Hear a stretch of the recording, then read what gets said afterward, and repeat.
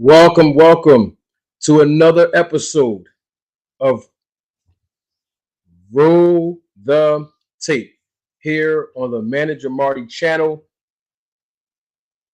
We are here tonight to talk not just the sport of boxing, but also the business of boxing. So I'm glad to see that everyone is slowly but surely coming in to the live. We will be starting in just a few moments, so bear with me. I am trying to prepare technically so that we all can hear clearly, see clearly, and have a great show. This is always um, this is always a great time, particularly on Friday evenings, because we get to come here together. As I always say, we have one thing in common. All of us, whether we agree or disagree with each other's perspective, we have one thing in common, and that is we love the sport of boxing. So we're going to start momentarily. I'm going to go grab me a cold bottle of water so that I can be refreshed and energized. And before I do that, let me welcome everyone who's watching live right now. Let me also acknowledge everyone who's going to be watching the live on a replay. And I want to salute and welcome everybody in the chat. Thank you all for your viewership and your support. Give me a few seconds. I'm going to go grab me a bottle of water out the fridge. We're going to get this thing popping because you are here live and in living color on the Manager Marty channel with another episode of Roll the Tape. Stay right there and don't move. I'll be right back.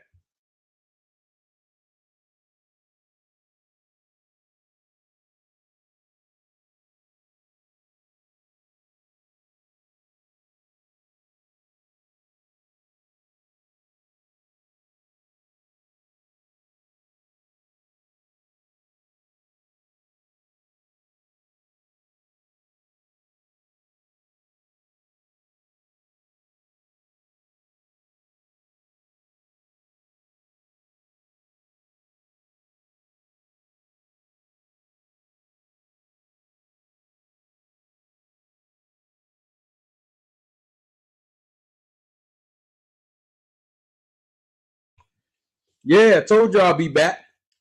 Yes, I see you. I see you coming on in. Yes, indeed. Yes. We're going to have a great evening talking about boxing. And this is going to be a great show. We have some um, others who will be a part of our panel. And this is going to be a good show. It's going to be an open panel this evening. We're going to discuss a lot of different upcoming fights. One in particular, of course, as we already know, the fight that's coming up next month between Ryan Garcia and Gervonta Tank Davis. We're also going to talk about a fight that's happening tomorrow evening, live on pay-per-view between David Benavidez and Kit. I'm back. Yes, indeed. I'm sorry. I was on mute the whole time I was talking, but I'm back.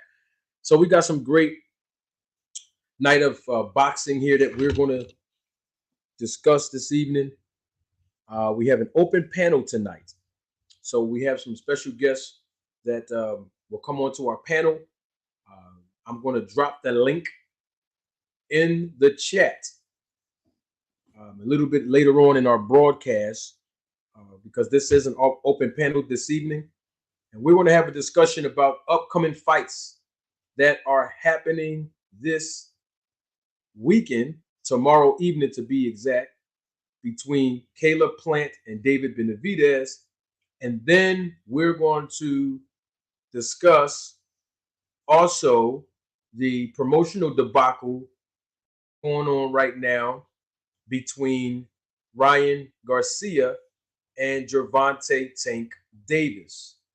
Then, of course, as you see on your screen, there is an upcoming fight rumor. And we want to have an open panel discussion live right here because this is the biggest fight of the year that may possibly take place. We're hearing from other content creators, YouTubers in particular.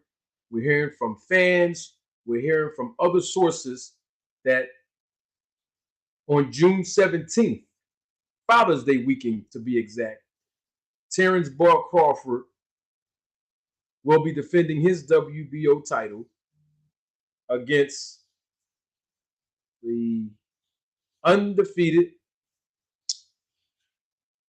unified welterweight champion of the world, WBA, WBO, and IBF champion, Errol Spence Jr. So we're going to have an open discussion, open live discussion, open live panel discussion. May I say it that way? And we are all going to have our own perspectives here. Let me set up some parameters and rules of engagement before we all come on the panel.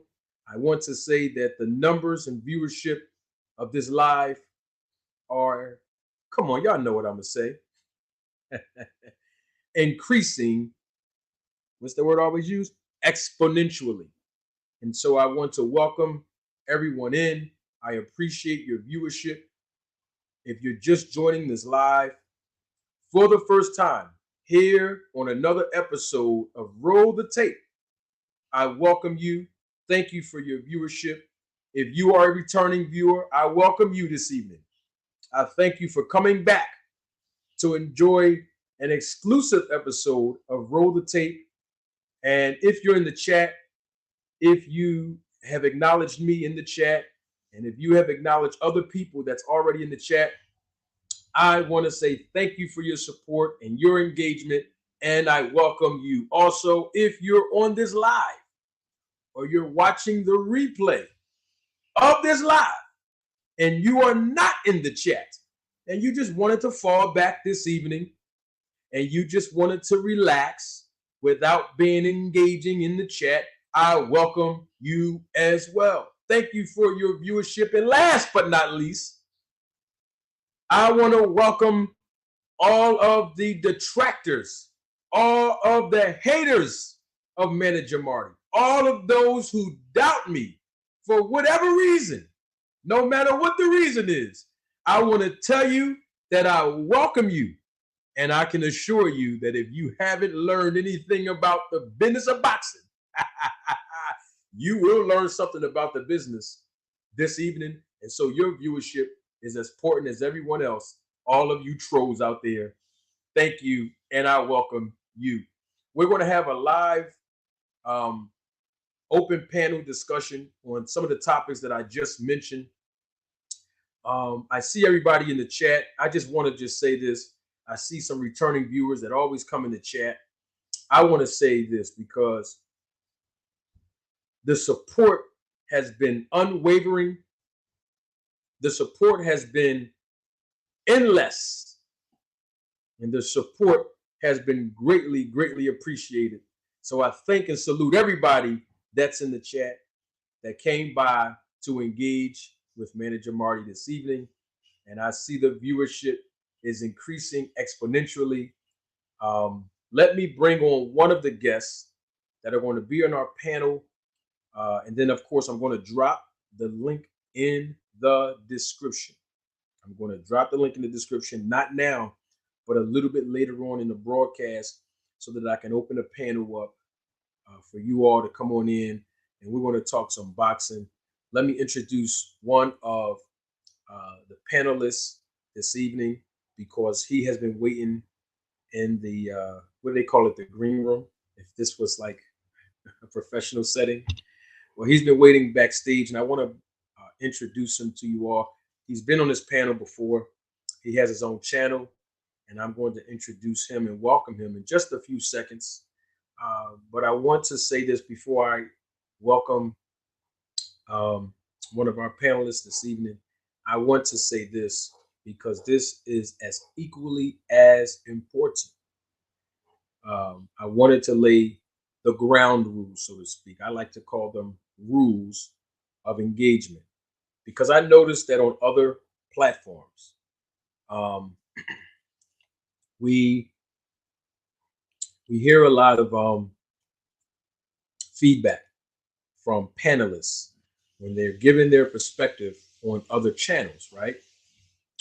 And a lot of times you'll hear a lot of people talking over each other, and you really can't hear the points and perspectives of everybody equally because people are just, trying to get their point across. And sometimes it brings a lot of feedback into the live broadcast when we can't hear everyone's perspective because people are talking over each other or just yelling and we can't get the perspective. So here on Manager Marty's channel, here on my channel, I would like to start from now on using some rules of engagement that we'll all be respectful of each perspective, whether we agree with it or not, on our panel, even in the chat. I can't control the chat. Y'all gonna do what y'all do, but I'm talking about the panelists so that we don't speak over each other, so that everyone will get an equal and fair amount of time to be able to openly share their perspective, and all the viewers can be able to hear them without us talking over each other. And also, too, this is important as well. We have women all across this country and outside of the country, all over the world, that participate in the chat and even in the viewership of these live broadcasts that I produce and publish. And so I want to make sure that as men, that talked about who I manage on Tuesday night, right? And so let's govern ourselves accordingly, men, to be mindful of some of the language that we use in the presence of women. And I'm referring to some anatomy things that men have used in the past, using certain words to describe, Errol Spence, or describe, a man's anatomy by basically saying, in essence, get off this guy's jock, right? Let's be mindful of how we speak to each other as men by kind of, curving some of that language, out of respect for women, because we want to, be respectful as gentlemen to the ladies that participate in the live chat, and even, you know, uh, when they hear the live broadcast. I just want everybody to have a respectful opportunity to have their own perspective, even if I don't agree with you. You know what I mean? Just let's have a level of camaraderie here, because at the end of the day, y'all, we have one thing in common, and what is that? We all love the sport of boxing. And so I'm going to bring on one of the panelists tonight. I'm going to also drop the link. I see some content creators that's already in the chat, and I want to give you all an opportunity, whether you are a content creator or a fan, either way, of the sport of boxing. I'm going to basically drop the link in the description throughout the broadcast simultaneously, so that everybody that want to join us will have an opportunity to provide a perspective. We got some good boxing to talk about this evening. Let me bring on the panelists, and then we're going to do our Town Watch.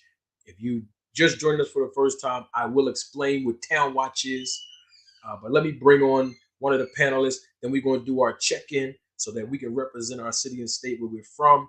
And I have a guy here who's been on our panel before. He has his own channel as well. So please support him. He has some good content. Very smart guy.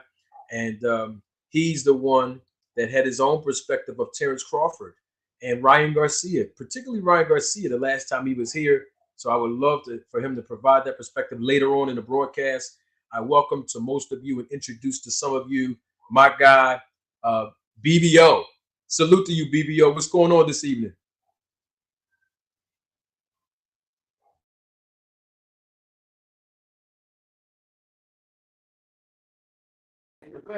Marty, what's up, man? I'm almost ready, man. I'm actually getting my hair cut. 1 second. Hey, man, it's all good, man. I'm going to keep the broadcast coming in. And when you want to jump on in, come on in, brother. We here live and living color. All right. So while we're waiting for BBO to come on in, we're waiting for some other panelists that's going to jump on as well. Let's do our check-in. Y'all know what the check-in is. I'm going to start it off, and then I'll let you all check right on in. When we say check-in, we honor and support the city and state or country that we're either from or that we're representing now. So I'll start it off. As you all might know, I am from the city and state of Pennsylvania, or the state of Pennsylvania, but the great city of Philadelphia. And most of you may not know this, but some years ago, I moved to the DFW area, Dallas, Texas. So I want to represent both. I want to represent my hometown, Philly. And I also want to represent the DFW, Dallas-Fort Worth area. So come on in the chat. Tell us where you from. Let's acknowledge that. We got ATL in the building. We got South Dallas. We got Baltimore 410 in the building. Who else we got here? We got Centralville, Virginia, Northern Virginia in the building. Baltimore City, the east side. We got Hackensack, New Jersey. I have been to Hackensack like twice. A very long way. Who else we got? Knoxville, Tennessee. Shreveport, Louisiana. Hey, Marty, man. We good. What's up? We here. Hey, I'm here, man. Hey, when did you move from Dallas up to Philly, man? No. I'm from Philly. I moved to Texas. Oh, okay. About 5 years ago. Yeah. Yeah, I everybody moving down to Texas, man. It must be good down there, man. Oh, it's real good, man. Come get some of that barbecue, man. Come on down there and get that barbecue, man. We got ATL in the building. Who else we got? Triple D is in the building. Southeast Washington, D.C. in the building. Warner Robins, Georgia is in the building. Funktown in the house. Who else we got here? Hampton, Virginia, by way of Chesapeake, Virginia. Yes, indeed. Who else we got here? Jackson, Mississippi's here. Ooh, DeSoto, Texas, where Errol Spence was born at, in the building. West side of Baltimore is here. Where we at? Wilmington, formerly Southwest Philly. I see you, Philly, in the house. St. Paul, Minnesota is here. Northern Virginia is here. Woo, Chicago in the house. Arkansas and Texas is in the building. Who else we got here? Who else we got here? Come on and let's check in. Let's do our check-in real quick. Who else we got here? I said DeSoto already. Did I say Northern Virginia? Yes, I did. You didn't say Cleveland yet. Alabama in the building. BBO said Cleveland is in the house. We also got Long Beach, California in here. Yes, I apologize about that, Al Booker. Yes, Errol Spence was born in New York, but I mean, he was raised in DeSoto. So yes. When I saw DeSoto, I just thought about Spence. Florida is in the building. Man, we got everybody all across the country here to come see the channel and support, man. Where you from, Windy City? Did you say? I think Windy City Assassin. I think he's from Chi-Town. I think so. We got East St. Louis in the building. Shout out to Philly. He said Arizona's in the house. Arizona's here. The 410 in the building. Who else we got in this joint? San Diego, California is in the house. Oh, man, the viewership is increasing exponentially as we're checking in. Oh, man, we checking right on in. Who else we got in the house? Michigan is in the house. Woo! Man, we got everybody here. Detroit. Ohio State. Detroit is in the house. Ohio State in the house. Man, we got everybody here. But while we still checking in, we got BBO here. He probably looks sharp right now, and if he don't, he's probably getting sharp, getting his line, sharpened up while he's in the barber's chair. What's going on with you, BB? Oh, chilling, man. Good. I appreciate you having me on the show, man. I appreciate you and everybody, man. I'm getting ready to talk about this big fight. I'm really excited about it, man. What about you? Oh, man. I am ready. I'm pumped, man. We're going to get it in tonight. Glad to have you, bro. You know how you do, man. Anytime you want to come on the channel, bro. You know how it is. We got New York State of Mind in the house. Trenton, New Jersey here. Man, we got it. Hey, BBO, man. We be pulling everybody out from all over the country to come here, man. Oh You yeah. hear me? Oh yeah. Let me get this Yeah. super chat real quick so I could so we can start this off the right way now. We want to start this off the right way. Oh yeah, we want to start it off right now. So we got a super chat. Thank you, Don Sapansky, for your contribution to the channel. And this is not your first time contributing to the channel. And I also am aware, fully, Mr. Don, that you are also a subscriber, viewer, moderator, or whatever over there at Blue Blood Sports TV's channel.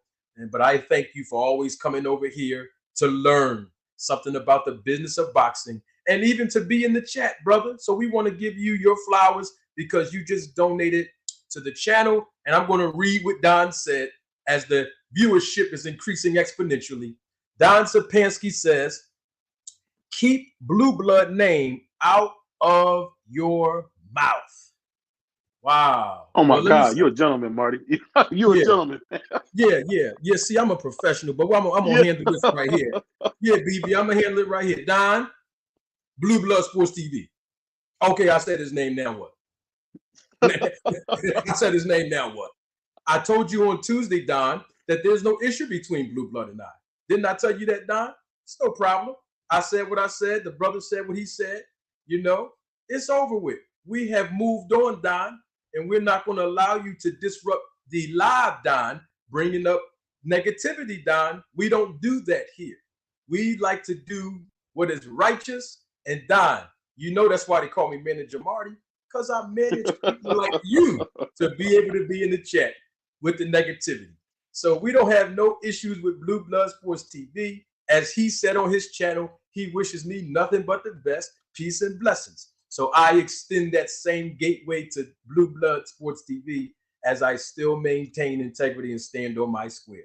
Thank you so much, Don. I appreciate your contribution. And I want to make sure that I utilize your contribution, Don, to be a blessing to somebody else. So thank you for your contribution, Don.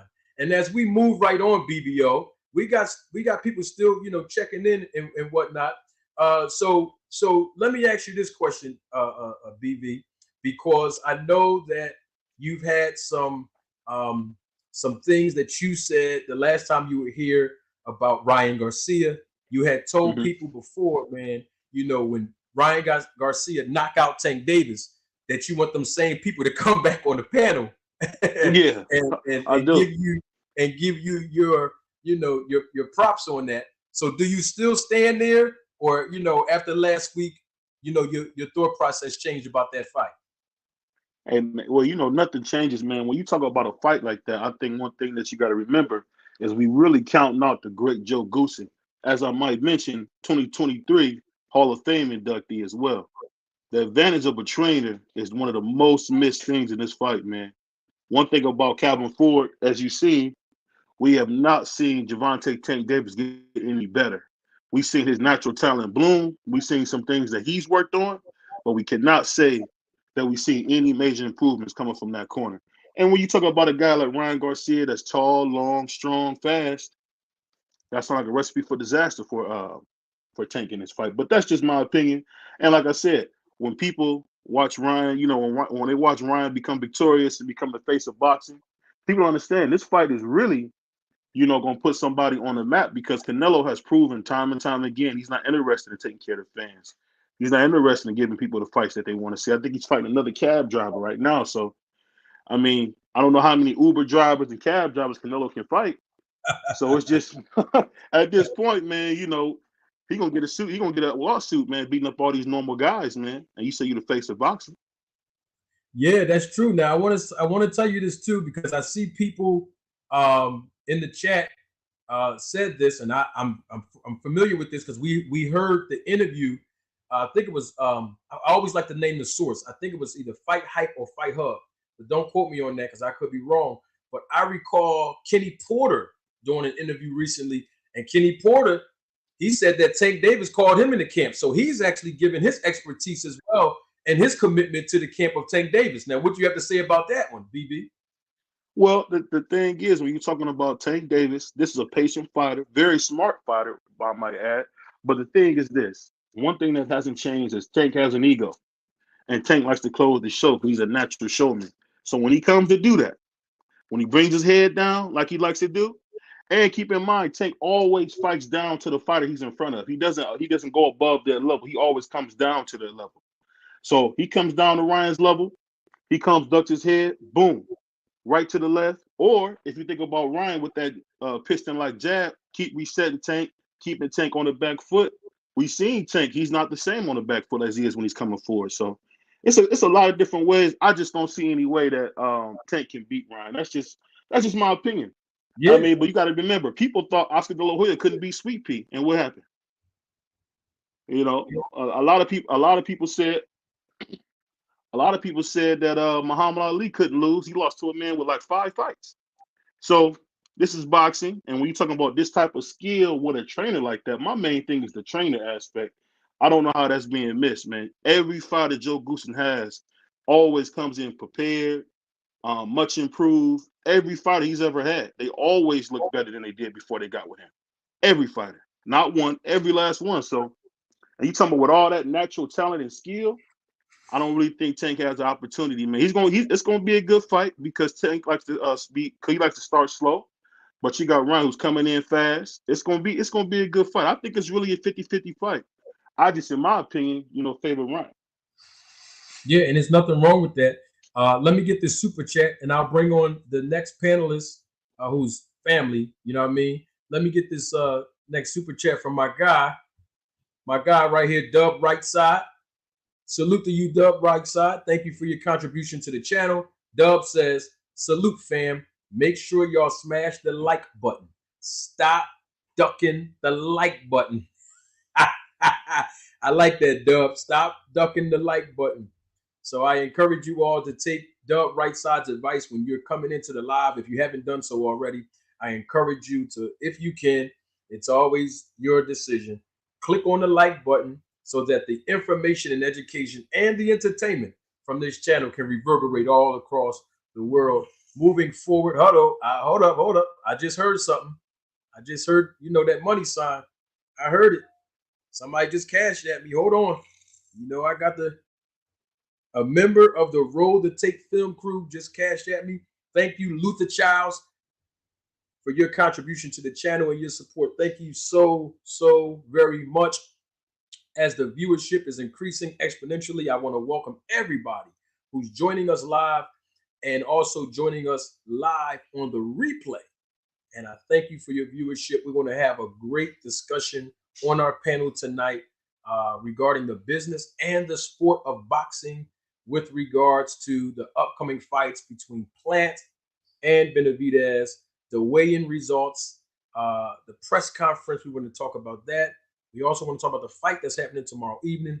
And we also want to start off with the Ryan Garcia, Tank Davis promotional debacle and their fight. And then, of course, Terrance Crawford versus Errol Spence. Rumor has it that's supposed to be happening allegedly. And I want to use that word allegedly when we talk about that fight. Allegedly happening on June the 17th.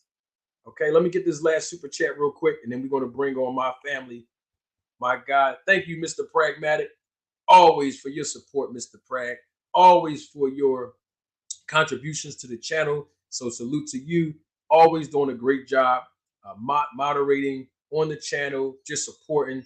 Mr. Prag is like family to me, y'all. So, please salute that man in the chat every time you see him because he's just a good man and he's always supporting the channel. Thank you so much, Mr. Prag. Appreciate you. I heard that sound again from Cash App. So hold on one second as the numbers are constantly growing and increasing. We have my guy, Sean Pringle. As always, Sean Pringle is another day one. He's always supporting the channel. Thank you so much. Sean Pringle said in the Cash App, he said, "For keep doing your thing, my guy, salute." Thank you so much, Sean. I salute you always, always, always. Now, we got a guy who's family to me. Y'all done seen his content many a times. And I always want to give, when I see him, when I see YSM Sports Media on the panel, when I see comments from the real Marlo TV, I always give these three men their flowers because they are the ones that basically collectively didn't even know they were doing it, but they're the ones that put Manager Marty on the map, okay? Because they would use certain things that I said in interviews that I've done with YSM Sports Media to illustrate the points, that I've been basically saying, and then is incongruent with their perspective as well. That makes a lot of sense about this whole Terrance Crawford versus Errol Spence, and I'm talking about last summer in 2022. So I got to give this guy his flowers. He's the guy. I'm going to always open my lineup for him live anytime you want to come on, and that's my family, my guy, Mr. D-Town Boxing. What's going on, D-Town? What's going on, my brother? Man, I'm all right, man. You got the best hand of the deck, man. They told me earlier, man, you got the best hand of the deck. Hey, I try to have it, The main man upstairs, he helped me to have my deck, so I'm going to keep on dealing them out. Keep fishing them boys. Absolutely, man. How was your day today, brother? Oh, it's good. I was at work today and had to do some side work and make some extra money. So, I had to get that. Then I had to speed on home to get online with my brother, Manager Marty, to make it happen. Absolutely. We appreciate your time. We got BBO here on the panel as well. Salute. Peace, man. Happy Ramadan to you, man. Really. And so, Detail, we just was coming on in after we did our check-ins, our what I like to call our town watch check-ins. We were talking about Ryan Garcia and Tank Davis. What do you think about the back and forth that's going on? They tweeting each other this and that. They coming at each other real hard, man. And I don't know if that's going to spill over into the fight. But what's your thoughts about Ryan Garcia and Tank Davis going back and forth the way they are, flashing, on social media? Well, I think it's good, because the fans, they want to see that. Fans like to see bickering. They like to see arguing. They like to see chaos. And that what helps the fans to want to see the fight, to buy the fight, to talk about something, to feel good about something, be a part of something.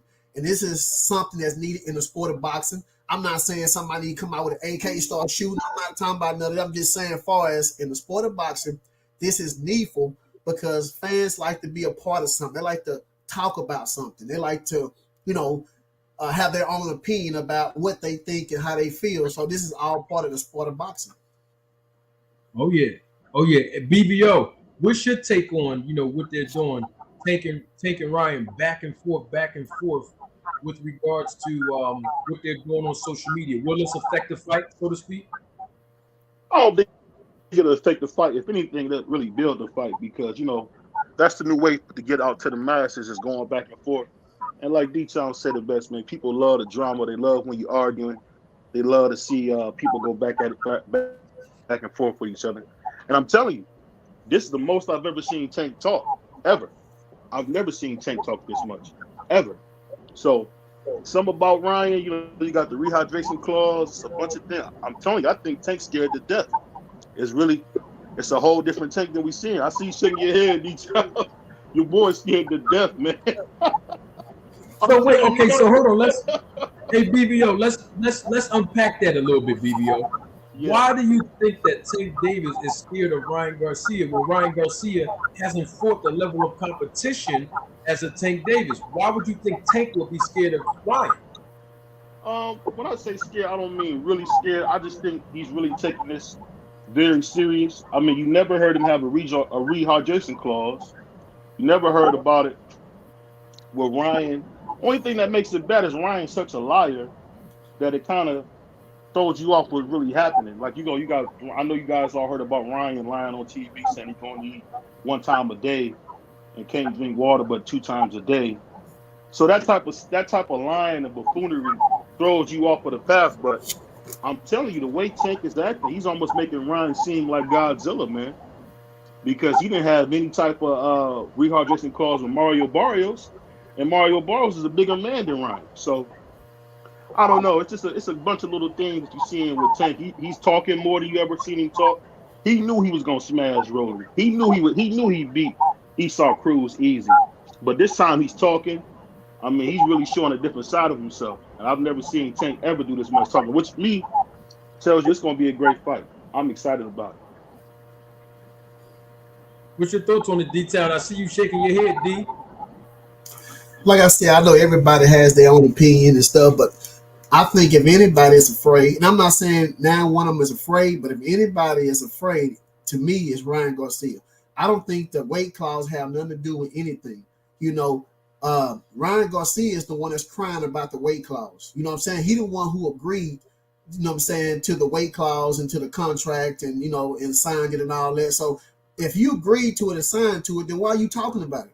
If you had a problem with it and it was an issue, why are you running to the fans trying to make an excuse in case if you lose, you could point at the weight clause? Only person I see that's making excuses is Ryan Garcia. If you feel like that you're a better fighter than Tank Davis, then why the excuses? Just say, no matter, you know, if I have to go down and weight, because you got to remember, Ryan Garcia, he fought what, 2 fights at 140. He fought, and before that, he fought 6 fights at 135. I mean, if he wanted to fight somebody at 140, why would he fight somebody at 140 and quit trying to go down to Tank Davis? So he wants to fight Tank Davis knowing that he fights at 135. So why are you crying? Go fight somebody at 140. Was that Regis Prograde and some of them guys up there at 140? So if you want to take Davis, you already knew what it was. So why cry about it? Just say, hey, I feel like my skills is better than Tank Davis. If I have to go down and wait and beat him up, so well, let it be. But if for you to be crying and making excuses, then if you lose, you can say, oh, he weight drained me. Well, you wanted to fight little old Tank. Go up there and fight somebody in your weight class. So I mean, I don't see it that way, man. I just feel like that. You know, why is Ryan Garcia talking about the weight? If you bigger and better, and you feel like that your skills are better than Tank, you just go in there, fight the man, and beat him. Quit talking all about this other stuff that don't mean nothing. You know, you should have said that before you signed the contract. You signed it. Why are you crying? Yeah, well, and you know what too? Before I say this, because Diana, Diana, she has a way of words. You know what I mean? Salute to Diana, one of the supporters of the channel, and I appreciate it, Diana. You know, I try to look crisp. You know what I mean? Especially when I know that there's a certain demographic. You know what I mean? No offense to all you men, but you know, I got to look right. I got to put my swag on deck. You already know how I come. But when it comes down to Ryan Garcia, right? BBO, I think if you mute your mic, we won't hear as much feedback. I think you have a lot of feedback on your end, BB. Oh, my mic's muted. Oh, okay. Yep. Maybe it's me or detail. I hear a lot of feedback. Oh, that was D. That probably was D-Town. Thanks, D-Town. So what I was saying was, I'm looking at these concessions, right? You know how people say, well, Bernard Hopkins said it. He said it. Ryan Garcia said, but I want to look at the business aspect of Bernard Hopkins saying it. He said it on multiple platforms on numerous occasions. He said, Ryan Garcia has made so many concessions. Well, besides the weight clause or the rehydration clause, I want to know how many other concessions did Ryan Garcia make?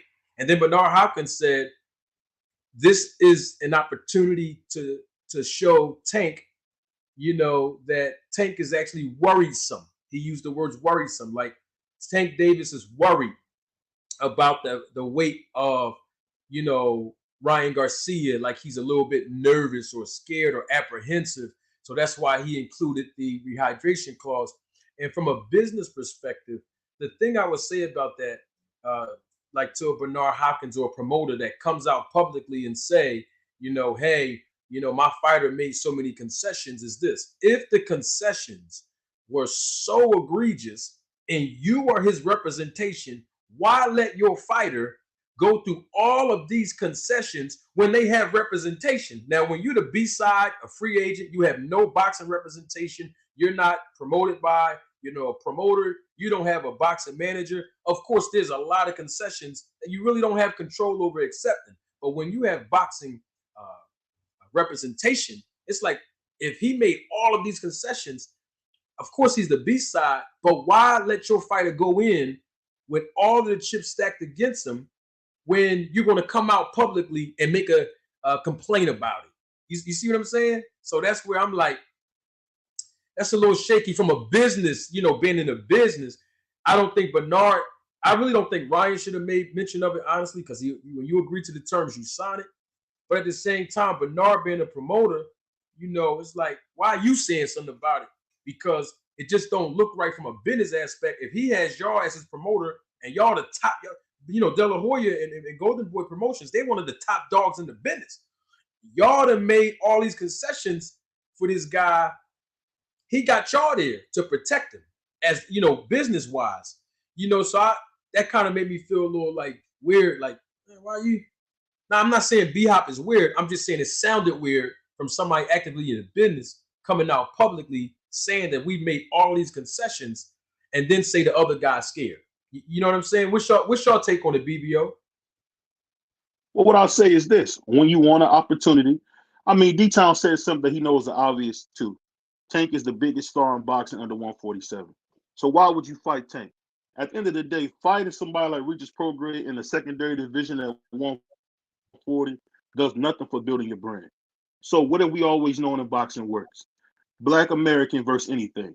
So when you add Black American versus Mexican, that's a chance to bring two big fan bases together. And there's really not much you won't do to make that fight. And all Ryan really is doing is what people have done over the years. He's trying to find sympathy with the fans, just trying to make himself almost come off as, I'm the good guy. Look what he's doing to me. And then when he knocks him out, he can say, hey, I went through all that and I told you about what I went through to knock this kid out. And really the thing is with Ryan is when Ryan does beat him, this fight, either way it goes, the winner of this fight is going to be the new star in boxing. This is a huge fight. Both of these guys, one of these guys is going to be the face of boxing because we all know Canelo's fading and he's not willing to make the right fights to continue to grow his brand. And like you said, as a business standpoint, I mean, what can he do? They got the biggest star. We got to do what the biggest stars say. And if you remember, this same deal that Ryan took, this is the same deal Floyd took to fight Oscar years ago. Remember, Oscar only gave Floyd 70-30. He picked how big the gloves were. He picked how big the ring was.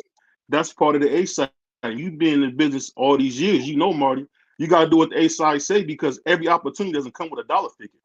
And this is an absolute proof of it. Whatever it takes to make the fight, I'm going to do it. I'm not going to do it happily, but I'm going to do it because this fight is huge, man. And this fight really makes the Errol Spence and Bud Crawford fight even bigger because 2 fights in a row, you're going to have the whole world's eyes are going to be on boxing. And it's going to be great, man. But that's probably why Bernard Hopkins did that. You can't pass the opportunity up. You know that. It's a once-a-lifetime chance. You got to do whatever he say, and that's how it works in boxing, in business in general. I got you. D-Town, you did like this when BBO was saying his point. Can you elaborate and tell us what does that mean? What's your take on that business aspect of it, D?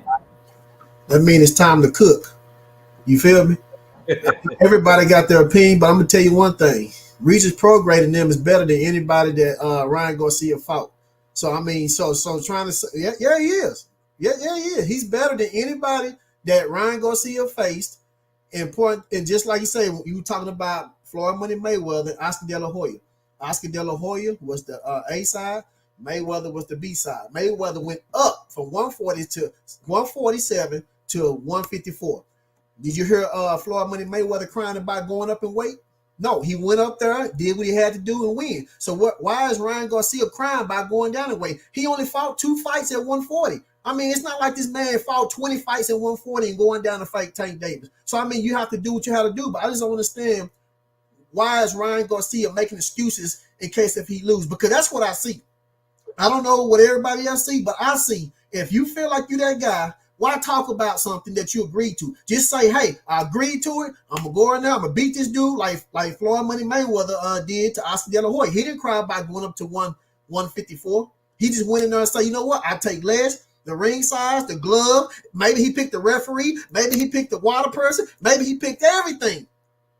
But Floyd Money Mayweather took that, went up there and beat that man. He didn't cry about nothing. He could have cried about, say, my gloves ain't right. Hey, the ring is too small. Hey, he didn't say anything. He went up there like a G, beat that man, and that's what that was. So what I'm seeing is that Ryan Garcia, his coaches and all them, they crying, not his coach, but Bernard Hopkins and them crying, trying to put some roadblock in the way in case if Ryan Garcia lose. You know why? Because they know he's gonna lose. Now, I'm not saying that Ryan Garcia don't have a chance. I'm not saying that. What I'm saying is that Ryan Garcia, when people big up Ryan Garcia, I'm not saying he don't have no skills or nothing, but they're just like Terrance Crawford. People saying that Terrance Crawford is a top pound for pound fighter, but you judge him off the level of fighters that he faced. So who have he faced? He ain't fought no top guys. So what I'm saying is, if you gonna say he's top pound for pound fighter, he need to be fighting the guys that's good at 147. Then say that. Now you could say down at 140, 135, you can say yeah, but at 147, Terrance Crawford is not top pound for pound fighter because he ain't fought nobody. So what I'm saying as far as Ryan Garcia, saying that he got skills and all that, yes. But you can't say this man is way up here because look at the level of competition he faced. Now, Tank Davis fought better competition. To me, I think that Santa Cruz beats Ryan Garcia easily. Yeah, easily. That's why Ryan Garcia ain't gonna face now one of them guys. Wait and see after that's my daddy. After Tank beat Ryan Garcia, watch the fighters that he faced. He ain't gonna find no other killers. He ain't gonna face none of these other killers. He gonna sit right there and pick little bitty people like he been doing, and he's just gonna sit there and look for some more easy touch ups. I'm telling you what's gonna happen. Now, like I said before, it's a good fight. Whoever wins is win. It's gonna win. But my opinion is, I don't believe that Ryan Garcia gonna beat Tank Davis. Now I believe it's a chance. It's a chance because he can outbox Tank Davis, stay on the outside, give him that jab, move around. But he's gonna have to do that for 12 rounds. He's gonna have to put that chin in, and he got to put that chin in his shirt. He can't have it out like that. And we know Tank Davis got that power like Deontay Wilder.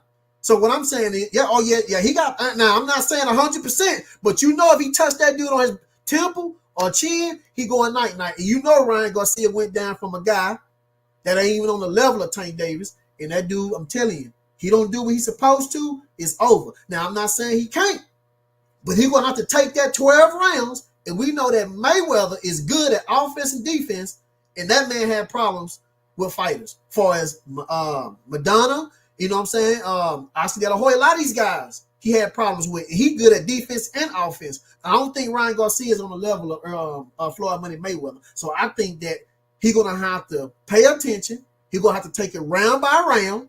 He can't get antsy. You know what I'm saying? He's gonna have to stay calm because I'm telling you, he get in that ring with Tank Davis with all them lights, all those people, and if he can't handle that, Tank Davis gonna pull out that NyQuil. That's what he gonna do.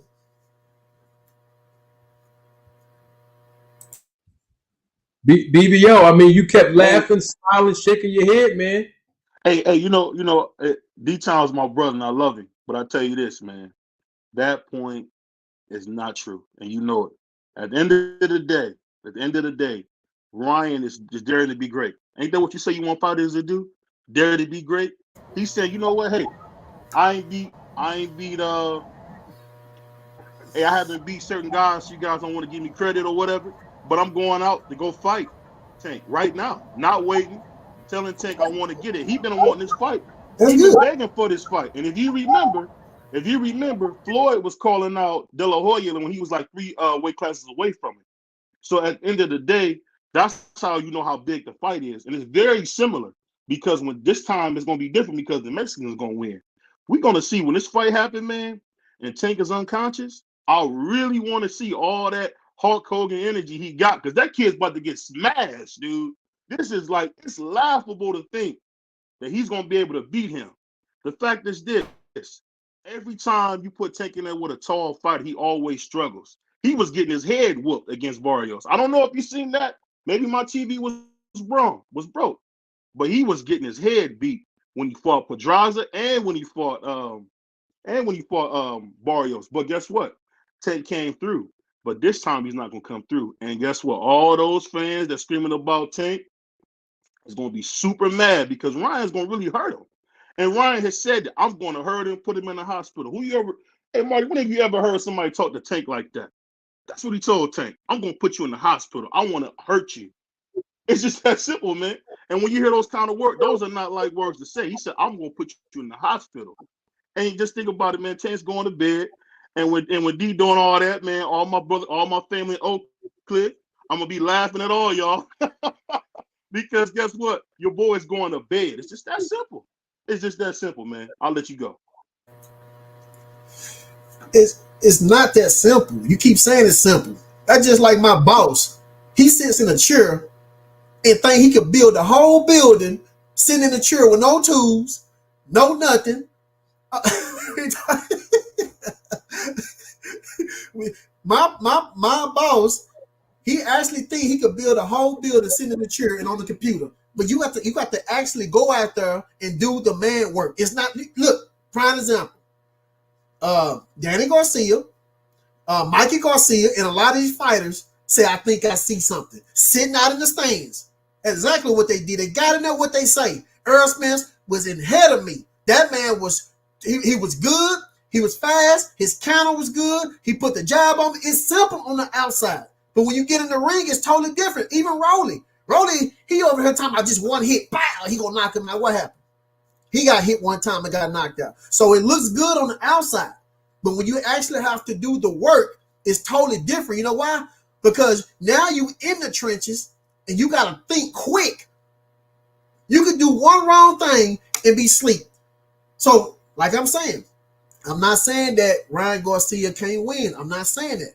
I'm not saying that it's not great or him not daring to be great. I'm not saying none of that. I'm glad he in the ring with him. I hope they get paid. I hope they do big numbers. I want all that to happen for them guys because they deserve it.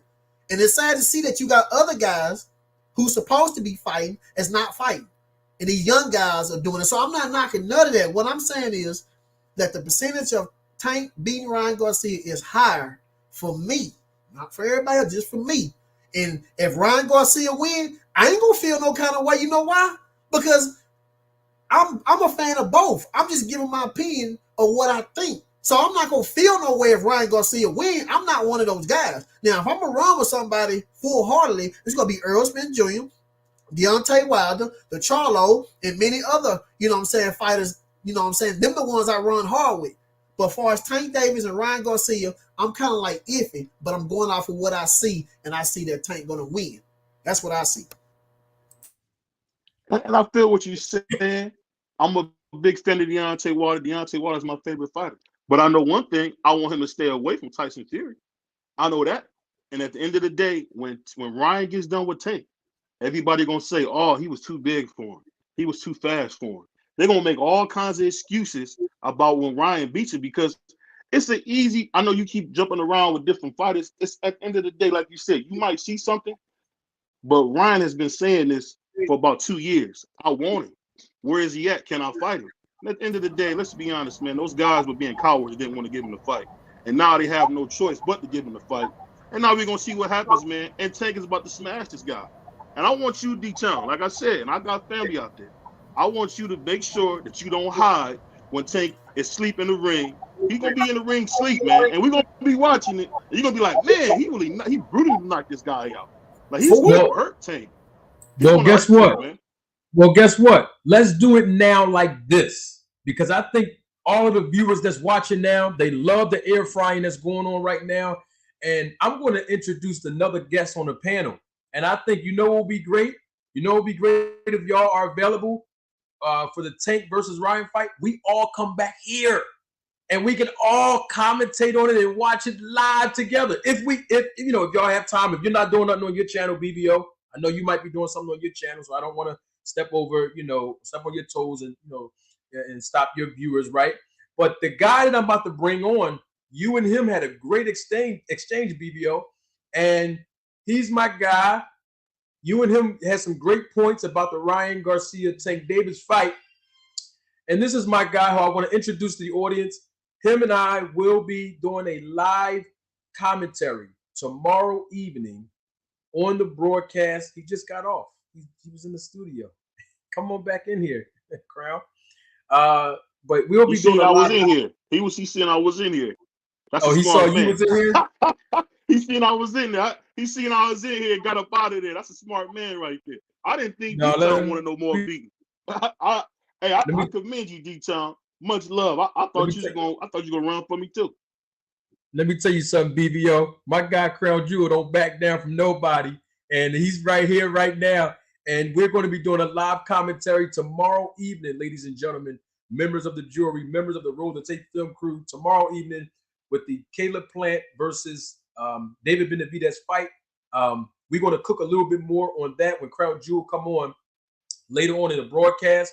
But let me introduce to some of you and welcome to most of you, my guy Crown Jewel Boxing. What's up, Crown Jewel? I'm good, Marty. How you doing, man? Give me 1 second. Okay, you got it, brother. I told you, Marty, he's scared to death, man, when he see me on the panel. I told you, man. But look at it. He don't even want to get on camera, man. You see D-Town that got off, man. I'm telling you, man, I get tired of, I'm going on my knocking out bombs tour, man. I got to get back on my knocking out bombs tour. I got to get back on my tour, man. Move. Yeah, I'm going to have to get Tank some of that NyQuil. Hey, Crown. Manager Marty, what's good, bro? I'm the going legendary good, Manager Marty. Yes, sir. I'm going good, Crown. Listen, my man BBO, he said some kind words about you when you got off screen. I'm going to let him repeat himself. I ain't no instigator. No, that's my guy, man. We had good words last time.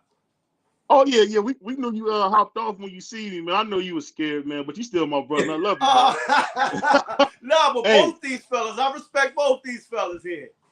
Yeah.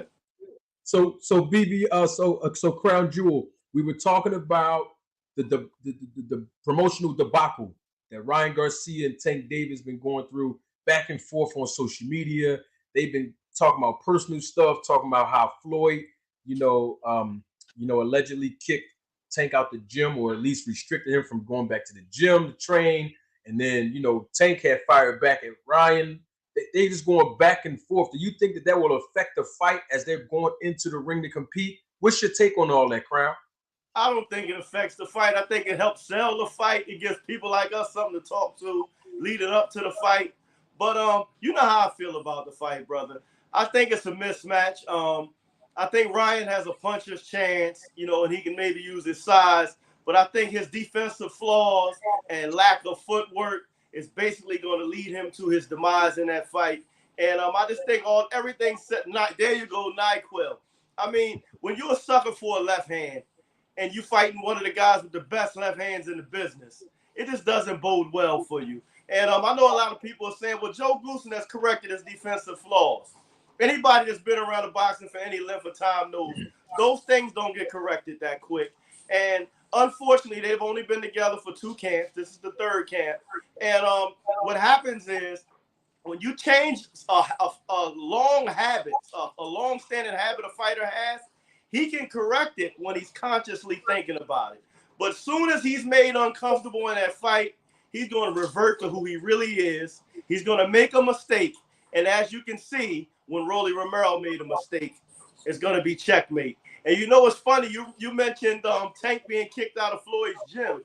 I did an interview with Coach Bullitt from Mayweather Gym earlier. He was at a weigh-in that I just came from. He has a fighter fighting here in Atlantic City tomorrow. And I tried to get him to bite and speak on, Tank getting kicked out of Mayweather's gym, but he wouldn't speak on it. He basically said, my name is Bennett, but I ain't in it. But yeah, I think it's just a bunch of talk, man. I don't think it's going to affect the fight. And, Ryan's doing a good job of promoting himself, marketing himself on social media. He's doing a better job than I thought holding his own in the face-offs and when they talk. But I think the gig is up. The jig is up when that bell rings. And, I think Gervonta Tank Davis is just a generational talent.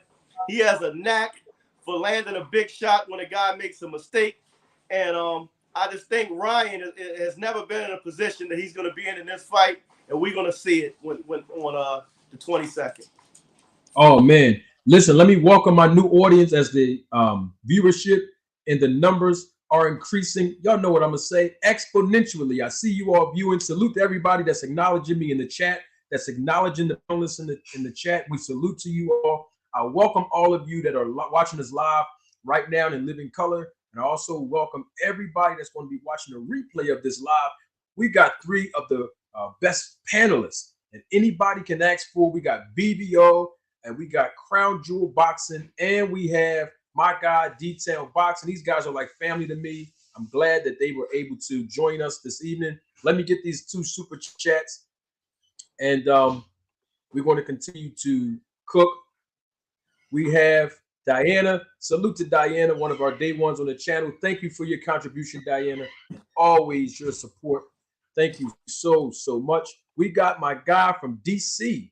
My guy all the way from DC. DC Jeroy. I think DC Jeroy was on our panel before. I'm not sure. But thank you for your contribution, Jeroy, and your support for the channel. Jeroy says, "What's up, brother Marty? Tell BVO DC Jeroy said stop it. He had a whole week to know better. So he has to do better." So that's a personal message for you, BVO, from my guy from DC, Jeroy. Thank you, Jeroy, again for your contribution. You want to respond to that, BVO? All I do is laugh when you hear that, man, because I just want to make sure DC Jeroy is around, because I know you're going to hide. Same thing with my man D-Town Boxing. Y'all going to hide. Same thing with Crown Jew. When Ryan knocks this kid out, y'all going to hide, man. I know it's, pull counter, you're going to hide. Everybody's going to hide. You're going to be like, man, I can't believe Ryan. No, we ain't going to hide, this guy brother. out like this. Listen, man, all I can, it's 4 people on here, right? 3 of us share the same prediction. You the odd man. No, we went to coach you up, man. Who did you pick? Did you pick Marty? Did you pick the fight? I know you usually don't predict. Did you predict who was going to win? Everybody knows I'm not an in-ring performance expert, but because I was asked a question on it, I believe that this fight will not go past 8 rounds because Tank is going to knock Ryan out in round 7 or 8, and you heard it first live right here on the Manager Marty channel. I picked 6 or 7, Marty, so we pretty close. Hey, I'll tell you this. So when Ryan knocks him out in the 6th round, I want you to know, BBO Boxing said it first, live from Cleveland, Ohio, said it first. Ryan Garcia, King Ryan Garcia, the new face of boxing, is going to knock Tank out, man. It's just that simple, man. And I don't know nothing that you telling me, Crown Jew, tells me that you ain't told me nothing about no trainer. You ain't told me nothing about nothing that's going to make him beat Ryan. You just mostly talking about he's proven to be the better fighter already. Ryan's the one that needs to prove something. Against who? What? Against who? Look at that resume. Leo Santa Cruz? He'll beat Leo Santa Cruz. He won't beat Ryan, bro. Yes, he will. He won't beat Ryan. Yes, he will. Now, I can do anything, but we can't tell no stories now. Come on. Well, why you telling stories? Santa Cruz is too small. He'll get beat to death. Why you know what's so? Because he's not. Ryan's too big for him. Ain't Santa Cruz like a 126 pounder? Why hasn't Ryan called out anybody at 140? Who can beat him at 140? That's what I want to know. Who ain't called every one of the champions? Crown Jew. Why would he call somebody at 140 and the biggest fight is at 135? You and I know 135 is a glamour division. 140.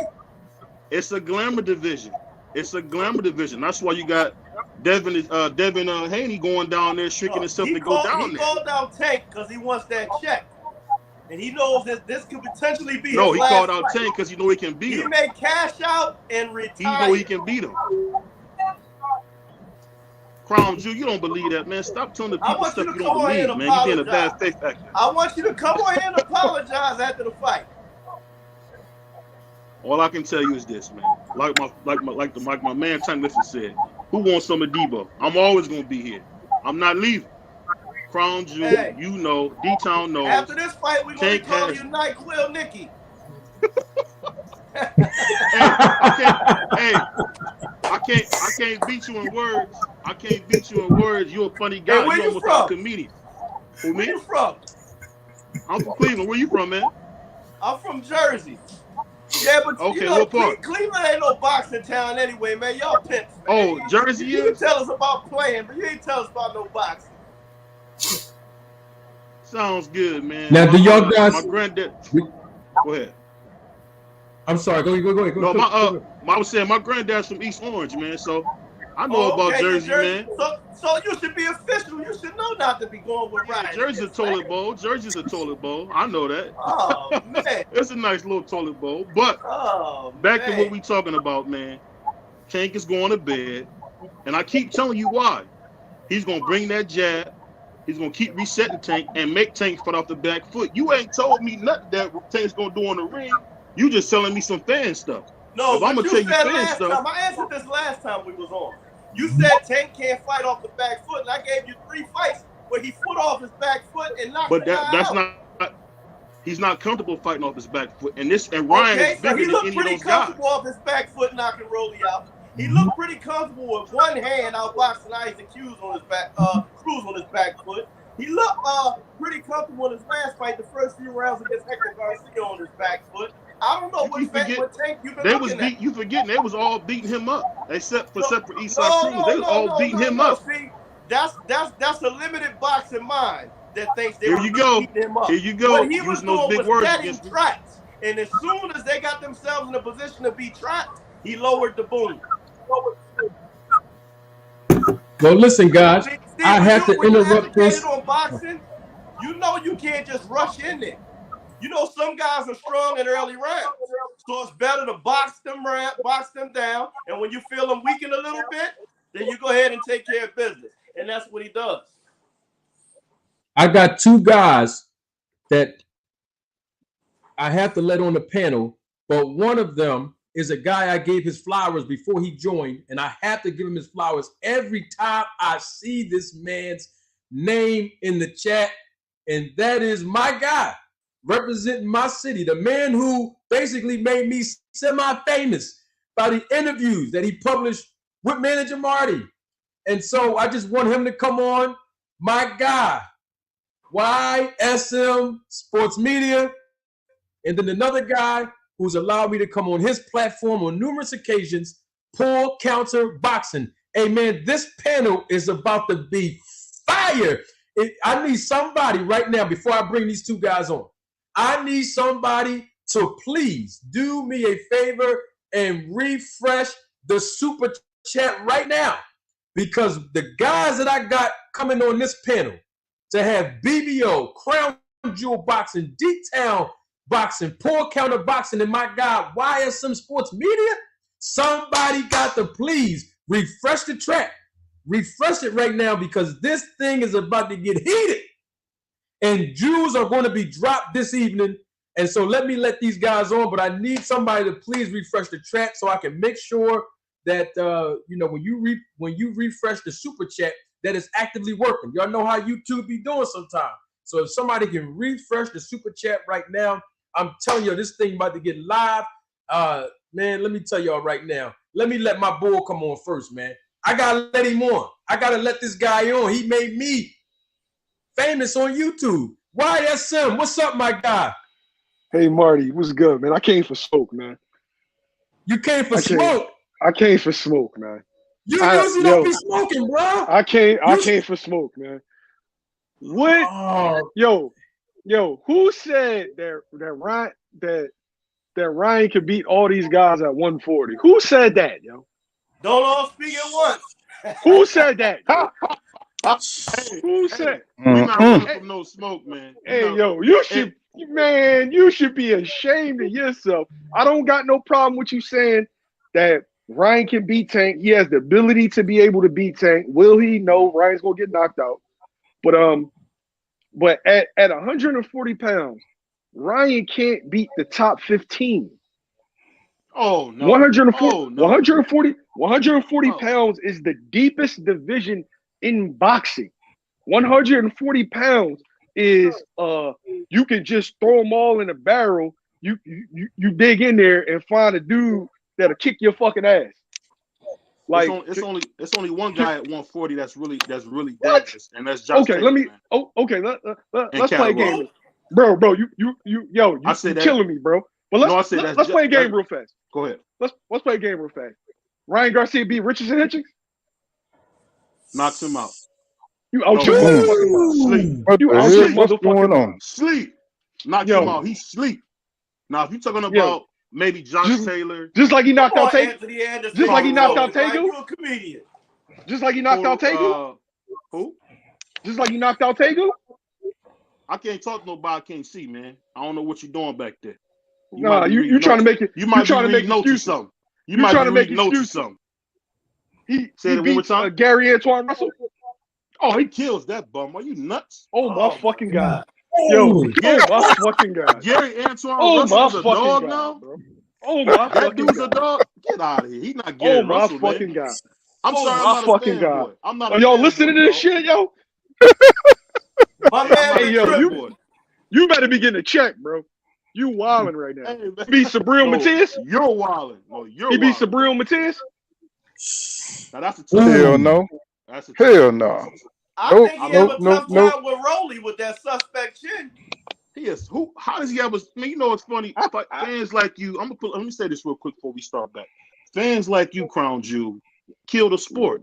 At the end of the day, getting knocked down is a part of fighting. When you get knocked down, that means nothing. That means you're doing what you got to But do it's and about trying who knocked to him win the fight. down. Hold A on. non-puncher Getting out. knocked him Hold down. on. Hold on. Non-punchers have knocked plenty of people down. Non-punchers have knocked plenty of people down. That's a part of the sport. That's Like, why because of mindsets like you, that's why you don't got the guys wanting to mix it up because everybody gonna want to be perfect. You can't be flawed.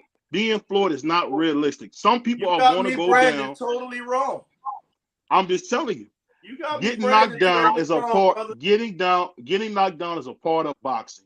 Losing is a No, part of anybody boxing. can get dropped. These But the way he got Muhammad dropped, Ali, and he Muhammad got Ali, damn near Muhammad knocked out. Ali is the One mic. Muhammad Ali is the second greatest fighter of all time, and he got 5 losses. The second greatest fighter Yeah, of all but time got this is 5 the losses. issue with what He you're didn't saying. fight Though. no Ryan Garcia. Ryan Garcia. Yeah, but Ryan Garcia was the bigger man, probably the biggest man at 135 pounds, right? But now he's coming up to 40. Devin. I don't think he's bigger than Devin. I don't think He's bigger than Devin. They're I'm the talking same about size. body wise. When I seen Devin, But Ryan for a short Garcia, guy, he's just pretty wait. big. Ryan Garcia was okay. If you want to say Devin, he's one of the biggest men at 135 pounds. Now he's going into 40 with guys that size is comparable or arguably bigger. And you've seen him floored. But wait, and you've seen him drop by a light punching 135 pounder. And you're telling me that he's just gonna beat all these guys at 140 pounds when he's never faced a 140 pounder. All he's done is brought 35s up to catch weights or to 40. Am I correct? What you doing? Am I correct? Am I correct? Listen, what you doing? Listen.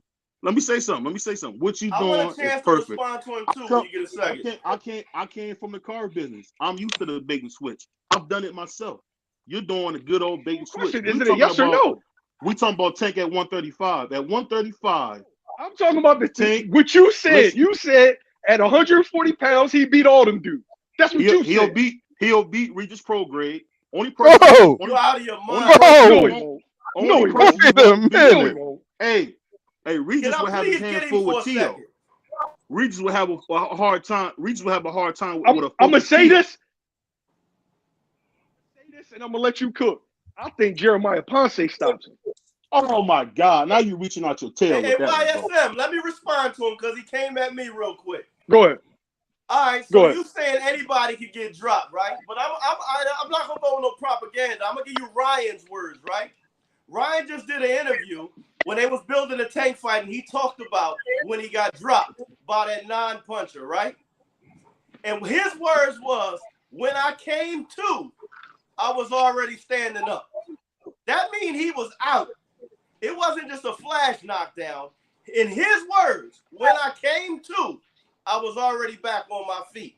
He was damn near knocked out by a guy that can't punch.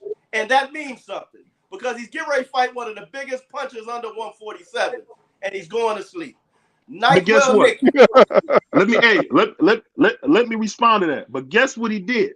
Crown Jewel, guess what he did? We missing out on what your boy Ryan did. Ryan got off the canvas and stopped him. Against a shot-born, feather-fisted fighter. Against a gold medalist that gave Lomachenko all he can handle in the fight before. How many years ago? At the end of the day, I see how you got to take people's accomplishments away. You got to take people's compliments away. I understand that. But I'm trying to tell. Hey, the man's a gold. We once was. I know you don't want to give nobody no credit. And I put it like this. So when your boy Tank goes to bed, please give Ryan full credit. I'm sure you're gonna be the first one with an excuse. Oh, he was too big. He was too strong. Tank never had a chance against Ryan. Man, Ryan was Got too me big. branded completely wrong, brother. Hello, I hello. Can understand. they hear me, Go Monty? ahead. Can you hear me? Go ahead. Hey man, you know, Let me, Monty. yeah, Go ahead. let me. No. What you say, I Monty? was trying to give you your proper. I was trying to give you your Go proper. ahead. Can you hear me? Yes, sir. I Can you was hear me? trying to proper introduction. Trying to give you your proper introduction. Paul. Yeah, I can hear you. We can hear you, but I was. Can you hear Okay. me, Paul? Yeah, I got you. I hear you good. I I can don't hear you. think Paul can hear us. You can hear me. Okay. I was trying to give you your proper introduction. We got Paul Counter Boxing. He's just on there. He's been waiting in the background trying to cook. I don't know what he's going to say, but I know he's one of the great content creators. And man, I know that he got some fire for us, man. So Paul Counter Boxing, welcome to the channel again. Go ahead and start air frying, brother. Hey, welcome, Paul Well, County. You got my favorite fighter on there. Welcome to the who family, that? man. You know, Hey I man, love Deontay Wilder. That's one of my favorite fighters in the world. hey, mine too, man. Hey, Ryan Garcia, man, he just getting to the point. This is a fight where he's got to prove himself because he jumped out of so many different fights. And I know he can fight. We all know that Ryan Garcia can fight. That nobody is disputing that. But we've seen how he's moved as a fighter over the last 4 years, you know what I'm saying? And that's the problem. See, it's not that people hate Ryan Garcia or they doubt Ryan Garcia can fight. It's just that every time he gets in there, or he gets pit against a good fighter like Jorge Linares, he ducked out of that fight. He ducked out a lot of fights that should have helped in his development, right? So this is his big step up fight. So we can't say that Ryan Garcia is like, what I'm saying, like he's a winner, what I'm saying, or that what I'm saying, he's going to do better than we've seen in the past because he really haven't fought the top guys. He fought some no-name guys. He fought Fortuna, but Fortuna looked terrible. He looked like he was on the down end of his career. So you talking about fighting Tank Davis. You talk about fighting a real killer in the ring with a lot of power who has had a lot of experience at 135. And if Ryan Garcia had fought the same guys he was supposed to fight, then maybe you could say what you're saying. Like, you'll be like, hey man, Ryan Garcia might deal with Tank, but I don't think he has taken boxing seriously. You know what I'm saying? And he got a lot of flaws. And I don't see a lot of nuance to his game because he's very predictable in the way he throws his punches, right? And Tank has a high boxing IQ. We've seen him. He'll back off you. He'll figure you out, and then he'll go in and implement walking you down, whatever he got to do to get inside to not, to stop putting it to your body or to your head or whatever you got to do to knock you out. And Ryan is not very creative offensively, right? And and we don't know his toughness because he did get up with Luke Campbell, but Luke Campbell is a soft target. You know what I'm saying? He's not a power broker at 135. So he did good with that one, but he had to build. He needed to build on that win. And so when hardcore boxing fans are looking at Ryan Garcia, you got to show us a little bit something else. You got to show us a little bit more before we stop believing in your talent. And the problem with Ryan Garcia is that we've never, seen him tested, saying against one of the top guys like a Shakur Stevenson or Devin Haney, right?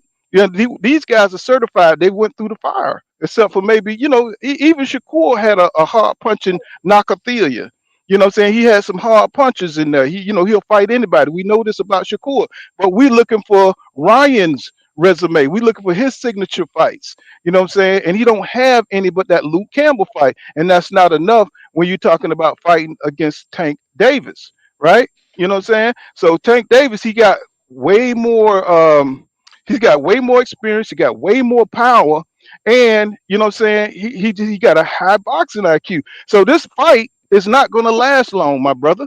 You know what I'm saying? Ryan, he don't have the confidence, he don't have the tenacity to beat a Tank Davis. You know what I'm saying? Now, if he beat him, I'll give him all the credit in the world because, I can't take nothing from that man. That man trained hard. You know what I'm saying? He went in there, he would shock the world if he can beat Tank Davis. He would turn the world upside down. But as of his whole resume and his totality of his work, no. No. He's got this is a Oh, big step up fight. This is Not like to oh, Terrence mention he Crawford. duck tanked the first oh, time. Hey, So hey, you hey, Right. know, yo, This pull is counter, pull this counter. is Can I ask you a Terrence question? Crawford fighting Errol Spence Jr. You know what I'm saying? This is kind of Hey, like pull that. counter, nah. I pull can't say counter, that. pull counter. Can I ask you a quick question? hmm Pull counter. So we say that, right? Now you hmm got a picture of my man Deontay Wilder on there, right? What did Yes, Deontay sir. Wilder do to fight Tyson Fury? Who did he beat to fight Tyson Fury? Nobody. At the end of the What day, that it what don't that matter. what that got to what Listen, that got to do with anything? you drawing these comparisons. At the end of the day, you drawing these he was a comparisons. world The fact is champion. this. But I He was what mean, did a what he you world talking do? about? I'm champion. drawing What these did he do? comparisons. What are you talking about What He did drawing had he the do? comparisons? Just WBC Listen, heavyweight title.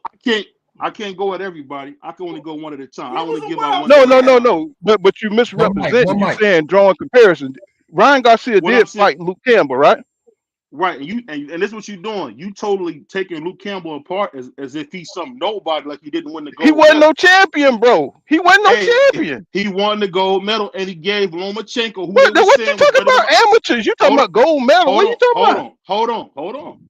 It's the same Mm-hmm. Lomachenko that Luke Campbell gave hell. That they Lomachenko, said, where we at?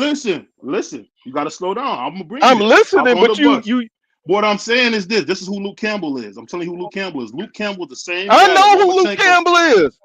Listen, you want to scream and do all the WWE stuff. I can't do that. I'm trying to Bro, tell you come what's on, man. going You on. trying to control a narrative with a No, lot of double this is talk. what I'm You know saying. what I'm This is what saying? I'm saying. This is what I'm saying. I'm gonna leave it at this. Luke hey, Campbell's the yo, guy you that throwing gave a lot of skibbity Lomachenko. bibbity out there. Hey, Luke Campbell, the same guy that gave Lomachenko hell. And then he gave Brian hell. At the end of the day, I think Luke Campbell's a decent fighter. To say like He that he's on the is. same Teofimo level, Lopez, so did Solis, who beat him. at the end of the day, you talk only person that you can say that Tank definitely beat, that's a real live Hall of Fame is Leo Santa Cruz. That's it. But he got him though. That's it. So what I'm saying is let's not He play like got these him. both. What They about both are not Pedraza? world beaters. You don't think Pedraza? Pedraza wasn't legit. Pedraza, come Yeah. on the same level as Leo Santa Cruz. Come on. No, Bro, you no, now who's tearing somebody's Ryan never resume fought down? for a world no. title. Now Never. who tearing down somebody's resume? Saying, hey, Ryan has and the never way, and fought for a world title. Pedraza I is a understand he two-time has a, world champion. I understand he never fought for a world title. At the end of the day, now the And belts you're matter. demeaning They world didn't matter champions for before. a guy that's Now never the even belts competed matter. for one.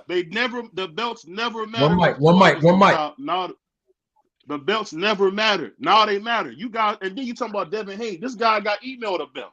Didn't they email Devin Haney a belt? What are you talking Wait, about, wait, bro? wait, I'm Come stop, talking on. stop. about y'all You talking got to Hold give about that on. y'all man talking the about. credit. Mo, This is stop, what Uh, y'all stop. doing, man. Crown Wait, wait. Y'all Jewel, You Crown said, Jewel. wait, You stop, stop. saying You you said, tearing down you these said go he guys' ahead. emailed. Go ahead. resume, but One they mic, got one more mic. Hold on, hold on. accolades. Let me regulate. Yo, Mhm. Let me regulate. Let me you regulate. said, Hold on. Let me get this all super right, go chat so I can regulate. Let me get these super chats because they've been waiting for a while and I'm gonna regulate. Hold on, I got y'all. Oh man, listen, y'all. Man, we got this panel right here. Oh man, this panel right here is fire. Let me get these super chats real quick. We got my guy. This video be taking long. Hold up, there you go. Sean P. Salute again for your contribution to the channel. He says, I got you. Thank you, Sean P. We got Clint Eastwood, another supporter of the channel. Thank you, Clint, for your contribution. He says, Power Panel. Thank you so much. My guy from DC, he's back again with another contribution. Thank you so much again, Jeroy. Jeroy says, Brother Marty, we're going to start requesting Olympic-style testing to get on your panel. Crazy. We know who need it. Hey, yeah, you're right, Crown Jewel. You need it. You need it, Crown Jewel. One You more. need to be tested. One You more. need to be drug tested. One more super chat, real quick. My guy Jeffrey Brooks. He's another one that has always contributed to the channel and supported. Thank you for your contribution, Jeffrey. And Jeffrey says, I have Tank winning, but if that fight stay close and the judges have to decide, then that will be in Ryan's favor. Now, with that being said, I'm gonna let Detail cook on this part to get your perspective. If the fight stays close, will the judges decide it in Ryan's favor? And then right after Detail, I want YSM Sports Media to give his perspective. So starting with you, Detail, if the fight stays close, let's say Tank Davis don't knock Ryan out and the fight's close, will the judges lean towards Ryan's favor in your opinion? I mean, the judges can look at different things. So, I mean, I don't know. I mean, maybe they're looking at the volume of punches. Maybe they're looking at the clean punches. I mean, maybe they're looking at ring generalship. I mean, it's different things they could look at. But I mean, I can't call it. I mean, because it's not me. You know what I'm saying? So, I mean, just because you're throwing punches and missing don't mean that that's points. That's not points. You know what I'm saying? For me, I think that if they going by the bigger fighter, I think Tank Davis, they will sway to Tank Davis instead of Ryan Garcia. That's me. But I mean, the judges can look at different things. So I mean, I really can't call it. What you got on the YSM? If it's close, it's going to be a draw. Both guys will increase their profile. But, I'm just looking at the business of it. Both guys will increase their profile.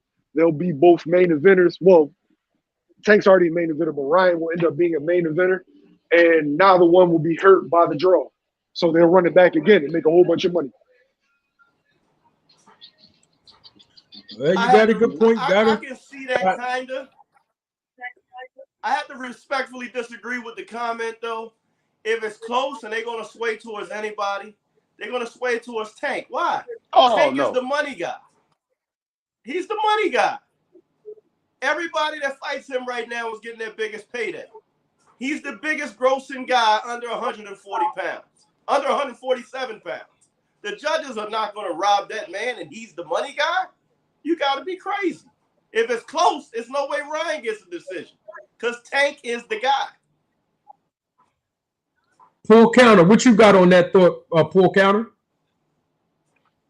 Well, I'm sorry. What was going on? What's happening? What was the question? Oh, no. There was a question on the screen. Well, actually, it was a comment on the screen, and I wanted to get everybody's perspective before we move on to the next fight. Jeffrey Brooks says, I have Tank winning, but if that fight stay close and the judges have to decide, then that will be in Ryan's favor. So do you think that if Tank don't knock out Ryan Garcia or Ryan Garcia don't knock out Tank and the fight's close, that the judges are going to sway to giving Ryan the actual win? Oh, yeah. I think it'll be in Ryan's favor because Tank don't go in to win rounds. And I think he'll be behind on the rounds. And Tank goes in there to knock you out. He goes in there to figure you out, to knock you out. And if it's a close fight, at some point, Tank will have to start boxing, and that's going to be a disadvantage for Tank just to box if he don't use his power, if he don't use his tactics to get in there and wear Ryan down. I think his best way to win is to get in and knock Ryan out because, Tank don't really pay attention to winning rounds. And so if it's a close fight, I think it'll be, and Ryan able to stay around, I think he'll be boxing good. I think his reach would be dominant in the fight. It'd be something that Tank couldn't figure out or something. And I think he would outpoint him at that point in time because he is longer, he is taller, he is fast. That means that stuff is working if he's close in the fight. But knowing how we know about Ryan with his chin up in the air, I think it'll probably end early. And that's just how I see it. Okay, good. I disagree with the boxing part. Hey, pull counter. Boxing part. Pull counter. I gotta take my hat off to you, man. That was a great breakdown. Go ahead. Hold on, BB. Hold on, BB. What I'm saying is at the close part because if Ryan's able to box with Tank, if it's going to be a close fight, that means he's able to box with him. So that means he's better than we thought. And that's why I say it would favor Ryan because if he's boxing well, that means he's already figured out how to keep Tank off on the outside. Now, I think Tank has a higher boxing IQ. That's why I picked Tank to win because I think he's going to go in there. I think he's going to destroy Ryan. But if it's a close fight under that scenario, I think it favors Ryan. You know what I'm saying? That means he can box with Tank if he stays in that long. All right, so this is my perspective on the fight. Go ahead. Why? YSM, you got it, and then Crown, you got it after YSM. Go ahead, Y. All right, so Tank is a very, very good boxer. The more and more I see him, the more and more I'm seeing him in there think and adjust, right? But his boxing style is different than other people's. You got some guys Mhm. that box but are very active punchers. He's not an active puncher. Mhm. He's like, single shots, maybe 2 shots Yeah. here. Whereas though you got other guys that throw 3 and 4 shots or active jab, double jab, triple jab. He's not that kind of fighter. See, he's outboxing you 2 set of track. Like if you go back to Leo Santa Cruz knockout, Leo Santa Cruz threw the same punch. It was a straight right, 3 straight times. The Mhm. first punch, Mhm. it hit Tank. The second punch, Tank parried. The third punch, he knocked his ass out. Slipped it inside, knocked him out. Rolly Romero threw a 1-2. The right hand stunned Tank. Got him on the ropes. He threw the same 1-2. Knocked out Cole. So he's in there. He's processing information. He boxes to expose weaknesses. And once those weaknesses are exposed, Mhm. Yeah, night quit. I agree with that. I agree So with that. That's why I say he's gonna Ryan can win. be up. Ryan can be up and still like he it will look like he's boxing well, but he's actually digging himself into a grave. Absolutely. Ryan's best chance, he got to jump on Tank's ass first 4 rounds, get him out of there, yo. Because the longer the fight goes, the longer Tank processes information, Ryan's digging his grave, yo. Got to jump on his ass early. But the problem I was agree it's with just you, a set YSA. scenario. It's the That's a set great scenario that was under the scenario that guy had put up there. He said if it's a close fight, you know what I'm saying? But So I think we you know kind that of got away from his question. I think Yeah, what he they was saying was, if it's a close fight, the judges are going to favor Ryan as if Tank could get robbed. I think that's what he was implying. I don't think he was saying if yeah. it's a close fight, Ryan's going to be legitimately winning. He's saying Tank is going to have to blow him out because the judges are going to favor Ryan, which I don't agree with because Tank is the draw. let me ask you a question real quick before we get started. So you said Tank is the draw, right? You said that, right? Yes. Crown Jewel. So do you remember in 2013 Yes. when Floyd Mayweather was beating the devil out of Canelo and they made a split decision? You remember that? Remember one of the judges had as a split decision? Yeah, I but that's can't hear what Canelo. you're saying. What I'm saying, I said, do you remember when one of the judges had it for a split decision, which I think she had as a draw for Canelo over Floyd? Do you remember that when the judge had that? So if they would try to rob Floyd, Yeah, you don't think they I would do remember that? that was. I You remember don't that think they was would do that 10 to years Tank? ago. Hold on. That's a valid point. Let me respond.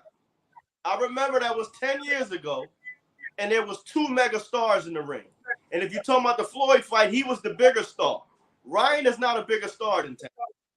He's not going to get that type of benefit of the doubt. I'm just telling you, if they did that to Floyd, you know what they'll do to Tank. And I know everybody on the panel like Tank, but Tank hasn't done half of what Floyd did at the same age. And they tried to steal the fight from him. Not even half of what Floyd did at now the we same age. compare them to Floyd. Why you keep moving the goalposts? What I'm trying to tell you is this. Wilder, What I'm trying to tell you is Floyd, this. stop This moving is the what. goalposts. But when you Well, go Ryan ahead. Garcia is not Canelo, bro. Ryan At all. Garcia ain't Canelo. Now He At don't all. have that clout. and Tank ain't Floyd. That was a valid I'm just point. saying Tank is That was a not valid point. Floyd. That was valid. Tank is not Floyd, bro. We never And said Ryan that ain't before. Canelo. You brought Floyd up. Listen, Ryan ain't Canelo, bro. Listen, hold on. You missing what I'm saying. Let me bring you back on the bus. What I'm saying is that if they tried to rob Floyd and Floyd was like 3 times the fighter Tank is, you don't think they would do the same thing to Tank that they did to Floyd? Canelo I mean, I don't know how you gonna understand at that. the time. Hey, yo, it's a valid point. Canelo wasn't a pay-per-view fighter at the time. Floyd was the cash cow. At all. The situations mirror each other. Now, Canelo wasn't. But Canelo was Ryan wasn't on the level that One Canelo was. One mic. Tank wasn't but Tank wasn't on the level that Floyd was. So that and situations mirror each other. He makes a valid point. That could happen. He's right. I don't see it because Canelo was seen as the future at that point. Ryan is not seen as and the you future. don't. No, he was not. Ryan's looked at as a future draw. They both basically Canelo, a lot of people thought they didn't know what they talking about. Thought Canelo had a real chance to beat Floyd. They thought Floyd was in danger. They thought, he had rolled craps that time. He had went too big, too young. Nobody's looking at Ryan like that. But you gotta remember though. Nobody's looking at Ryan like that. This thing you gotta remember. Only person that Canelo had beat before then, Except he was a champion. Listen, he was a champion. He had just beat Austin Trout, and then he went to that Floyd fight, and a judge still against Floyd Money Mayweather gave him a draw. So you can't tell me that can't happen to Tank.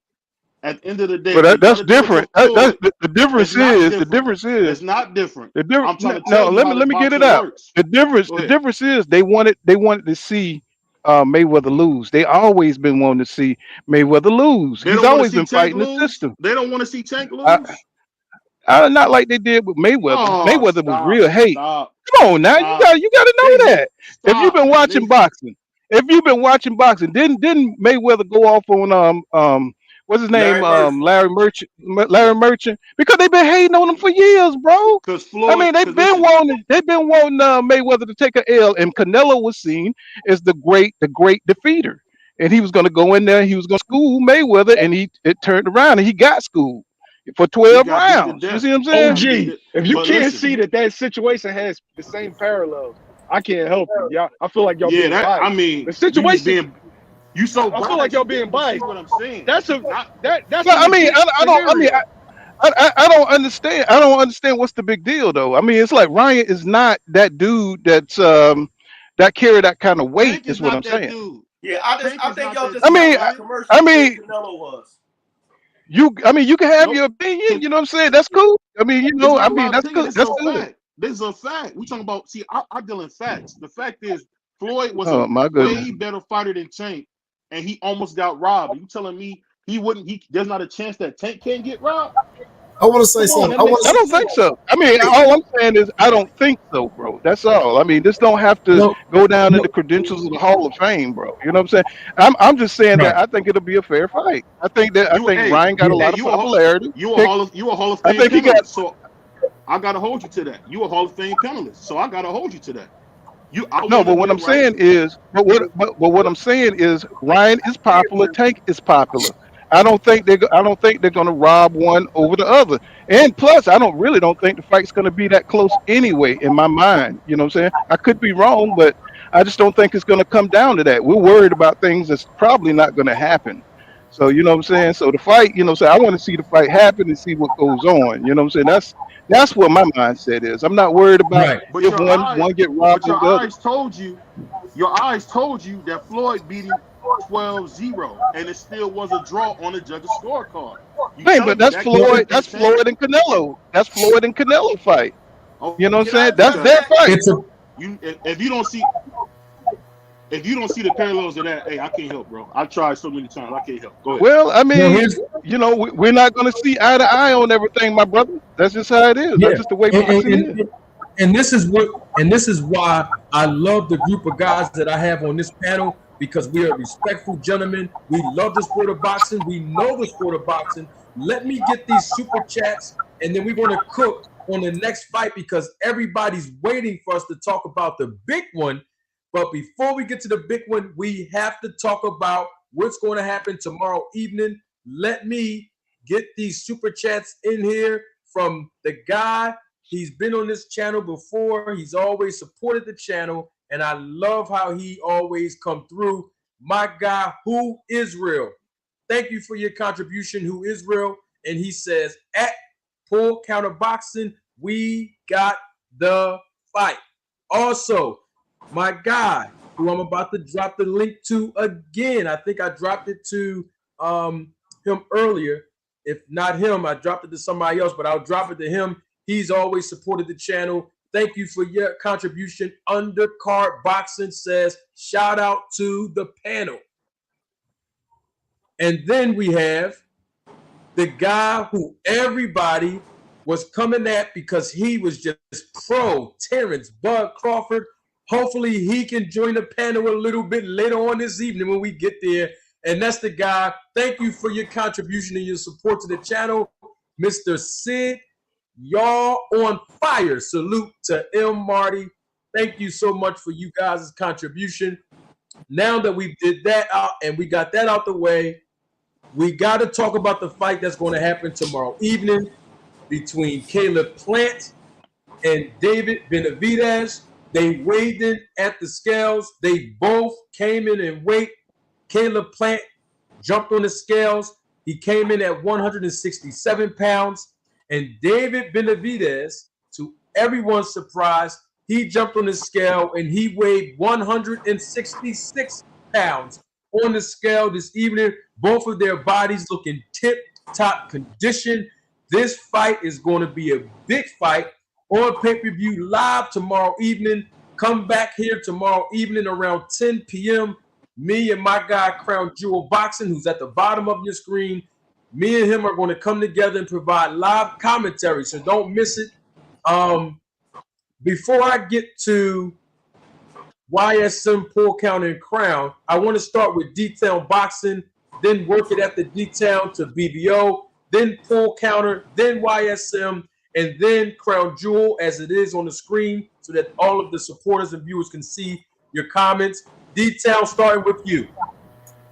Both of these guys have been talking trash back and forth in public at the press conferences.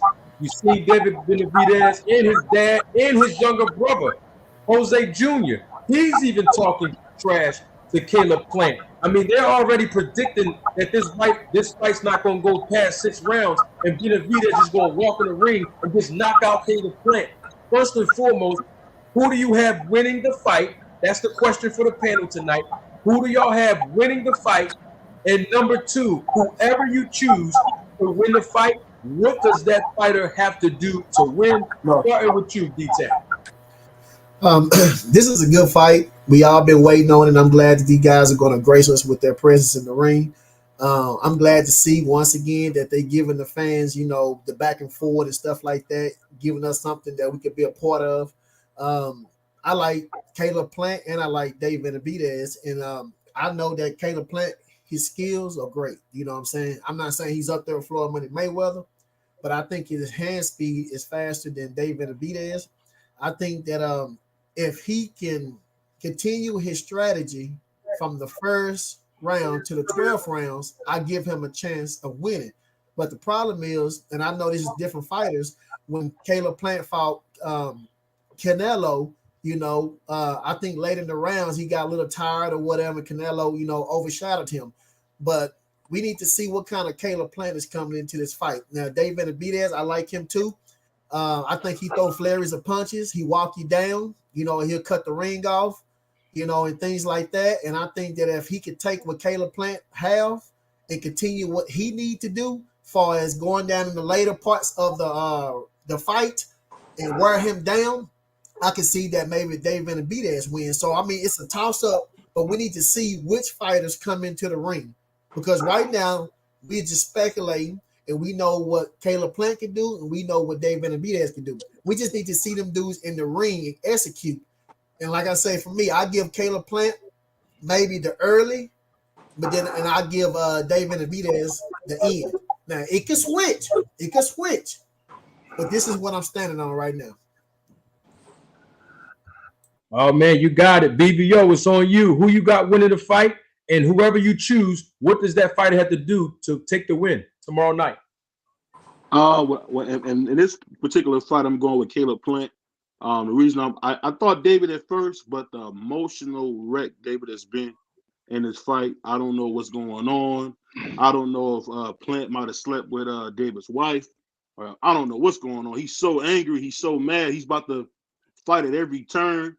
I mean, don't get me wrong. Plant got 150 security guards with him at every press conference, but living rent free in his head like this, I think Plant's not going. I think David's not going to be focused, and he's not going to come in there with a good game plan. I see Plant over time because with Bread, man, I'm seeing him really turning them punches over now, and he's actually giving you some real power that we never seen with him before.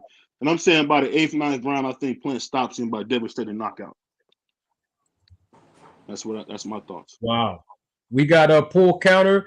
We got the fight coming on tomorrow night live on pay-per-view. Who do you have winning the fight, Pull Counter?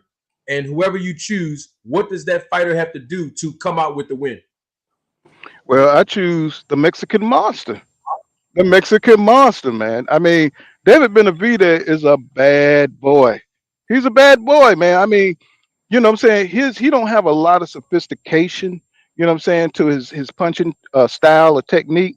He's more of a powerhouse, coming forward, you know what I'm saying, fast hands, you know what I'm saying, putting that pressure on you. And you know what I'm saying, Caleb Plant, he is a very skillful fighter. You know what I'm saying? He's very sharp. He's got fast hands, and recently he's upped his game with turning over his punches. But we don't know how is that going to affect David in the fight. Now that's a question mark right there. With Breadman coming into his camp, it's going to be interesting to see. You know what I'm saying? In these few camps, will he be a different fighter fighting against the Mexican Monster? We know what the Mexican Monster is going to bring. Plus, he's up. David has upped his game and working harder in his training camps. And I understand what my man's saying up there about, because it worries me too about David' emotional state, because this is his first really big step up fight. You know what I'm saying? To step up into the upper levels of 168, and he can't go in there like Andre Ward once say. You can't go in there with all that emotion because it wears you out. So hopefully, what I'm saying, David will find a way to like calm down and get in there and just box his technique, go in there and just fight his fight. You know what I'm saying? If he don't do that, he's going to give Caleb Plant the edge. But I choose the Mexican Monster because I think it's going to be too much pressure. We saw Canelo put pressure on Caleb Plant, and Caleb Plant has a short gas tank also. So we've seen him gas out in other fights. He always do well. He's a front runner. I call Caleb Plant. He always does well in the first 6 or 7 rounds, and then he starts to slow down. And we saw what happened to Rashid Ellis. You know what I'm saying? Rashid Ellis is also a front runner. You know what I'm saying, against Villa.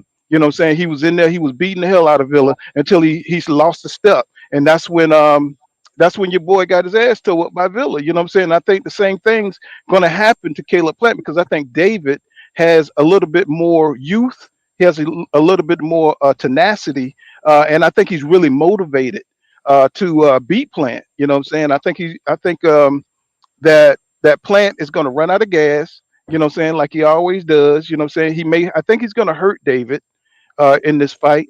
I think it's going to be. He may even knock David down, but David can't be stopped, bro. That's why they call the nigga the Mexican Monster. And you know what I'm saying? I see David winning either by knockout or by split decision. Wow, what a perspective. Before I jump to YSM, let me get this super chat from a guy who's always supported the channel, my day oneer, my main man, Pots and Pans. Salute to you, Mike Harrison. Thank you for your contribution to the channel. Thank you for your support. Mike Harrison says, Manager Marty, great panel. As usual, you are on the case like an attorney. Mike, people have been telling me since I was a young boy that I should be an attorney, but I played the street life at some point in time in my past, and that wasn't in my cards, nor in my plans or my thoughts. But I think people can see certain things about me being an attorney. But I salute to you, Mike. Thank you so much for your contribution. YSM, Breadman is from our city, Philadelphia. He's going to be in the corner of Caleb Plant. He always execute strategic game plans for his fighters to win. I don't know if that's going to be enough, but I want to hear your take on it and I know you're always going to provide an unbiased perspective, brother. So who do you have winning this fight between Caleb Plant, David Benavidez, and whoever you choose to win or who you think is going to win? Tell us how that fighter is going to win. It's on you, YSM. I can't believe I'm agreeing with the ball, but I think Caleb Plant's going to stop David Benavidez. Wow. This fight is right. Caleb needs to change levels frequently. The stab to the body is going to. Can you hear me? Yeah, we got you. You were going in and out. YS, can you repeat everything again? All right. So, like I said, I can't believe I'm going to agree with the ball, but I think Caleb Plant's going to stop David Benavidez. I believe that levels is what's going to be the key to this fight. Caleb Plant needs to change levels frequently. Up, down, the stab to the body is going to win him this fight. Stab to the body, and then the check hook off the stab. Similar to Diego Corrales and Floyd Mayweather. Wow. David Benavidez comes forward, but he comes forward very upright. He crosses his feet a lot. We saw him get knocked down by a jab with Ronald Gavril. So it's not that he can't be hurt, but I feel like his balance is bad because of his footwork. And Hmm. I got Caleb Plant knocking him down with a check hook, getting into his head. He's going to come forward, start throwing, everything because he's mad, and he's going to walk into some shit. And then, we going home early. Wow. First person I heard say that Caleb Plant will win by knockout. Not that Caleb Plant is just going to win, but by knockout. So we have a mixed and a variety and diverse perspective here on this great panel. Crown Jewel Boxing. You have worked with so many amateur fighters, even a pro or two in the corner. You have some extensive training knowledge. Who do you got picked? Who do you got winning this fight between Plant versus David Benavidez? And whoever you choose, how would that fighter come out with the win? I got Benavidez, and it's the reason why I got Benavidez. I think Plant's power is overstated because of the highlight reel knockout over Darrell. I think that was more so Darrell losing a step than Plant gaining this immense amount of power. I like Caleb Plant. I think he's a very good boxer. And it's funny that YSM said Diego Corrales, Floyd Mayweather, because I said that would be the style he would have to employ to be effective here. The reason why I don't feel like he will be able to employ that style for long enough to be effective is in the Canelo fight. Plant showed me that he wilts under pressure. He didn't deal with Canelo's pressure well at all. He was able to hold him off for 4 or 5 rounds, but like the quintessential Mexican fighters of the past, like Julio Cesar Chavez, you may get rounds on them early, but that constant pressure and volume of punching tends to wear on guys mentally and physically, and they tend to slow down. In the Canelo fight, Plant showed me that he's willing to quit. And in all my years of boxing, once I see guys quit, once a quitter, always a quitter. And I see you making faces when I said he quit. You picked up on the telecast him telling Canelo that he respected him and basically apologizing for all the wrongdoing he was saying prior to the fight. He basically broke mentally and gave in during the fight. And sometimes quitting isn't taking a knee and quitting. Sometimes quitting is when a guy stops trying to win. And I think the last 3 or 4 rounds of that fight, Caleb Plant had stopped trying to win. He went into survival mode, and that was because Canelo's pressure was too much for him. Now, if you have a problem with pressure, David Benavidez is a bigger, stronger, much more intense pressure-bringing fighter than even Canelo is. And I think by the 7th round, Caleb Plant's going to succumb to the pressure. You're going to see him either take a knee or quit on his stool. But he's not going to see the final bell. Wow, what a good fight this is going to be. I want to introduce another guy that I like as Respectfully. far as his boxing knowledge and how he breaks certain fights down. I've been on other panels with him. Not only that, but I was involved in a debate on Knockout Boxing 86 TV, and I believe he was one of the judges. He has a great boxing mind when it comes to the knowledge of the sport. So I think he was on our panel the last time, but even if he wasn't, I welcome all of you and introduce some of you to my guy, Mr. Dub Wrights. What's going on, Dub? What's up, Manager Marty? Salute to you, man. Salute to everybody on the panel. My brother Poole, man. What's BVO up top, man? Crown What's Jewel. up, Doug? The Man, what's legendary up, Doug. What's going That's on, the Respectfully. historian right there. Respectfully. Legendary Doug. man? I appreciate y'all letting me join, man. Y'all cooking up here, man. I had to jump on it and try to cook with y'all a little bit. On the Caleb Plant Benavidez, man, I think this is a hell of a fight. First things first. Oh, go ahead, Manager Martin.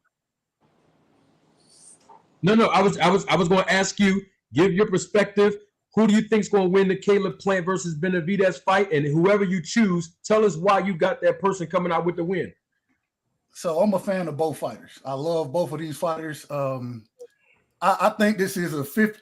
Anytime I'm going to pick a winner, I can't say it's 50-50. So I got a 55-45 fight. I got Benavidez winning the fight. But I will say, I think Caleb Plant has a great chance to win the fight. The thing is, if Caleb Plant to win, he's going to have to, and you see, he asked for the larger ring. We expect him to fight off the back foot. He's going to have to sit down and fight in the pocket a lot more than and really get David Benavidez respect. as he continues to fight off that back foot, if he finds himself on the ropes, that's when he's really going to be in trouble. And that's when, they talk about the amount of punches David Benavidez is going to throw. A lot of those punches, they're not heavy punches that he's hitting you with. He kind of changes speeds with his punches, and he finds when he needs to let his hands go and allow his power to come out. And if Caleb Plant gets caught on the ropes, he's going to be in trouble. I look forward to seeing how much he sits down in the pocket, especially with Breadman being in his corner, and the conditioning is going to be the second thing with Larry Wade over there. And so I'm not rooting for it. It's a 55-45 fight to me. I got Benavidez winning, and I think it's really going to come down to I think Caleb Plant, he'll look great in the first 6 rounds, and then after that, I think the stamina will become a problem, and the constant pressure is going to become a problem. He'll find himself on the ropes, and he'll start to get peppered, and eventually, I think he'll get stopped somewhere, probably in the 10th, 11th round. Wow, what a perspective. Let me get this good breakdown. I'm going to get this super chat, and then I'm going to give my perspective of both fighters. Then we'll move on to the fight that everybody wants to see, supposedly, allegedly, June 17th. We'll get to a little bit of that in just a quick moment. I saw the look on everybody's face when I said that. I looked at Crown Jewel's expression, BVO expression, and Detail Bison expression on your face, and y'all all had the same look on y'all expressions. And when y'all go watch the replay, y'all gonna all be like, just looking numb when I said that. Let me get this super chat. Let's get this super chat. Toon, salute to my guy Toon. He's always contributed to the channel. Thanks for your contribution, Toon, and coming back on here for your viewership and your support. Toon says, got David stopping Plant late. Around 11 to 12, Plant tires out, and he gives after a while. He'll give in like he did with Canelo. I am betting a little money on Plant, though. Neither one of them beats Canelo. That was from my guy, Toon. Now, I'm going to keep it 100, man. Like, styles make fights. As we all know in boxing, styles make fights. And I really want Caleb Plant to win this fight, not because he got Breadman in his corner and Breadman's from Philly, but because he's the underdog. And I like when an underdog really have a chance to show me what he or she is made of. And so let me start with Caleb Plant, then I work with Benavidez. Caleb Plant, he is a good fighter. He got this power that he keeps it honest. His power keeps you honest. I don't think he has one-punch knockout power. Never thought he did. I was in Brooklyn, New York, live when he fought on the undercard of Deontay Wilder, and he knocked out Anthony Durrell, right? I was surprised. That he literally knocked him out. I was surprised. But he's going to have to bring a little bit of that to this fight, and he cannot fight David the way he did Canelo. I think he gave Canelo a little bit too much respect. If you ask me in that ring, he gave him like too much respect. Like he was just happy to be there. And I think that he's going to have to mix his punches up. I think I heard somebody on the panel say that. Like I said before, he's going to have to stab that jab to Benavidez solar flex. He got to land that jab and that right hand straight down the middle, but not up top. He's got to land it right there in the middle of Benavidez's gut, the same way Jermell Charlo does, the same way Mayweather does. Pull that air, out of Benavidez to slow him down as much as you can. I also believe that Breadman, this is just me, just giving my opinion, I think that he should implement the same strategy that he implemented for J-Rock when J-Rock fought a pressure puncher, a pressure fighter with power in his punch, and that was Herb.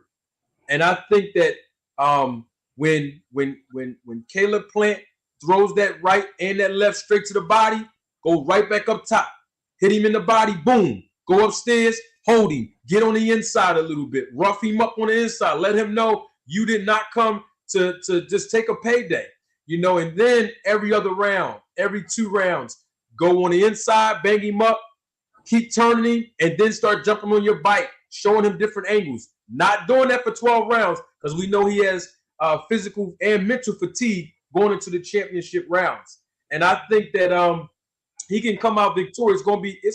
He's going to have to bring out everything. He's going to have to bring out everything tomorrow night.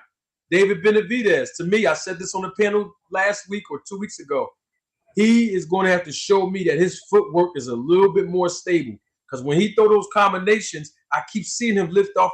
He's lifting up that back foot a little bit too much for me. I need him to sit down on them punches, especially when he got Plant in the corner on the rope. Sit down on them punches, dig to the body, and get this kid out of here. Don't let it go past 6 rounds. Because, see, when you start putting pressure on yourself in this business, saying it's not going, the fight's not going to go past 6, and then you look up and it's round 7, round 8, round 9, that can play a mental toll on a fighter. Like, man, he took my best punch, and he's still in here.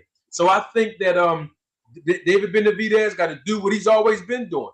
Cutting that ring off, stalking his prey, and then as soon as his prey starts slowing down mentally, get him out of here. Don't let Plant start lingering in and building confidence as the fight progresses. I really want Plant. Can I ask you a question before you go to the next thing? Can I ask you a question? Of course you can. Let me finish this last thought. Yes, sir. Okay. I really want Plant to win, but I think Benavidez in the later rounds might stop him. But I'm rooting for Plant all day, though. Go ahead, B. What's your question, BV? I'm just wondering, man. You do know that David Benavidez is busted with cocaine, so I don't know if he's gonna win, man. I don't think he's gonna be able to have the cocaine this time.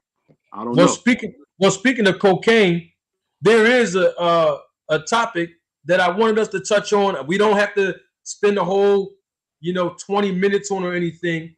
But I just wanted to put this back into the forefront because these were not my words. We started talking about this crown jewel, and I think D-Town was here, and I think everybody was here the last time. I'm not sure if Dub was here, but we was talking about, since you brought up the COCAINE word, we started talking about, if y'all look on your screen, we was talking about a tweet that Victor Conti basically put out there on February the 7th, 2023, and I know the audience can see it on my screen, and hopefully the panel can see it on your screen, where Victor Conti said these words, and I'm going to repeat everything that Victor Conti said in a tweet on February the 7th. Time for boxing to get woke. Even the most stringent at-body testing can be circumvented by smart cheaters. Be aware. Memo at Guru Science. Heredia is in camp with at Benavidez 300 versus at Sweet Hands Plant on March 25th. Substances like IGF-1 LR3 are powerful and undetectable. I'll start with you, D-Town Boxing, then BVO, and then Dub, and then Pull, and then Crown. What are your thoughts about what Victor Conti said when he actually pulled in body testing? He pulled in Benavidez, he pulled in Plant, and then he actually pulled in a guy who was charged and convicted of steroid dealing, who Victor Conti knows very well, and Memo Heredia, who is the now strength and conditioning coach of David Benavidez of this training camp against Plant. What are your thoughts about it? Starting with you, D-Town. Me personally, I mean, if you test the fighters and they come up clean, I mean, we ain't got them to talk about. And me personally, I don't really cut for Victor content anyway. I mean, the dude, he just running his mouth, and we all know about his background. Not saying that he's doing it right now, but my deal is if you test them, you come up positive, we got a problem. If you test them, they don't come up positive, we don't got no problem. I mean, what else can you say? Yeah, that's a good point. What you got on the BB? Hey, I see what you're saying, D-Town, but we all see out of nowhere David Benavidez looking like Anthony Joshua.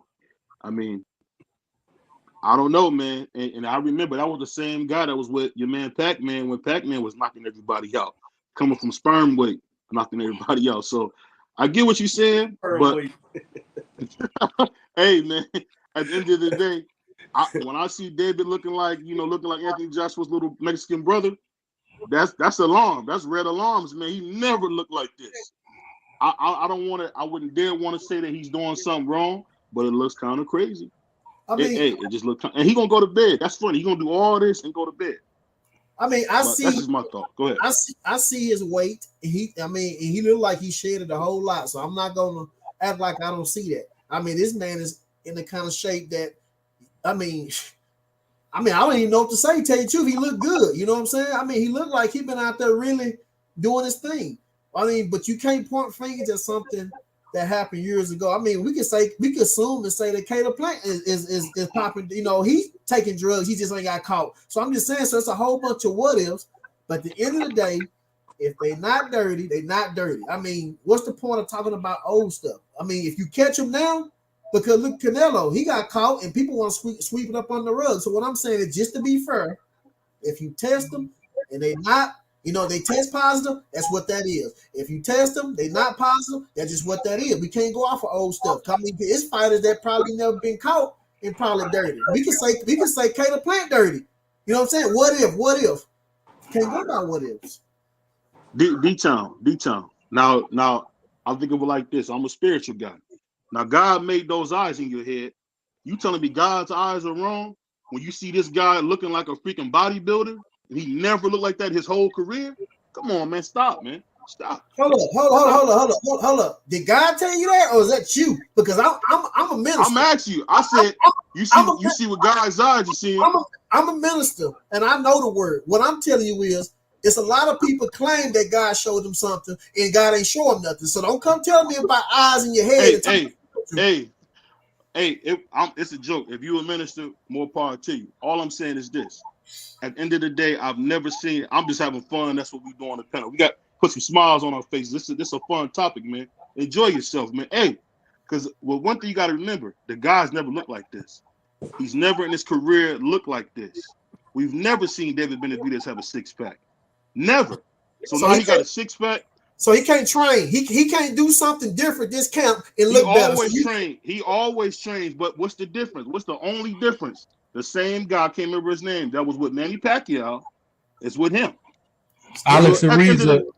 Alex Ariza. Alex Ariza is his name. Yeah. Alex Ariza is with him. So, hey, minister or not, all I'm saying is this. If you look at your eyes that God created, at the end of the day, man, it looks fishy, man. But you got two eyes. You got two eyes. You got spiritual eyes. You got natural eyes. So which one are you looking to? You know what I'm saying? I'm talking about my natural. Hey, I'm not talking about on the spiritual. It was just a joke, man. I'm sorry if I offended you. I'm sorry. I won't joke with you no more. I don't mean to hurt you. I don't mean to hurt you. No, you ain't hurt me. This is what I'm saying. You hurt me. Hey, I won't say nothing else to you. What I'm saying is this. I just don't like the way he looks, man, because I've never seen him look this way. And I've been following David since he was a little kid. I've never seen him in this kind of shape. Out of nowhere, Crown Jewel, you a trainer.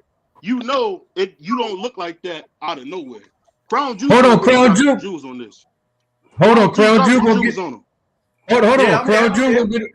He gonna get his turn. Yeah. All right, hold on. He gonna get his turn. Hold on, not yet, Crown, not yet. I saw a guy in the back, Blaxican Bruce. He was on our panel before. I think my little guys. Okay. Blaxican Bruce, if you're still listening in, all right, Blaxican, hold on. I'm gonna let Blaxican come on. Another good guy. I want him on because he's from Nebraska. I think he's from Omaha, if I'm not mistaken. But he gave us a good perspective the last time he was on. So I'm going to bring him on because right after this, we're going to deal with Crawford versus Spence. But when his joint come back on, I'll get him on. But until then, let's go to right side. Hey, Dub, I mean, you hear what's going on up top? What's going on, man? You know, what's your take on this thing here, man? You know, I got it. And shout out to my boy BVO, man. I understand where you're coming from. I got to go with my brother D-Town in this situation, though. I can't put a jacket on anybody without proof of it. You know, I don't want to sit here and cast aspersions on anybody's character as far as calling them a cheat, saying that they own something without there being proof. The thing is, it's ironic that Victor Conte is the one coming out saying these type of things when for so long he was the one coming up with ways to subvert and to go around these testing methods. You know what I mean? Even with that being the case, he is qualified to say what he's saying because he knows those ways around. He's a chemist. And so I think that at the end of the day, as long as everybody is playing by the same rules, right? Everybody is getting the same testing. If there are ways around it, hey, that's up to VADA, that's up to the testing officials, Victor Conte, whoever, for them to all get together and say, okay, we know that people are doing this. We need to figure out a way to test for this. If you know it's happening, then you need, instead of just tweeting something like this, help be a part of the solution. Don't just throw that, hey, this is the problem, be a part of the solution.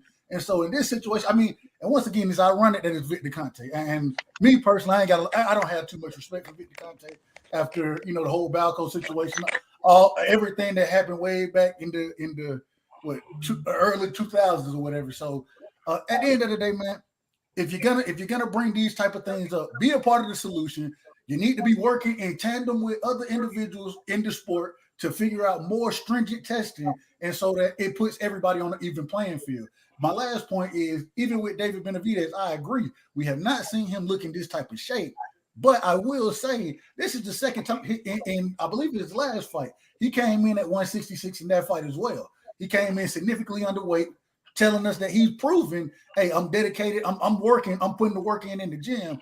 And all I'm saying is possibly he's been working that hard the entire time, and he's starting to reap the benefits of it. So don't take the brother credit away when we don't have anything concrete to go off of. That's just my opinion. I don't want All you right, to we think I'm got saying it. cheating, Doug. I want to clear that up. I don't want you to think that I'm saying that he's a cheat. But the fact is this: I've never ever seen him look this way, ever. Maybe Right. maybe he's never worked this hard in his life. He might have. We got our pull counter and then Crown Jewel. Pull counter. What's your thoughts on what Victor Conte said? Well, I find it rich that every time there's a big fight, every time there's a good, decent fight, here come Victor Conte. You know what I'm saying? Putting some kind of allegation out there that, somebody may be cheating. I think he uses these platforms. I think he uses these big fight times to, be relevant. You know what I'm saying? Because nobody's talking about snack. No, let's just keep it real. Nobody ain't talking about no damn snack. You know what I'm saying? We see the commercials. You know what I'm saying? But nobody really cares about no damn snack, bro. Now so what does he do? He does what he do. He waits for it. Now I guarantee you when Errol Spence Jr. and all that stuff goes on, he gonna say, oh, there's a problem with PEDs and boxing, and you gotta watch Errol Spence Jr. because he's got big nipples. You know what I'm saying? So every time that there's a big fight, he comes up and he brings this stuff about. Now if he wants to start a more stringent some kind of VADA testing, some kind of, something more stringent. He need to do that. He need to do that. And he knows all the tricks because he was one of the biggest cheaters in boxing. He helped the fighters and athletes cheat.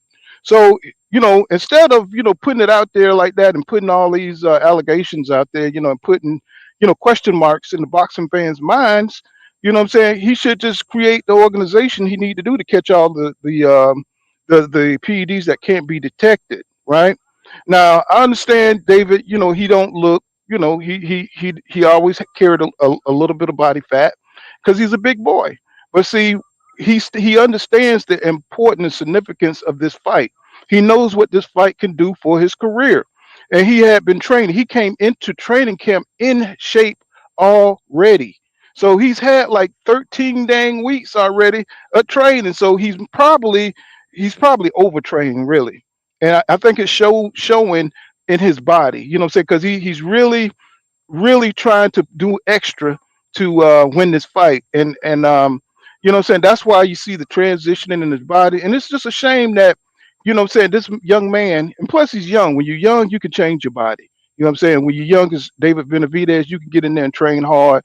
And if you never trained that hard, your body will transition, especially if you've been working out for a long period of time. You know what I'm saying? I think the guy put in the work, and I think he wants everybody to acknowledge that because he did fail in the past, you know what I'm saying, as far as, conditioning and far as, what I'm saying, losing his belts.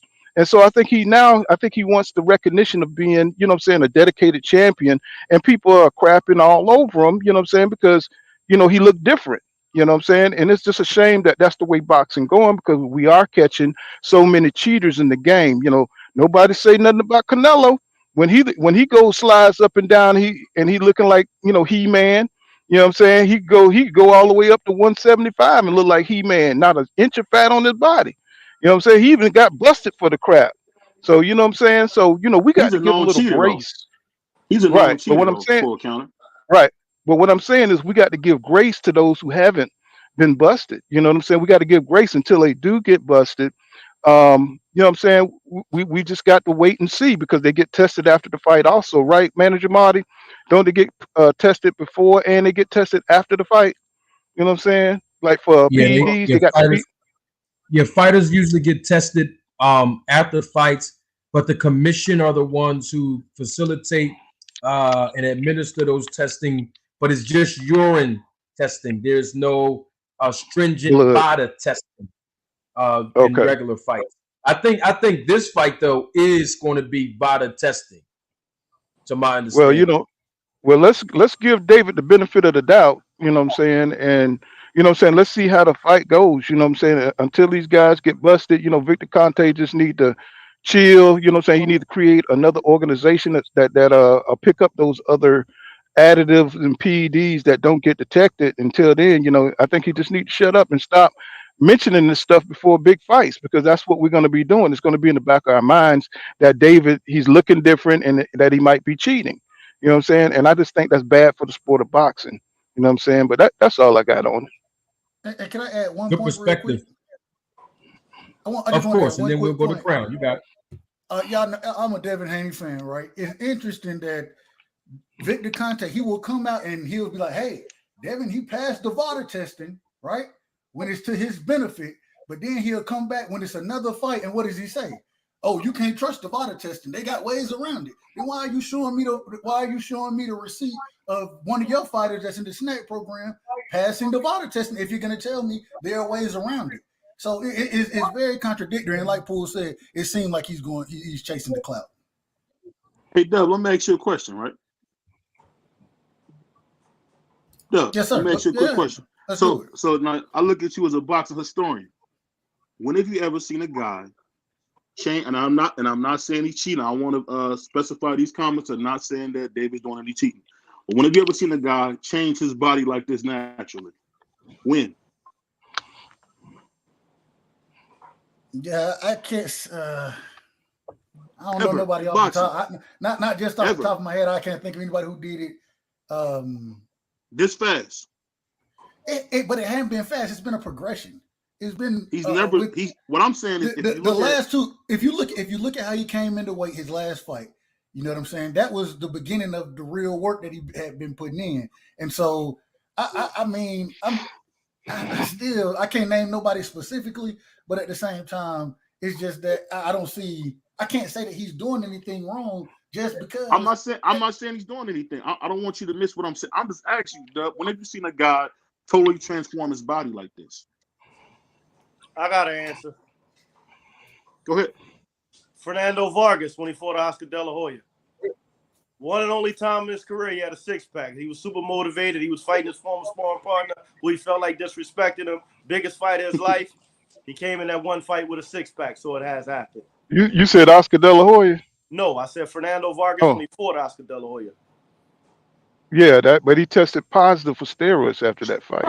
Did he? Yeah, I don't know. Yeah. I mean, yeah, you did. I was kind of like, damn, you were good with it, but I was like, damn, he tested positive. Hey, you just proved my point. You just proved my point, Crown Jew. You just proved my point. Yeah. Hey, Mark, did you hear that? Let me speak. Did you hear that? Yeah, I heard it. Let him get a chance to respond to that, and then tell you. Go ahead. Yeah, All right, I heard it, but I want Crown Jewel to get his. Go ahead, Crown. Got it. I've been on both sides of I'm this. sorry, bro. That was the nerd part of me, bro. That was the nerd part of me. It's all good. Mm. It's all I good. love it. I love it. All right, but I've been on both sides of this. I spoke with you guys last week about it, and to bring Victor Conte, to bring the guy in, I forget his name, you know it, Marty, and to have Victor Conte say it, and his body to have changed. The retired firefighter in me, I have an old saying, where there's smoke, there's fire. That's one half of me. The other half, though, and it kind of was reinforced when I seen what he weighed in today. He weighed in 166, one of the lightest weights of his career, which means he took this fight extremely seriously, which means he works hard.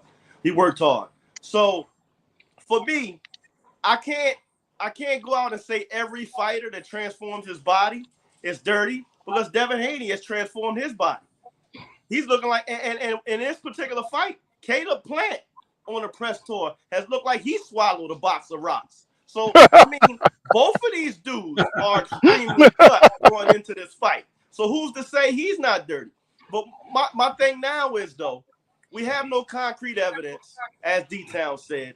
And it kind of just puts a black eye on boxing as a whole to speculate like that. They have Olympic-style testing. That's the best testing we have available. If he passes it, you have to take it at face value. So when I look at everything in totality, although I was leaning towards, and I'm going to say this too, to have Victor Conte say it, he hasn't had the sweetest record. So I kind of want to get the word of somebody that's has a little more integrity. He's a cheat himself. So it's kind of hard for me to say, have a drug dealer come up to me and say, listen, man, y'all need to stop these people from selling drugs. And I'm looking at him like, oh, you? You know what I mean? So I don't think Victor Conte is all that credible.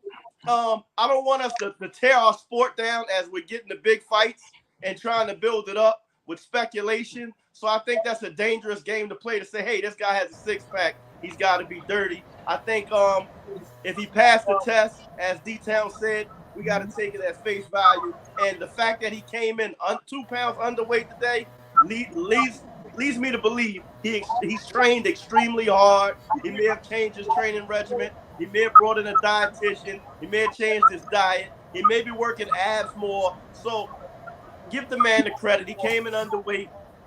All roads point to, he's clean. Because I'm going to say this. A big guy like him, I have a tough time believing he's dirty and he didn't bulk up. I think he would have gained weight and came in big. He may have actually came in too skinny and overtrained. Yeah, that's what I said. What was that guy's name you just said that fought De La Hoya? What was his name? I just missed it. Fernando Vargas. Hold on, real quick. Who tested positive right after that fight. Okay. Hey, somebody, we're getting a little feedback from somebody. We're getting feedback, so respectfully, of course. I don't know who it is, but I know when my brother was talking, when Crown Jewel was getting a little feedback there. So. All right, so this will. I'm on mute. Go ahead. All right, yeah. So this is what we'll do. So when someone else is talking, let's everybody just mute their mics until it's your turn, so we won't get the feedback. Let me get this while I got this 20 seconds in me. Crown Jewel. Not Crown Jewel. I'm sorry, D-Town. Let me get this super chat from my guy Jay Reddy, and then you got it, D. Before we move on to the next fight. Jay Reddy, thank you for your contribution again. And I meant to tell you this earlier, Jay Reddy, because you cashed at me I think it was today and yesterday. So I appreciate you, Jay Reddy. Thank you for your contribution in the cash app. And thank you for your contribution again in the super chat just now. He says, keep working, Manager Marty. We got one of the best panels of the evening. We got BBO up here, D-Town Boxing, Dub right side, pull counter boxing, my guy, Crown Jewel boxing. I think another content creator want to come up, so I'll drop the link for him. We got 2 other guys in the background. This thing is about to get fired up. D-Town, you wanted to say something, then I'm gonna bring these other 2 guys in. Let's just cook tonight, because we about to talk about that Crawford and that Spence thing, baby. So don't y'all move if y'all can. If y'all can stay at the panel, I would love to get you guys' perspective. Go ahead, D-Town. Finish your last words on. I see Crown Jewel. He's shaking his head. Crown Jewel ready for this thing. D-Town, you had some last words on the last subject. You got it, big homie.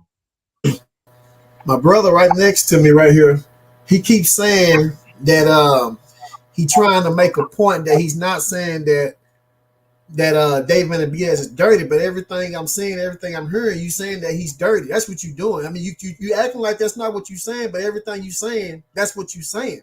So what I'm saying is, you keep at one point you say give the fighters, what I'm saying, that just do. It don't take nothing from them, but then the same time you're taking something from David Benavidez by something that happened a long time ago.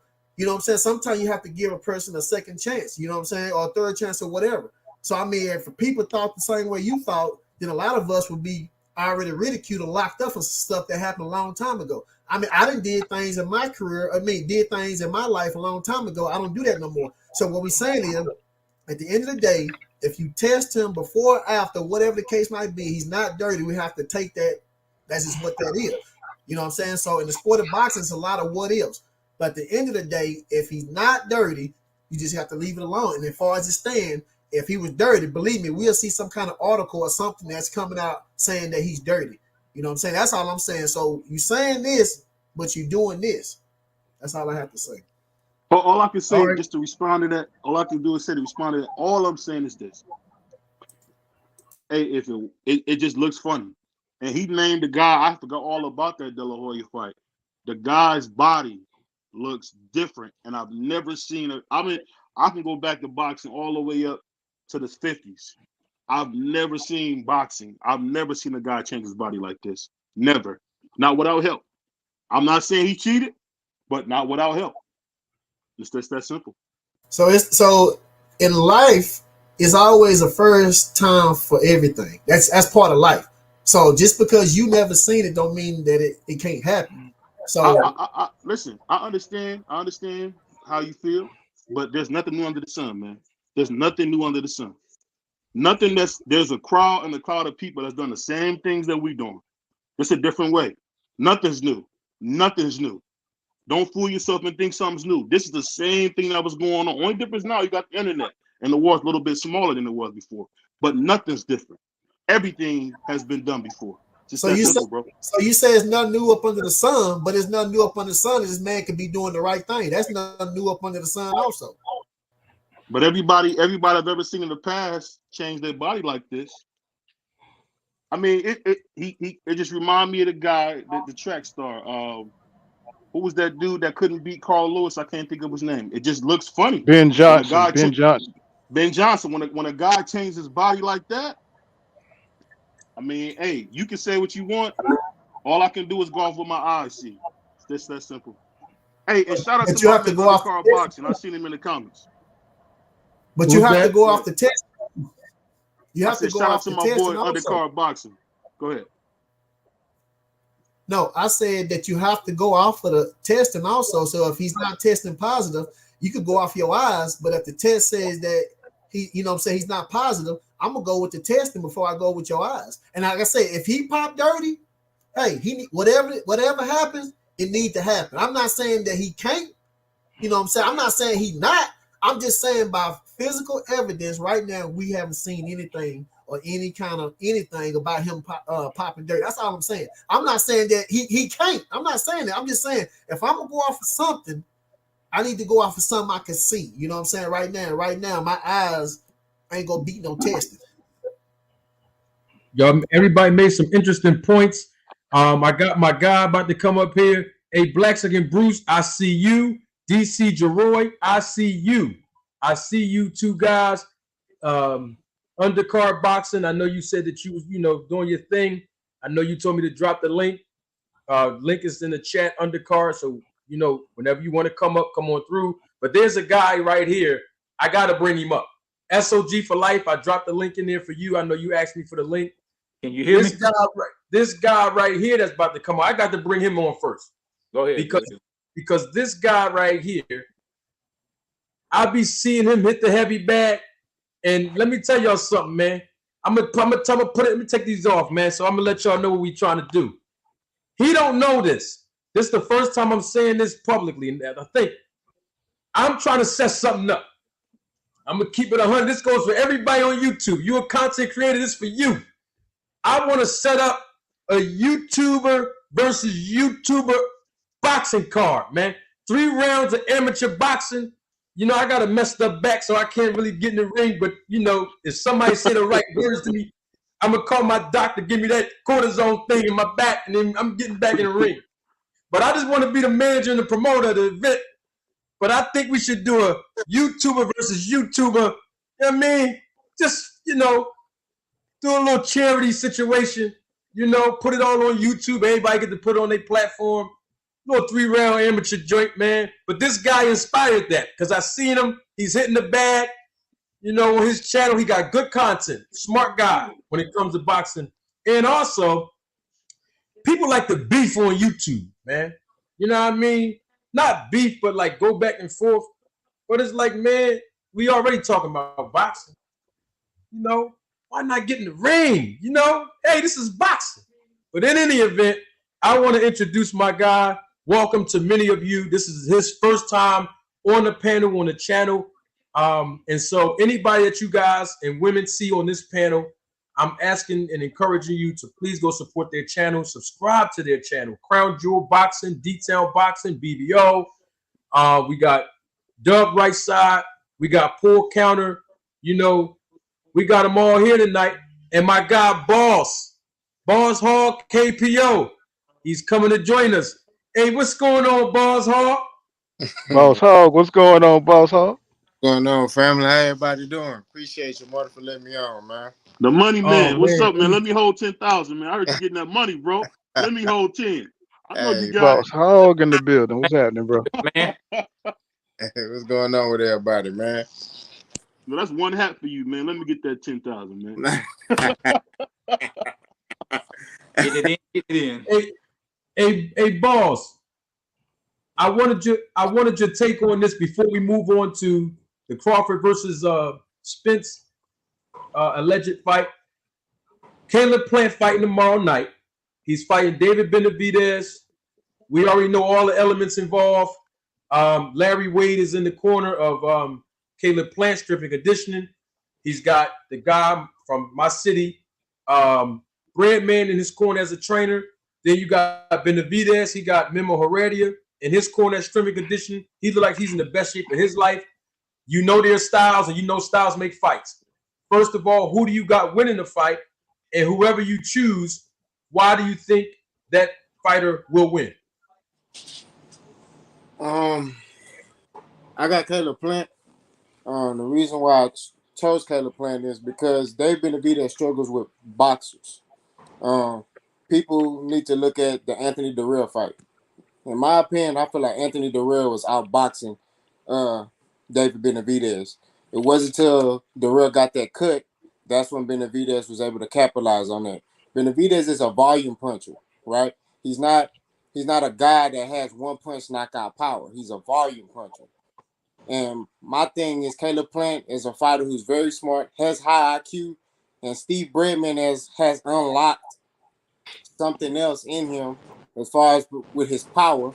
And I feel like he'll be able to expose David Benavidez offensively and defensively. So I'm picking Caleb Plant by unanimous decision. Wow, what a Brilliant observation. I couldn't hear. Somebody said something. What was that? Oh, I thought that was my mistake. I thought I heard somebody. All right, so here's the thing. I got to put this picture up on the screen because we know what's coming next. We've been hearing all week for the last 2 days to be exact. Hey, Sid, I see you in the background shaking your head, Sid. I'm going to let you on, Sid. Hold on, Sid. Because see, Sid came on here pro Crawford. Hold on, Sid. I got you. He's talking in the background. Y'all can't see him, but he's fired up back there. Hold on, Sid. I got you. So we've been talking about this fight on YouTube, or at least I've been talking about it since, June or July of last year when before I became a content creator, when YSM Sports Media, asked me for the interview.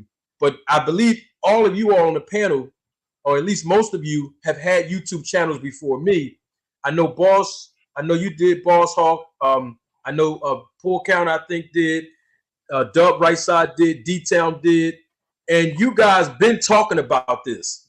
Here we are now, after all these failed negotiations, 3 different offers that PBC and Al Heyman and Spence's team sent to Crawford. He claimed that he agreed to all the terms.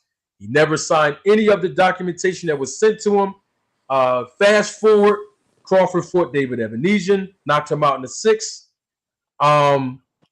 They're supposed to be, according to Mike Coppinger, Max Kellerman, and whoever else, I believe Bud Crawford's team said, we're supposed to be negotiating behind the scenes with each other, with no networks involved, no promoters involved. And on top of that, the representation of Crawford allegedly sent over a memo, basically, of different terms to Spence and them's team. And now we're hearing, as of the last 2 days, well, really 30 days, really, but technically the last 2 days, from sources and reliable sources all over YouTube, has now confirmed that Errol Spence will be fighting Terrance Crawford on June the 17th. I want to make sure I get around to everybody on the panel, and I don't want you to tell me who's going to win. I don't want you to tell me your perspective on both of these guys. I just want to hear whether you believe on this panel, whether you believe that this fight will happen. That's the first question. Will the fight ever happen? And the second question is, will this fight happen on June 17th? D-Town Boxing, I'll start with you. Crown Jewel, you're next.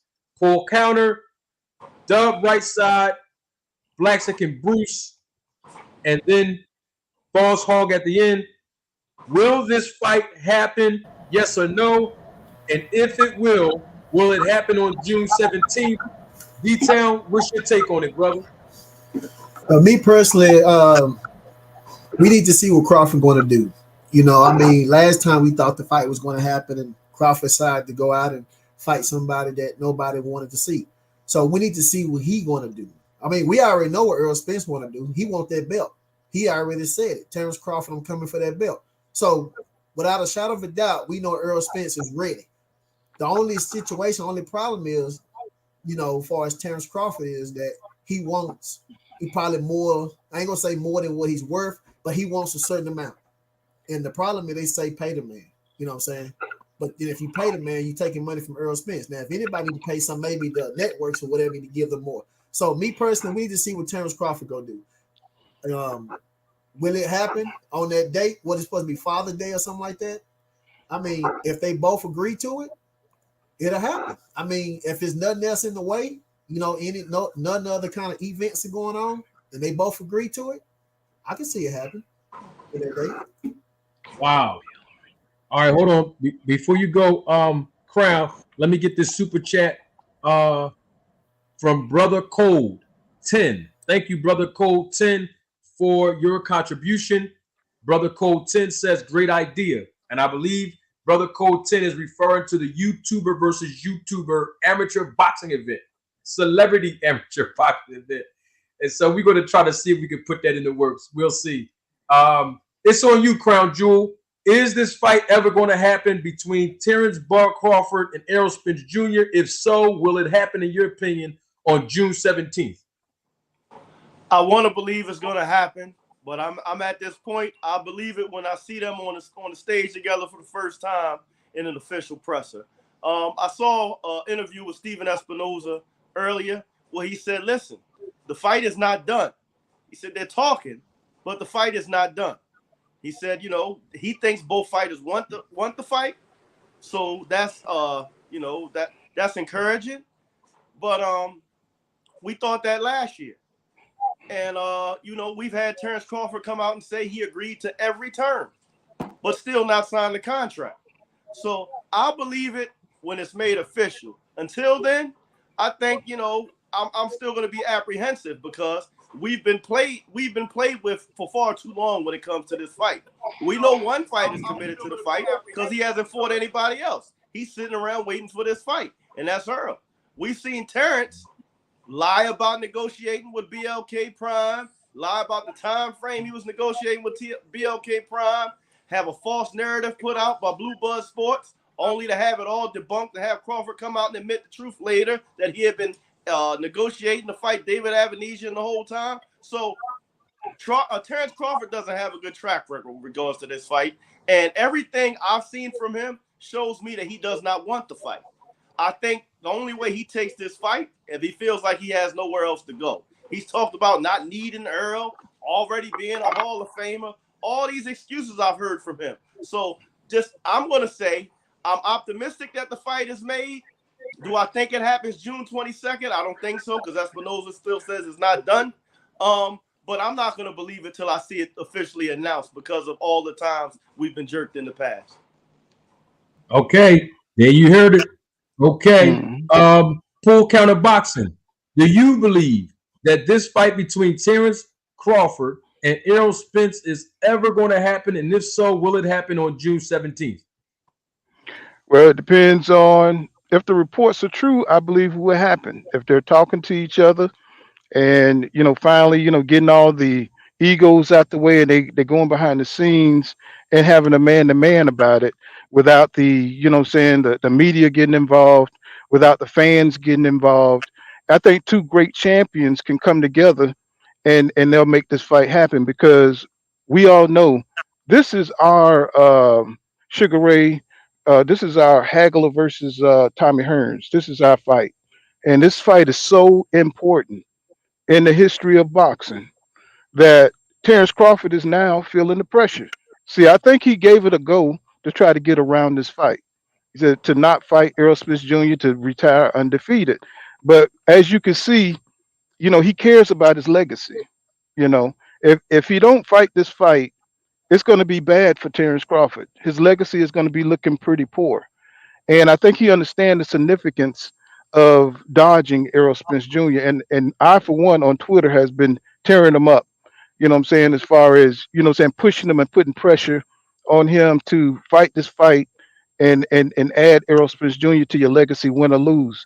And he need to understand that win or lose, you make this fight happen, then your Hall of Fame credit, it'll be good to the boxing fans, because we just want to see the best fights. We want to see the best in the division fight each other, and them calling each other. Hopefully, this is not just more promotion for the Alex Rocha fight. I don't think so. I think this is the real deal. This is his last, and the reason I think that is because he's turning 36. This is his last hurrah. This is the last time he's going to be able to have this kind of vitality in his career to be able to face Errol Spence Jr., because Errol Spence Jr. is only 33 years old. Crawford he's rolling on to the other side, where that's when your physical best is, you're past your physical prime, right? So if you don't fight Errol Spence Jr. right now, he's never going to fight him. You know what I'm saying? Because he'll be too old to face Errol Spence Jr. in the ring. He's not Floyd Mayweather. He don't have Floyd Mayweather defense. So he knows he's under the gun to make this fight at this moment in time. This is the moment of truth for Terrance Crawford. Is he real? Is he real with it? Or is he fake? You know what I'm saying? So I think he's starting to feel the pressure of the fans, you know what I'm saying? Because Errol Spence Jr. got a huge fan base. And this is the fight that everybody in boxing want to see, the media, you know what I'm saying? The fans, this the whole world. This is Ali versus Frazier. You know what I'm saying? This is the fight that nobody wants to miss. When this fight goes off, nobody's going to be, doing anything but watching this fight. You know what I'm saying? Even casuals are going to watch this fight. So Terrance Crawford is feeling that pressure. He's feeling it. Everybody's coming at him every day, coming at his family. Hey, when is your daddy going to fight Errol Spence Jr.? Same with Errol Spence Jr. They're coming at his family. When are you going to fight Terrance Crawford? You know what I'm saying? So they're part of each other's lives right now. So they can't miss their mark in boxing history. They can't miss the mark. So I think this fight is going to happen because history demands it. Boxing history demands it. Mm-hmm. Good perspective. We got Boss Hall KPO, man. It's on you. Do you think this fight will ever happen between Errol Spence and Terrance Crawford? And if so, Will it happen on June the 17th? What's your take, boss?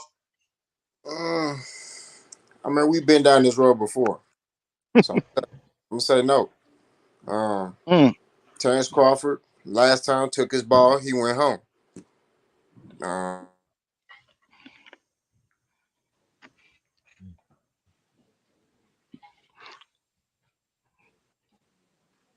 I think boss signal was dropping. We'll let him get back on so he finish his perspective. Why he? Oh, boss, there you go. Boss is back. We hear you, boss. So I was just saying, he took his ball, he went home. So like I said, I believe it when I see it. Terrance Crawford's a very stubborn individual. When he don't get his way, it's no way. He's not a man that's gonna compromise. When you make these fights happen, you have to give up something. Something has to be given up in order for this fight to be made. So let's just say, for example, Terrance Crawford said, hey, I want to fight in Vegas. And Errol Spence, I want to fight in Dallas. Well, they have to find a mutual place where they can fight, which a mutual place would be LA, right? Terrance Crawford is not going to do that. If it's not Omaha, Nebraska, he ain't doing it. So for me, my mindset is I believe it when I see it. His actions don't match what his words are saying. His actions don't match what his fans are saying. So I believe it when I see it.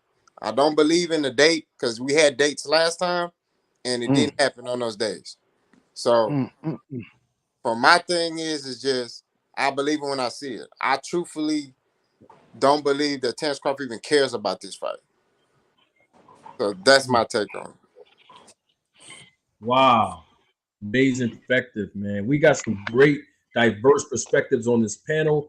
We have to get this super chat out real quick. And then we're going to move on to the other two perspectives. Knight Rider, another one of my day ones. Thank you. Salute to Knight Rider. Thank you for your contribution to the channel. Knight Rider says Spence needs to fight soon. Totally agree with that, Knight Rider. We have Blaxican Bruce, and I believe Blaxican Bruce is from Nebraska, correct, Bruce? Can y'all hear me? Yeah, you can. Yes, sir. You're from. I'm the real. You're from, To just answer the question up front, I'm about to speak things into existence and believe it's going to happen the Father's Day weekend in June. Because, like I said before, I'm the real Southpaw switching Orthodox Nebraska Negro who can fight, but I just think I'm not going for it. But Terrance has run out of excuses. He's run out of options. He has run out of he's run out of all things that are on the drawing board that can draw him any other picture but Spence. So I'm gonna go ahead and speak things into existence and claim that he will go ahead and get the assets whooping and what's the name? D-Town Box. What's that NyQuil at, man? What's that NyQuil? Yeah, make sure you UPS, FedEx, or post office that mess to him. And you got plenty of time, so I don't have any excuses. So, but for sure, though, man, I believe it's going to happen, man, because it's just, there's nothing else out there for him. And he's done been to, Floyd Mayweather, Oscar De La Hoya, 50 Cent, Jay-Z, with all their promotions, and he's realizing there's no other option to, for him out there. And so once it does happen, we'll all be glad. And like y'all said earlier, man, he ain't got no excuses. He's, and that's also, we haven't seen Keith Thurman or his other fight promoted. So it's like, that's why I believe it's going to happen, because no other fight has been promoted for either fighter. There's been a whole bunch of talk with Oscar and whatever else is going on with Keith Thurman, but nothing has been promoted, not even this fight. But that's why I believe it's going to happen. Even though Steven Espinoza says he hasn't okayed it, or not all the I's are dotted, all the T's are crossed, but, we also have to look at Terrance Crawford's actions, and I'm gonna leave the past. I'm gonna leave last year, man, because this year I'm not even thinking about the last year. But looking at the actions of this year, it spells out fight, but does it spell out, June 17th? Not quite, but I'm gonna believe it for now. And like the rest of y'all, I'm not gonna fully believe it until I see it. But I'm just, keep the hope up, because that's, we ain't got much of an option. That's just my take on it. All right, you got it. The right side. Yeah, man. The right side. I'm right here. Oh, go ahead. No, I'm. The question. If will this fight ever happen? In your opinion, if so, will it happen on June 17th? What's your take on it, man? Listen, the fight was supposed to happen November 19th, I believe, something like that. I was one individual trying to set my schedule up to be at the fight, right? Trying to take time off, book hotels, right, to be there, because this is a great fight. After that experience, and I'm gonna respect your panel, your show, man. I heard your rule that you came out with earlier at the beginning of the show and said we got to watch our language, because I got choice language for these two fighters, both of them. And so what I'm gonna say is this: I don't believe it. I know my brother Crown Jewel said he waiting for the presser. You know what I'm saying? For them to be on stage together, they can be on stage. I don't believe it until they in the ring, touching gloves, and the bell rings. I don't believe that the fight is gonna happen. I have no faith or confidence in it. I don't know these reports. I'm going Donald Trump on them. They're fake news, right? It's some of the most ridiculousness. And the thing is, if you look at this, literally, there's one fight. We remember the fight when EJ fought last year, Ugas in April, right? Ever since that moment, it's been almost a year. This fight has held up an entire division. It then held up the fans, right? And we still talking about it. This is the love that we have for the sport. But with such disrespect, they don't show us the love back that's necessary, because this is a damn fight we need. And so all I'm going to say is this. Until they are in the ring and the bell goes ding, ding, I'm officially saying this fight ain't happening. Damn all of that. Damn all of it. And I don't have too much energy for neither one of them, but I'm going to definitely come talk about it with y'all. All right, you got it. We got my guy, DC Jeroy. DC, I mean, you've been sitting in the back waiting for a while. I just wanted to make sure that I could get you in. Before I get you in, let me get these two super chats out the way, because I would love to hear your perspective on this. We got my guy, Windy City Assassin, always supporting the channel.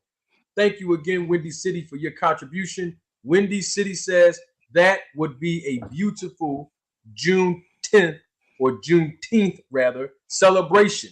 As we all know, the national holiday, Juneteenth. So that would be a beautiful Juneteenth celebration if Terrance Crawford and Errol Spence fight on June 17th. Then we have another contribution. Thank you so much, Jesse Green, for your contribution and your support to the channel. Jesse says, Crawford don't want to fight Spence. He will make sure he retire undefeated. Shaking my head. What do you got to say about it, DC Jeroy? Do you think this fight will ever happen? And if so, will it happen on June 17th? Yes, sir. Hey, salute, Marty, brother Marty, and everybody on the panel. Hello, YouTube. I want to give y'all a quick disclaimer. I got my grandbaby with me. She hanging out with me for the evening. So if I have to put the mic on mute for a second to tend to her, please bear with me. I apologize. But to answer your question, I don't think it's going to happen June 17th. I think it may or potentially will.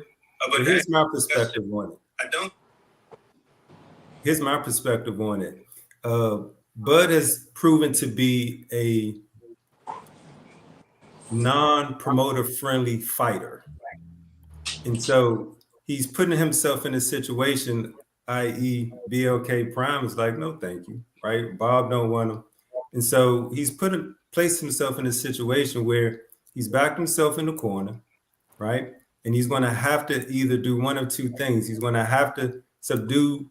So he's going to have to take something that he doesn't want to hear somebody say he's a stubborn fighter, and he is, right? But he's leaving himself with little to no options. And so what's going to happen is those options that he's leaving with himself, he's going to use it as his scapegoat or his card to say, nah, I'm not taking it, right? Because it just doesn't work for me. We've already seen him take that approach at the first run of this fight. So I don't believe it's going to come down to June 17th.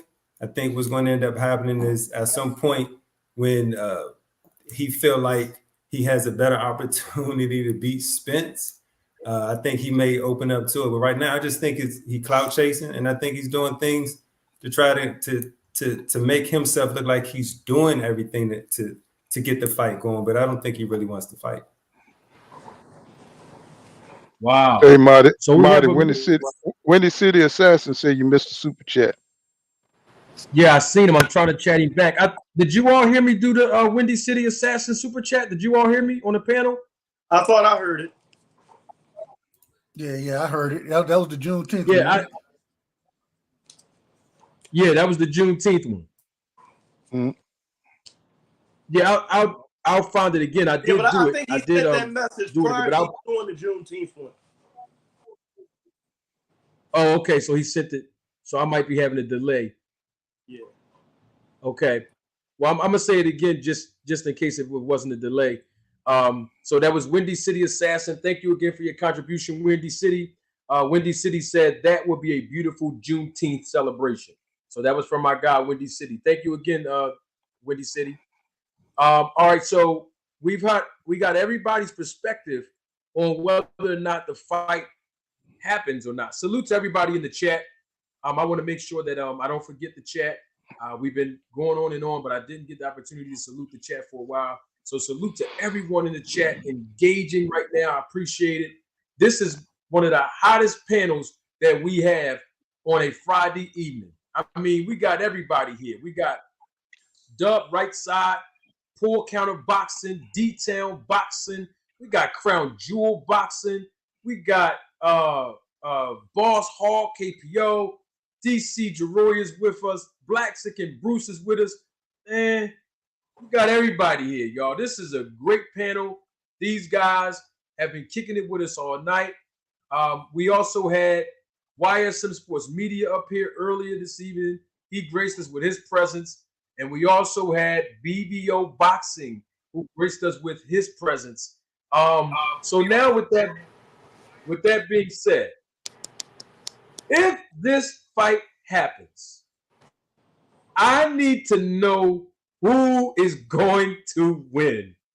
But before, look at Boss Hall. Boss Hall, I already know where we're going with this one. But before I ask the question to the panel, let me give my perspective on it. And it's kind of similar to basically what most of you all said. Everybody's like mixing it in. So I'm half of me, I put it like this. 80% of me believe that this fight is not going to happen. The other 20% of me believe that the fight somehow will happen. I don't know if it's going to happen on June 17th, to answer my own question. But the reason why the 80% of me feel like this fight never happens is basically a combination with everybody else said that agreed with what I just said. And then I'll lump it up to this small little thing.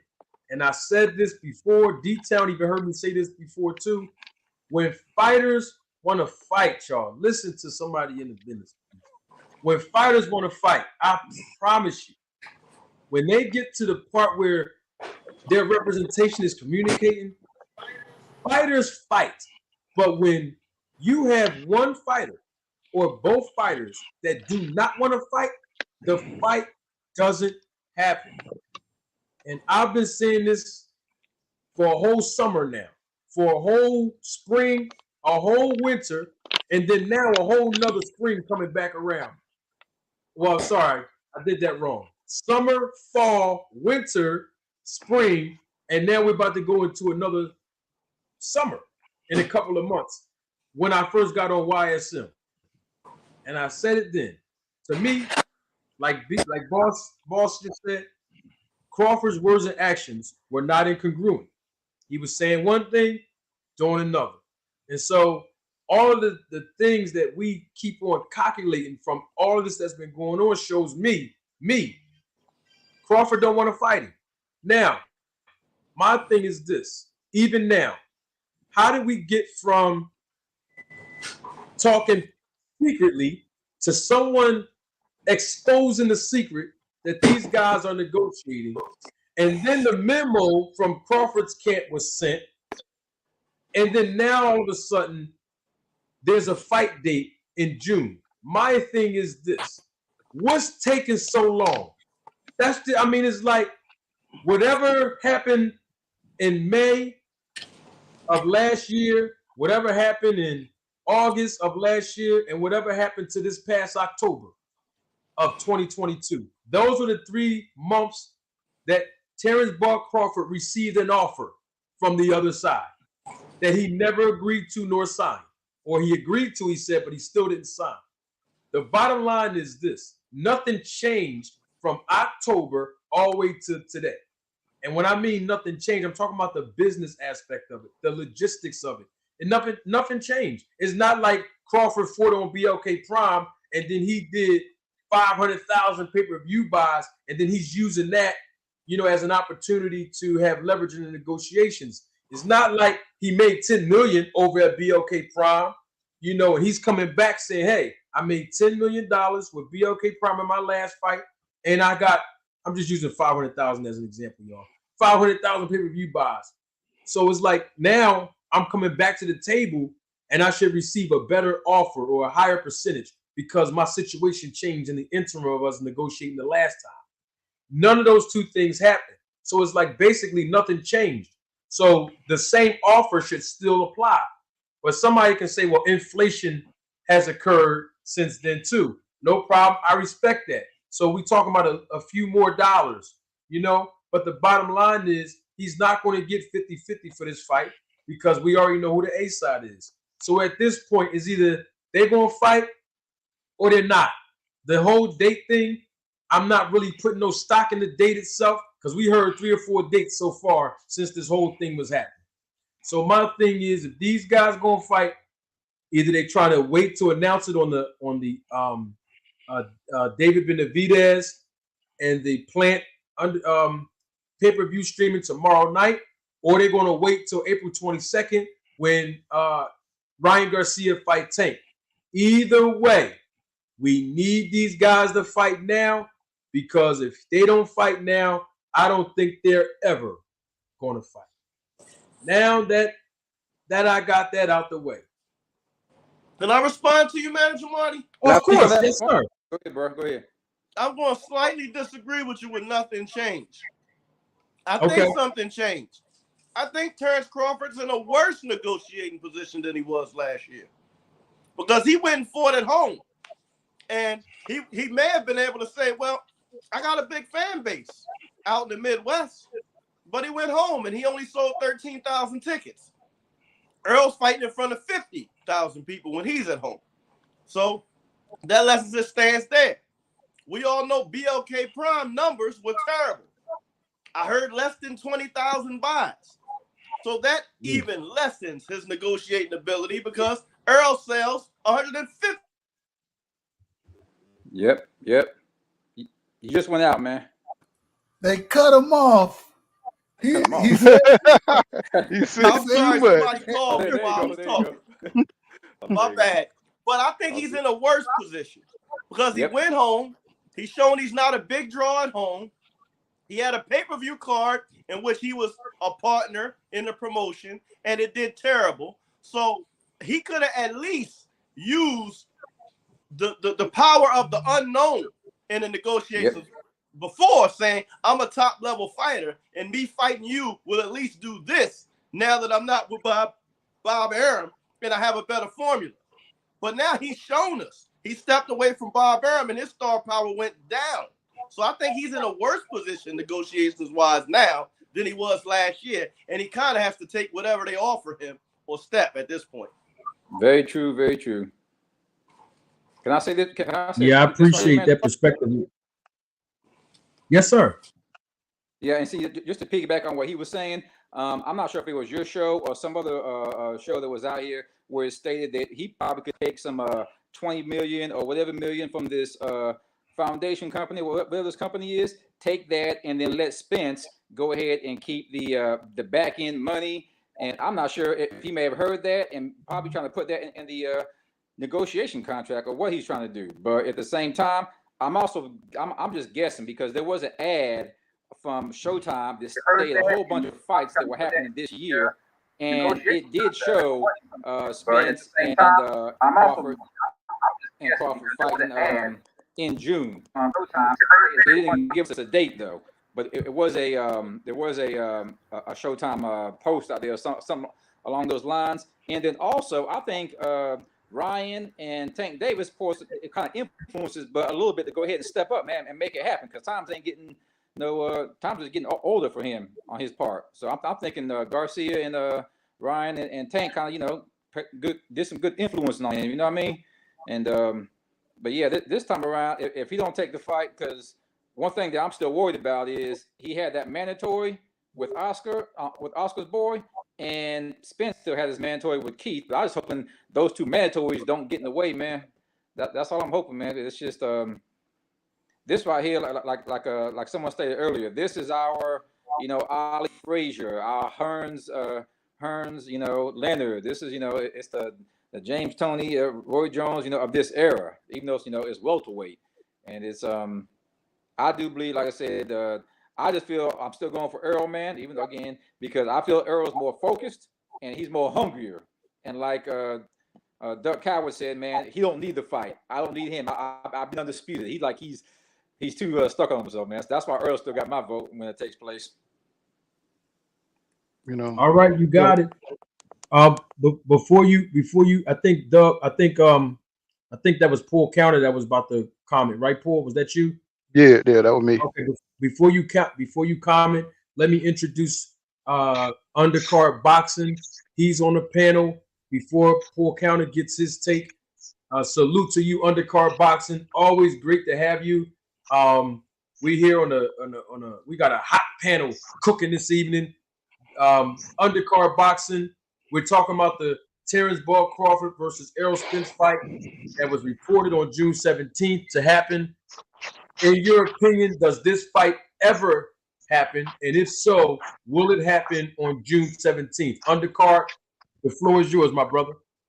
Well, thank you for having me up on the chat, and shout out to the entire panel. I came up because I just saw so many great voices that I follow, subscribe to, and listen to all the time. So I just wanted to give my 2 cents. And thanks for the invite, Marty, because you constantly kept, getting at me to come up here and speak. I don't think that this fight's going to happen. The June 17th date was actually reported for Alexis Rocha versus Bud on the DAZN pay-per-view. Not sure if anyone remembers that. Give me 1 second.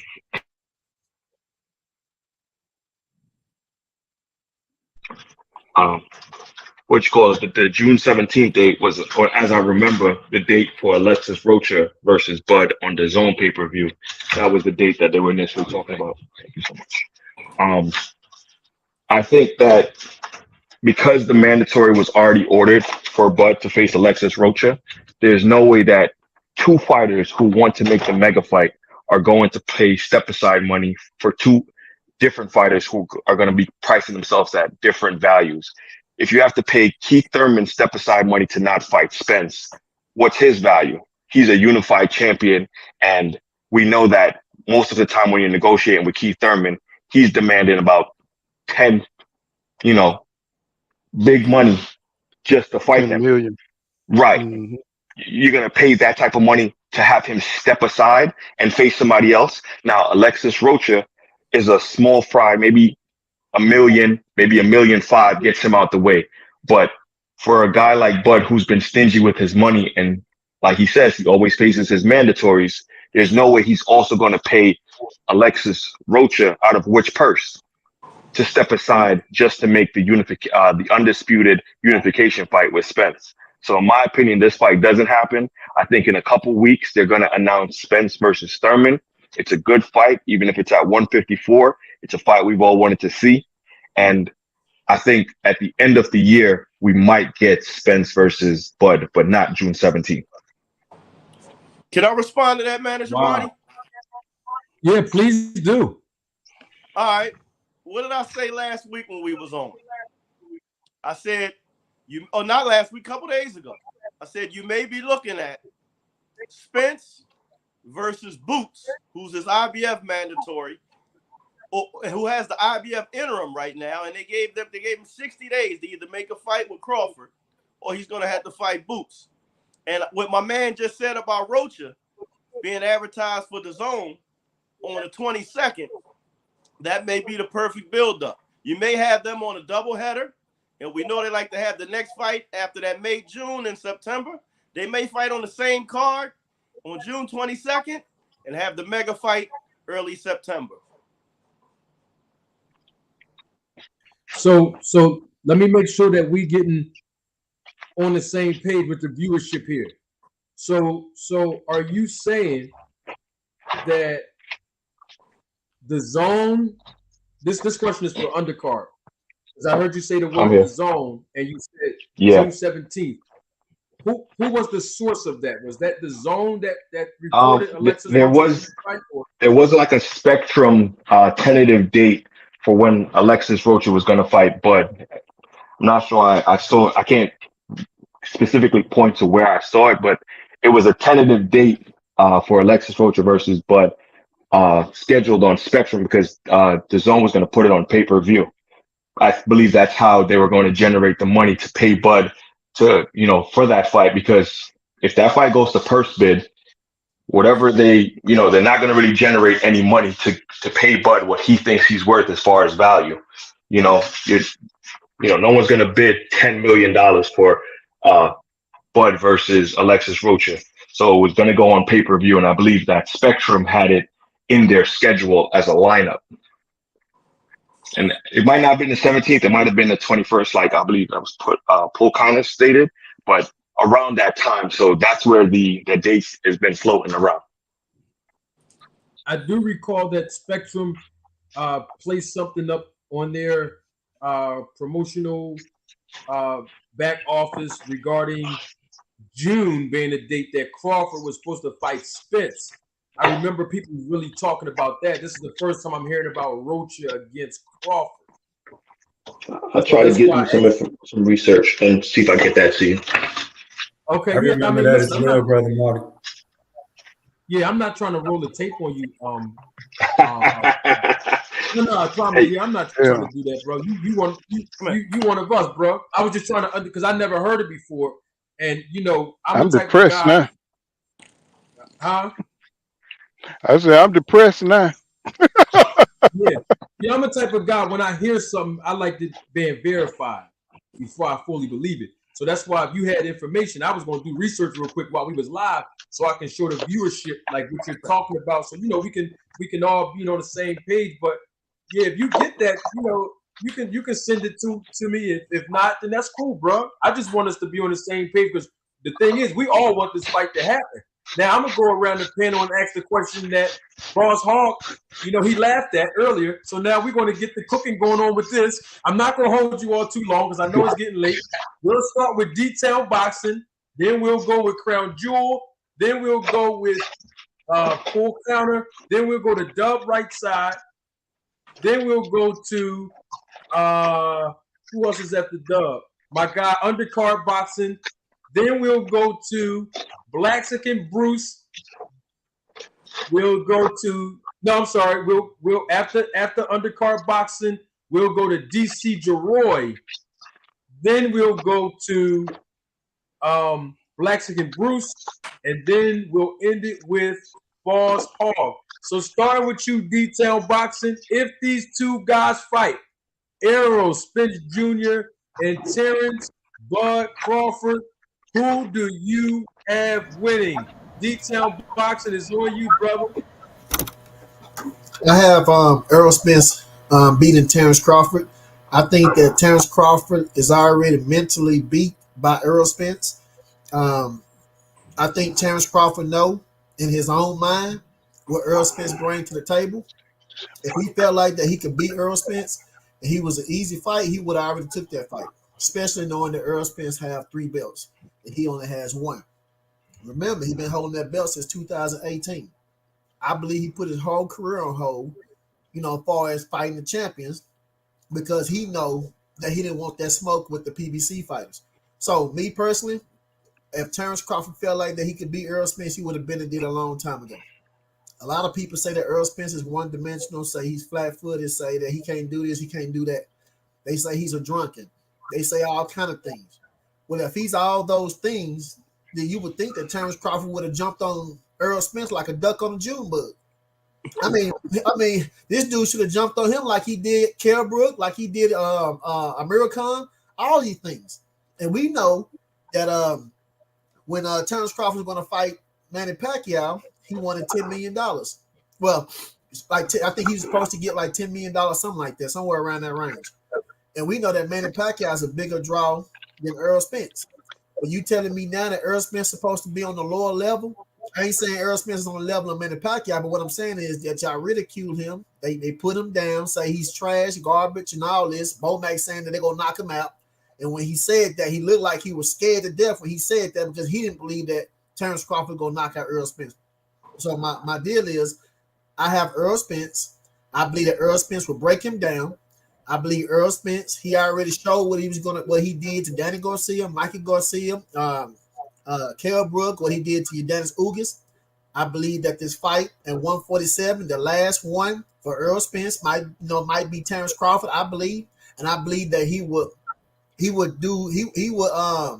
set an example with Terrance Crawford worse than he did to any other fighters at 147 that he fought. And I believe that this fight is going to prove that Terrance Crawford is on a higher level, but not on the level that these people say that he is by him fighting lower level competition. So I think with Errol Spence, like he said that it's nothing like taking the wheel of a fighter.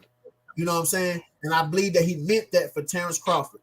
And I believe that Errol Spence is going to, just like Terrance Crawford said that when he fight Errol Spence going to look like an average Joe. I believe it's going to be the other way around. I think Errol Spence is going to show the world that Terrance Crawford is really not on that level. When I say on that level, I'm talking about the level that they put in Terrance Crawford. I'm not saying he's not a great fighter, but on the level that they'll put him, Errol Spence is going to expose him. Oh, man.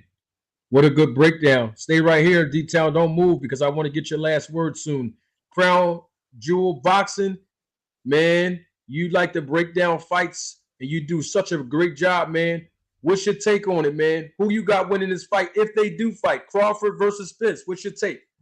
If it happens, I believe what's going to happen is the reason why Terrance Crawford has yet to sign the contract.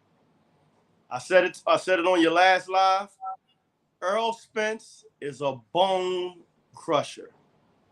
This man doesn't just hit people and knock them down.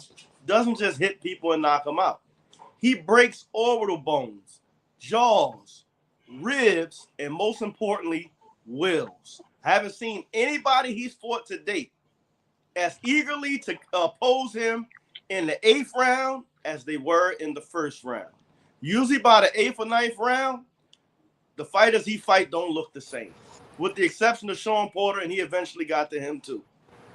I think Terrance Crawford is a great, smaller fighter. And I think his legacy was at 135 and 140. I think it's an age-old thing. A good big man beats a good little man. And when a pickup truck and a Volkswagen Beetle collide, it's not going to fare well for the Volkswagen Beetle. And I think Terrance Crawford knows that. A lot of people talk about Errol's movement, and they say he needs guys to stand in front of them. He forces guys to stand in front of him. Everybody tries to move against him. Dennis Ugas was a big, strong, talented Cuban fighter who could do none of what he wanted to do when he got in front of Errol Spence. Errol took his legs from him, broke his ribs, broke his nose, broke his orbital bone, and eventually broke his will. Terrance Crawford will receive the same. Errol all day. All right. Y'all heard it first from Crown Jewel. Let me get my guy, Incel. Incel, thank you for your cash app and your contribution to the channel. Man, much love and support, man. Thank you so much. We got Paul Counter Boxing next. Paul Counter, if these guys ever step foot in the ring together. Errol Spence versus Terrance Crawford. Who you got winning the fight, Paul Counter? Well, I guess it's no secret, how I feel about it, because I be banging on this drum for a long time. We've seen the evolution of both fighters, and we've watched a lot of boxing over the years, and who want to smoke and who don't, right? We've seen how Tommy Hearns came after Sugar Ray Leonard. We've seen how those fights progress, so we know what it looks like when a fighter wants to get in the ring and prove that he's dominant over the other, right? And we looked at Terrance Crawford over the years, you know what I'm saying, before when he was with Top Rank, there was a question mark. Maybe he's that guy, maybe he's not. But then he re-signed with Top Rank. And we looked at that and say, man, all the action is over at the PBC. You got Danny Garcia, you got Keith Thurman, you know what I'm saying? You got Sean Porter, you got all the competition, the great competition to make your legacy great is at the PBC. And what we saw was Terrance Crawford, you know what I'm saying, avoiding that smoke. Now, just on that alone, that should tell you that he is not that guy. You know what I'm saying? Because he needed those names to make himself great at 147. He was already undisputed at 140, but he had an easy run. So, you know, to me, when I saw EJ fight Kell Brook, I knew he was special. Even when he knocked out Bandu, it was crazy. His physical prowess, his intelligence, his punch selection, you know what I'm saying, his strength. It was on another level. And so he proved that he could not only do it to Bandu, but he can do it to a high caliber guy like Kell Brook, who was a beast in the ring in the best shape of his life in his prime, and he broke him down in a hard fought fight. That man was piecing EJ up, and EJ was eating his body alive. That I watched that fight today, and it's still exciting. And then we watched him, you know what I'm saying, move on and grab belt after belt. You saw the Danny Garcia fight after a car wreck. After a car wreck, everybody was saying EJ wasn't going to be the same, but he went on out there. I don't want no tune up. That shows you a fighter spirit right there. And he went out there and he made it look easy to beat a world A caliber elite welterweight, and he made it look easy. Then not only did he do that, he went over and he fought Ugas, who's a huge welterweight who wanted to smoke all the way. I mean, he's been calling both of them out for so long, and EJ said, "Okay, step it up." And guess what? Ugas gave him some problems. That was a physical fight. EJ broke him down. Like my man Crown Jewel said, man, he broke his rib, he broke his nose. He was looking like a monster up in there after the fight. His eye was big, and EJ, that was just through sheer attrition, sheer willpower. You know what I'm saying? He came out a little, rusty, you know what I'm saying? But he went straight to a champion, a hard fight. So all these things show you that EJ is a natural force, you know what I'm saying, in boxing. So you look at who Terrance Crawford fought. He went and fought David Benavidez. He's looking for easy fights. This is not a good sign. This is not a good sign, no matter which way. Even when he was in the negotiations, he turned away and fought somebody weaker. Who does that? No champion, no champion in the modern era turns down a fight that you've been offered, bro. You know what I'm saying? And especially when you can win undisputed 2 times. You could be a 2-time undisputed champion, right? So why would you turn that down? No matter how bad it is, you're going to win. And then you could get a rematch. And we all know this. He was offered 3 guarantees. He turned it down. You know what I'm saying? He was offered it so many ways. And this is why I think psychologically, like D-Town said, that he is inside Terrance Crawford's head, right? And Terrance Crawford, he don't want this fight because he knows he's fighting somebody whose will he can't break. You know what I'm saying? He's fighting another athletic fighter who can take a punch, which is more important. That no matter what he hit EJ with, EJ's still going to come forward. I saw Danny Garcia hit EJ with something so hard, and he kept it moving. He stayed on top of Danny Garcia. And Terrance Crawford has not ever seen that kind of tenacity in a fighter before. And I don't think he wants to face that without getting his highest payday. So, Terrance Crawford is a counterpuncher. You know what I'm saying? He got the weight, but EJ is not going to give you time to make decision, to calculate. You know what I'm saying? He's going to step to you and he's going to keep scoring. If he can't hurt you, he's going to still punch you. You know what I'm saying? He's going to move forward. You know what I'm saying? He's not going to give you all that space that you want. He's going to lean on you. You know what I'm saying? He's going to try to push you against the ropes. And by the time you get done, with all that trying to stay in the middle of the ring, turning and pivoting, you know what I'm saying? You're going to be tired. You know what I'm saying? Because one thing about Terrance Crawford, he don't fight 100% of the round. Errol Spence Jr. fight 3 minutes of every round, bro. You know what I'm saying? And he don't want to face that. You know what I'm saying? He's not going to get those little breaks where he can just make these little cute little moves and, calculate and run you into a rear uppercut or whatever, you know what I'm saying? You know, EJ gonna be on you, bro. You're gonna have to hurt him right then and there. You're gonna have to fight in the pocket and then break loose and try to set him up. And you know, I think Errol Spence Jr. is just gonna be too much pressure. You know, he's too strong, too durable. I think he's on another level physically, mentally. Um, than Terrance Crawford. He just never faced this level of excellence in the ring. And you know, unless EJ could pull something out of Crawford that we've never seen before, we've seen that before, where champions rise to another level. It's going to take that kind of performance for Terrance Crawford to be in this fight. Until then, EJ, we know what he's going to bring. He's going to bring a straight ass whooping from the beginning. You know what I'm saying? But that's how I see it, bro. Good point, man. Great perspective, man. Boss Hall, KPO, it's on you, bro. I mean, we got Terrence Bud Crawford versus Errol Spence Jr. If they ever get in the ring, touch gloves, man, boss, who you got on this joint, man? Who you got on this fight, man? I got Errol by stoppage. I'm not gonna spend too much because it's really not a lot to say. The brother covered everything. All I'm gonna say is, when you watch Terrance Crawford, what does he do? He take time to collect data. Errol Spence not finna give you that time to collect no data. By the time you collected that data, something gonna be broke. That's just what it is. That's how I see it. His eye gonna be broke, ribs gonna be broke. He's not gonna give you that time to analyze and to collect data so you can make adjustments. Errol Spence is also making adjustments while he's applying pressure. See, a lot of people don't look at how intelligent and the high IQ that Errol Spence has in that ring. See, people look at, oh, he just coming forward. No, you don't see the little things he doing in there. You don't see him rolling and slipping punches. You don't see him throwing everything off the jab. But not only off the jab, he's not throwing the same combination. He's throwing different combinations, setting different things up to hurt you. And he gonna take Crawford legs away from him, and it's gonna be a mercy stoppage. You know, Crawford is a good fighter. And like the other brother said, he was good at 135 and 140. This 147 pounds. This where the killer's at. Okay. You haven't aligned yourself with the killers. You keep avoiding these killers, but then you're saying you're pound for pound number one and everybody's afraid of you. I've seen where Errol Spence is. When Errol Spence fought Kell Brook, he leveled up. When Errol Spence fought Sean Porter, he leveled up. When Errol Spence got in there with Ugas, he leveled up.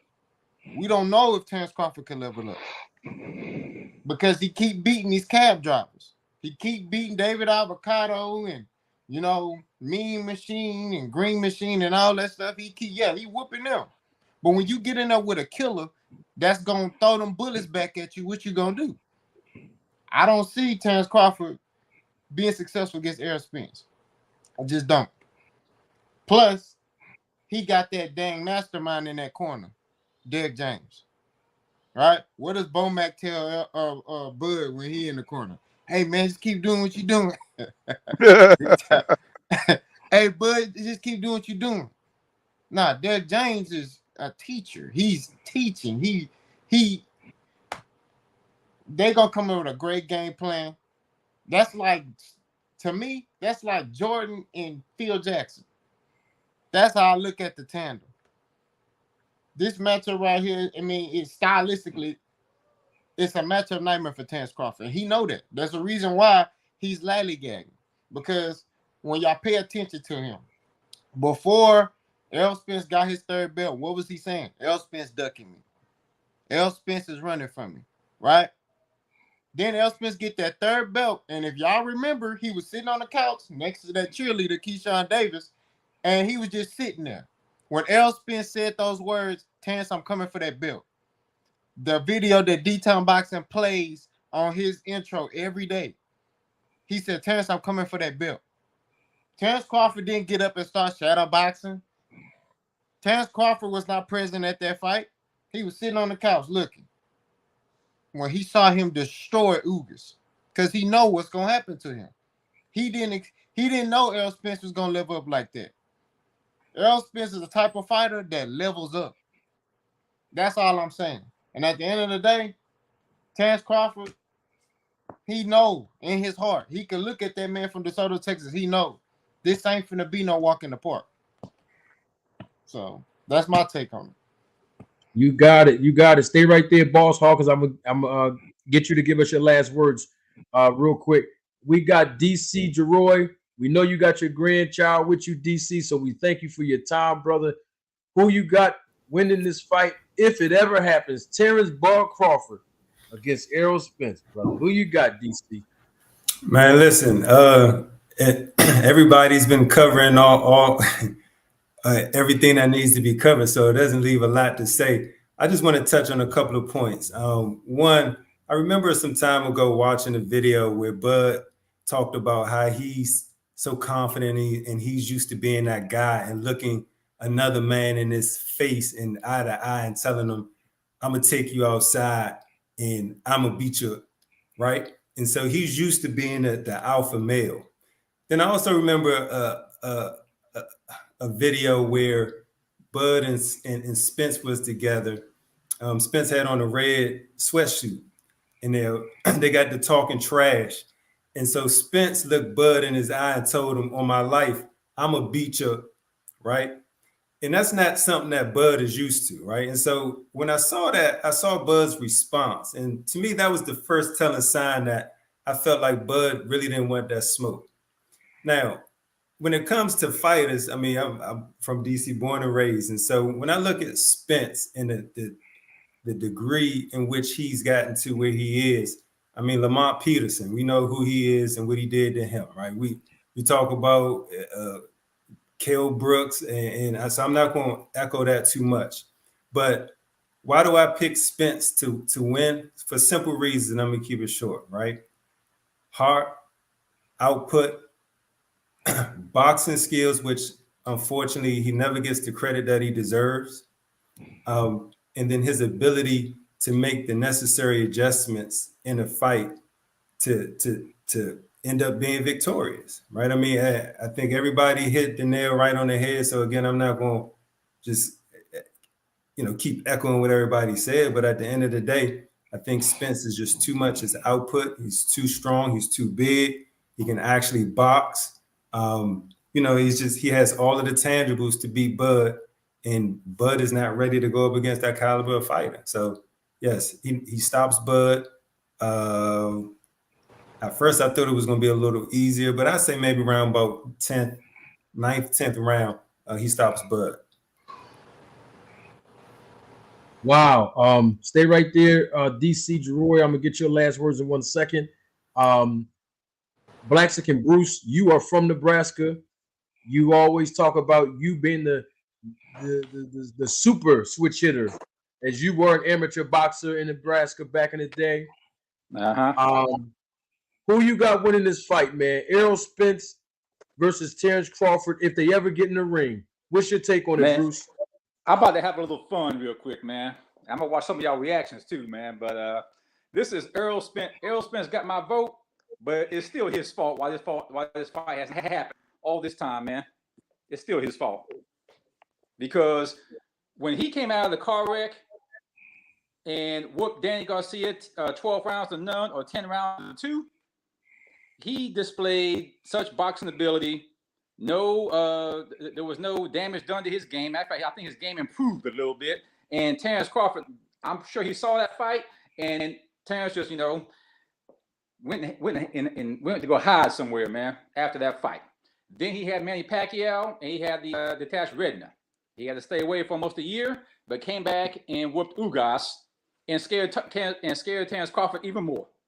That's Errol's fault, man. I'm not gonna stop saying that because it's true when you look at Terrance's reactions. And then all this time, Terrance had plenty of time to fight guys who had no damage done to them, who were supposedly on his level. Thurman, Garcia, Brooke was still at fighting 154, but Terrance had plenty of time to fight somebody on his level and chose not to because Earl's over here making it look, too easy there. Okay, all roads going to lead back. All yellow brick roads, when you come to that cross all yellow brick roads lead back to Errol Spence, and he couldn't see him. He didn't see no deterioration in Earl's game. After all these accidents Earl's had, he saw no deterioration. And so Errol just keeps scaring the heck out of him, man. That's Errol's fault, man. But whenever they do fight, if they do, I see Errol breaking him down and just keeping the pressure on him, because anybody who gives Terrance, anybody who's in their prime that Errol has fought has given him issues or problems in some form or fashion. He was at Mean Machine. He dropped him hands down. It was a good left hand, I think over left hand or whatever it was. He dropped him. It wasn't no daggone, trip. I mean, everybody tries to say that Errol got stunned. See, Errol does have a habit, just like Tommy Hearns for some reason. Tommy Hearns has a habit of dropping his right hand every time he throws it. Or anytime he throws a power punch, Tommy Hearns has a bad habit of dropping his right hand. And then Errol also has a small habit that I kind of peek at. He got my vote. He has a habit of every time he tastes a right hook, he gets distracted for some reason. Not every time, but about his past 4 fights, when he's gotten hit with the right hook, he somehow gets distracted. I'm not sure why, but hopefully he like he said, he fixes those rookie mistakes, man. But him scaring Terrance the way he has, man, is that's kind of why I think he has delayed the fight more than anything, because Terrance keeps waiting for that delay in his game, and it hasn't shown. He's gotten better since then, and so Terrance he doesn't have people jab with him when they attack him, and Errol has. Errol had, what was it, Sean Porter, who was jabbing, hooking, exchanging punches with him, but never really getting the best of him. But when Terrance has those, fight him one-on-one, face-to-face, that's when he doesn't really shy away, but he'll switch. That's what he does. And switching ain't gonna scare or intimidate Errol one bit. Not one bit. I just see Errol. I see Errol stoppage. As long as Terrance don't try no daggum Amir Khan mess, he hit him too low or something and try to walk away from the fight. As long as Terrance Duck Coward don't do nothing like that, I see Errol winning via stoppage, 10 rounds. Because I mean, wow. Okay. Man. Good perspective. We got one more, and then we're gonna get everybody's last words. Dub, right side, it's on you, man. This fight might happen. We don't know when. Terrance Bud Crawford, Errol Spence. If it ever happens, if these two guys get in the ring, touch gloves, opening bell come, and this fight literally is happening, who you got winning this fight, Dub? Man, I gotta tell you, I don't know if y'all watch Netflix too much, but this is like the platform, right? This is just a quick analogy. In this movie, you had a bunch of prisoners, and they sent the platform down all these levels, right, with food on it. Just a quick analogy. Got to the bottom, there wasn't no more food left. And I'm at the bottom right now. I ain't got nothing but bones and scraps to pick from the way y'all brothers done broke this down. You know what I'm saying? Nothing but bones and scraps to pick from. And I'm going to find me a scrap in there. I'm going to find me one. And my scrap is this right here. Bud Crawford came out and said, if you have faith in yourself, right? If you believe in yourself, then you're going to sign the contract and you're going to go prove everybody that you're the man. You ain't worried about that. That's when he was talking about another fighter. Well, Bud, we're looking for you to hold up to your word, brother. We're looking for you to hold up to your word and go make this fight happen. What the brothers that spoke on the panel is absolutely correct. I can't disagree with anything. I will say this though. Bud has to, and I'm gonna go the opposite way. I think EJ wins the fight. I think EJ break him. Y'all done broke that down. Bud, this is what Bud gonna have to do. For him to have a chance to win this fight, he ain't got no downloading data rounds. He ain't got all of that. He ain't got all of that this time. You need to go ahead and come out here in the southpaw stance, because you say you're a switch hitter, but you're only a switch hitter when you start getting in trouble when you fighting orthodox. So just go ahead and come out southpaw. You know what I'm saying? Let your hands go. Try to punch in between spent shots. Try to clip them, hurt them, and finish them. Because if you don't do that, you're going to get beat down. You're going to get walked down. And at the end of the day, we're talking about a much bigger fighter, possibly one of the best body punchers. I put him, Canelo, right there with him. Some of the best body work that we're going to see in the sport of boxing. Some of the most consistent body work. The brothers, they brought out another great point when they talked about the trainers. We hear the information that Derek James gives in the corner. Versus and hell, look what happened when what's my guy name? I can't get over here right now. When he was fighting, Bowman supposed to be in the corner. Bud came up there giving the instructions. You know why? Because Bud is the one who he's the more cerebral individual of the two. when Bud is in the ring, Bud might not making adjustments for him. Bud is reading and making his own adjustments. That's what made the man one of the such a high quality fighter. You know what I'm saying? And the other thing is what is it going to take to hurt EJ? Does he have the power to hurt him? Because if you don't hurt him, you can't win, in my opinion. You're not going to outbox him. You're going to get broken down. And so I look for Bud to come out early. And if this fight ever happened, I look for him to be ready to exchange early in the fight. Because if he don't exchange early in the fight and he tries to sit there and fight off the back foot, this, that, what, nope, not going to work because that pressure. One of my brothers, they brought up EJ cutting the ring off. EJ does something a little different. EJ is a mirror fighter, right? So when you're moving a certain way, he's moving kind of right with you. Not enough. He ain't really trying to cut you off. He just staying right there in range for himself. You know what I mean? The footwork is underrated. And I think Bud gonna have to come out there and hurt him early if he doesn't. And I ain't ever seen EJ hurt to the point where I'm gonna put it like this. What Bud fans should be hoping for is EJ mouthpiece fall on the ground and Bud get a shot and able to clip him then and stop and have the fight stop. Because if it doesn't happen that way, he's gonna get walked down and he's gonna get hurt. And the bone collector, I done heard the bone collector, the eye collector, whatever you want to call him, the body work, the body snatcher, whatever you want to call him. That's gonna be the difference in the fight. It's gonna be the body work. It's gonna be the way he's gonna press forward, and he's gonna be on your ass that entire fight. You better start training to let your shit go early, and you better be trying to hurt him early because if you're not, then you have no chance to win the fight, Bud. And I'm a fan of Bud. Pool Counter. When I first jumped on his panel, he came over to my show. Man, we had a few arguments. I was like, "Hey, hold on, I'm picking EJ to win, but then we're gonna show Bud some respect." But right now, man, I'm gonna be honest, man. EJ, he wins the fight. And I think that's another reason, like the brother broke down earlier, Bud has signed the paperwork because he understands the type of fighter that he's fighting. And he's seen, Ugas gave him problem in the amateurs. The amateurs is totally different than the pros. Totally different. So it is what it is. But we watch what EJ did to Ugas. And we watch what coming off a car accident, what he did to Danny. I mean, the man, it is what it is. He always done wanted the best, fought the best. And so I want to see the fight. Once again, I think it's a 59-45. I mean, a 55-45 fight. But I just think that body work that EJ going to come with, the jab that EJ has fighting behind the jab, you know what I'm saying? He's a southpaw, and it's going to negate a lot of the advantages Bud has when he switches to southpaw. It's just so many advantages that EJ has, in my opinion, that I think he wins this fight. All right, you got it. This is the first time all night that everybody on the panel agreed to the same exact thing. And that's why we love the sport of boxing. We've had some great men on this panel this evening. Please subscribe to their channels. Detailed Boxing, Crown Jewel Boxing, Full Counter Boxing, Dub Right Side, Boss Hall, KPO. I'm not sure if Blackstick and Bruce or DC Jeroy have any boxing channels, but they have been supporting the sport of boxing.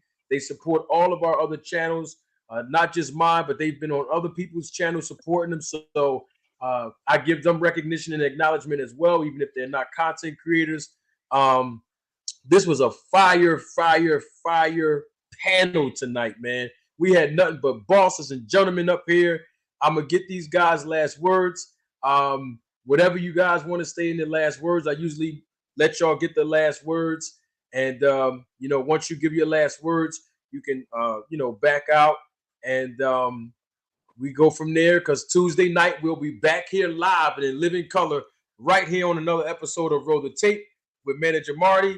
DC Jeroy, your grandchild is so quiet, bro. Man, I remember when my kids was that small. And, sometimes when you got babies that small, man, they get to run around. They get to getting restless. Man, you're a good pop, man. Salute to you, Baby DC. whisperer. Yeah. Appreciate it. I was thinking the same thing. I said, I I saw the pacifier over there. I said, "Oh yeah, he getting it in right now. He got He it know under control. he know what's going on. He know what's going on." Yeah, she tired too, so it's about her bedtime. She been hanging up. She sit up and watch fighting with me. So this my little partner here. All right, so DC, we're gonna let you go with continue to be in the pop with the baby, and give us your last words, DC Jeroy. Absolutely. As always, Manager Marty, appreciate the opportunity to get on your platform and have the chance to talk with some brothers, some good brothers, good energy, man, good content and feedback. So I'm always appreciative of that. One quick thing that I did want to I left a point out as it pertains to Spence and Bud, why I have Spence beating him around 9 or 10. I think we all know Bud don't like to be hit, right? And so at some point that is going to take a toll. I don't think Bud is going to be careless enough to try to go after it in the earlier rounds. I think we're going to get closer to the championship rounds, but Bud is going to have to I think it's going to come to a point where Spence hits Bud and Bud just don't like it anymore. And he's going to want to fight and press back, which only is an advantage towards Spence, right? And so that's why and when I see that knockout. But in that regard, thank you again, gentlemen. Always appreciate the opportunity. And even the YouTube viewers and so forth. Marty, appreciate you. See you on Tuesday. Y'all be safe. Have a good weekend. All right, man. Good night. That's what's up, bro. You too, man. Much love, my brother. Much love. Salute, DC. We got Paul Counter right there in the corner. Paul Counter, I love how you break things down, man. You're always welcome on the platform, brother.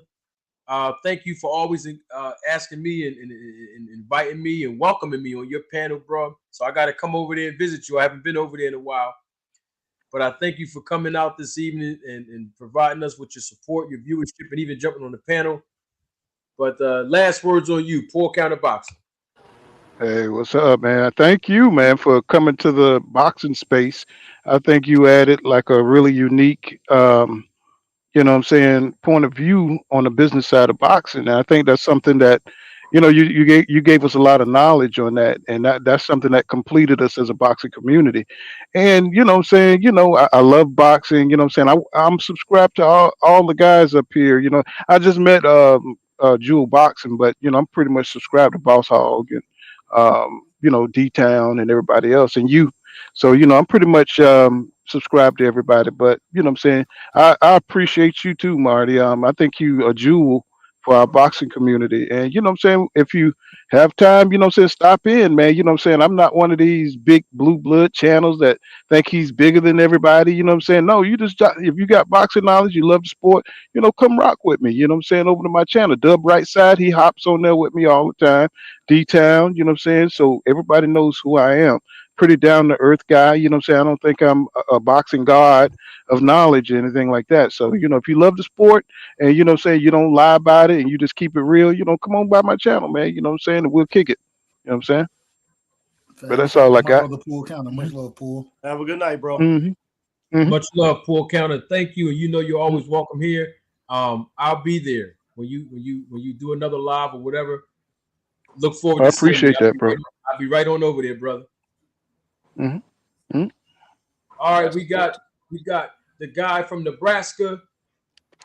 Yes, sir. Black Chicken Bruce, my guy. Love when you join the panel, man. You always break down boxing. Give us your last words, brother. My last words for this fight, man, is definitely for D-Town to go ahead and send that NyQuil, man, to Terrance's tail, man. That's my first thing. Yeah, there it is. And UPS it, FedEx it right tonight, man. Go and overnight that joint. But one thing I think people have totally forgotten about, and it's in the same weight class. I haven't heard this mentioned yet, but this is the way I almost see this fight. If it does take place in June 17th or this year, is Shane Mosley and Vernon Forrest. 2 undefeated.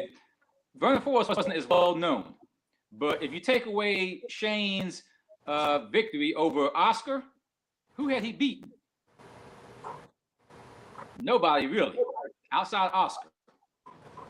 And then you had him coming up, 2 weight classes, even though Terrance has came up from, I think, 3 weight classes or whatever the case is. But then Vernon Forrest just had his number. And everybody kept saying the same thing about Vernon Forrest that they say about Spence. He's too flat-footed. He's too one-dimensional. He's too this, too that, right? But he had the basic fundamentals down to stop, because Mosley could switch southpaw, orthodox. He just didn't do it as often. He could, though.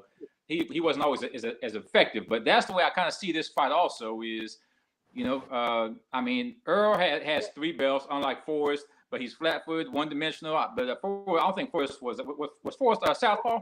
I don't think he was. No, he's orthodox. Orthodox, yeah. See, but that was the only difference. But he was a little bit taller, had and even though he beat Shane in the amateurs, I still see Earl being able to apply some of the same basic fundamentals to be, a flashy, switch-in, power puncher as a lightweight, but and he has all these stoppages at welterweight. But you fighting guys with no chin like Amir Khan, with as welterweight, so. I still see it as it's probably I see it as fight of the year, man, because Earl is always fighting down to his opponent's level, like he did with Sean. Well, I can say fighting down, but he's always beating guys at their own level. Same thing with Sean Porter; he beat him at his dog game, and like DC said that after Earl gets tagged too many times, that dog in him might come out. Well, Earl has shown, and you've heard, and we've seen and read that he got some dog in him too. But let's just say Earl's dog don't know any rules of the game. He'll beat you at your own game. But that's why I see Earl, loud and clear. Now, I mean, Terrance has a chance, but he has a chance. But like I said, Earl got my vote because of his past accomplishments of beating fighters when they were more closer to their prime than when Terrance got to him and they were about done with their prime. But yeah, this is the second, Shane Mosley, Vernon Forrest fight in my eyes. But for all the marbles. You got it. You got it, man. Look forward to seeing you, man. Have a good night, bro. You too, man. Great show. Thank you, brother. All right, my guy, Dub, right side. Take us home. What's your last words, Dub? Man, first things first, as always, man. Great show tonight, great panel. Salute to everybody who's been on the panel, man. It's always a pleasure to get up here, be able to talk boxing and not have everybody yelling and screaming over each other, being respectful. And, man, much love to all y'all brothers, man. It was a pleasure being up here. Hey, man, y'all come support the channel, man. We, like I said, Manager Marty, I got to have you on the show. We do interviews on Tuesdays with content creators, with people from the chat. You know what I'm saying? We a small channel, man, and we just looking to get to know everybody that we interact with on YouTube. So anybody's welcome to come over, and I'll definitely love to interview you. Get it in, man. Get to know your story. We also, man, shout out to my brother Knockout Boxing. He always has, after his debates, man, we always do a debate recap of the debate, man. Talk about what went on in the debate, what we would have thought should have been said. Those type of things, who won, who lost. And then also, man, we have we have our cookouts, man, sporadically. Most of the time they'll be Sunday nights, possibly Monday. You never know. We might go Sunday through Friday some days. So you never know. It just depends on how I'm feeling. But, man, I just appreciate the love, man, the respect. And thank y'all for letting me come up here and rock with y'all, man. Some brilliant minds. Shout out to everybody in the chat, man. We had a hell of a chat tonight. You know what I'm saying? Very respectful once again. And, hey, I just appreciate you, bro. I appreciate it. And, man, thank y'all for everything y'all did tonight. Oh, last point, I will say this. I got Devin Haney over everybody at 135. I got Devin over everybody. Outside of that, man, much love to y'all, and we'll do it again, family. Good night, champ. You got it, Dub. And listen, Dub, whenever you want me to come on your channel, whether it be to just be on the panel, just to come and support or interview me, whatever you want to do, it's all good with me, brother. You got my support, man. I'm coming. I'm getting the second half of season 2. I'm starting to schedule it now, so I will be reaching out soon. All right, you got it, champ. Thank you. Bro. Take it easy, family. Later. You got it, man. Salute. All right, boss Hog, man. I'm glad that you was able to join us this evening, man. I love your content, bro. Before I became a content creator, I saw some of the breakdowns you would give, especially on this fight, Errol Spence and Crawford. You was always on point, man. And just to have you on the panel is an honor, my brother. So thank you for joining, man. Give us your last words, Boss Hawk. Y'all can hear me? Yeah. Sir.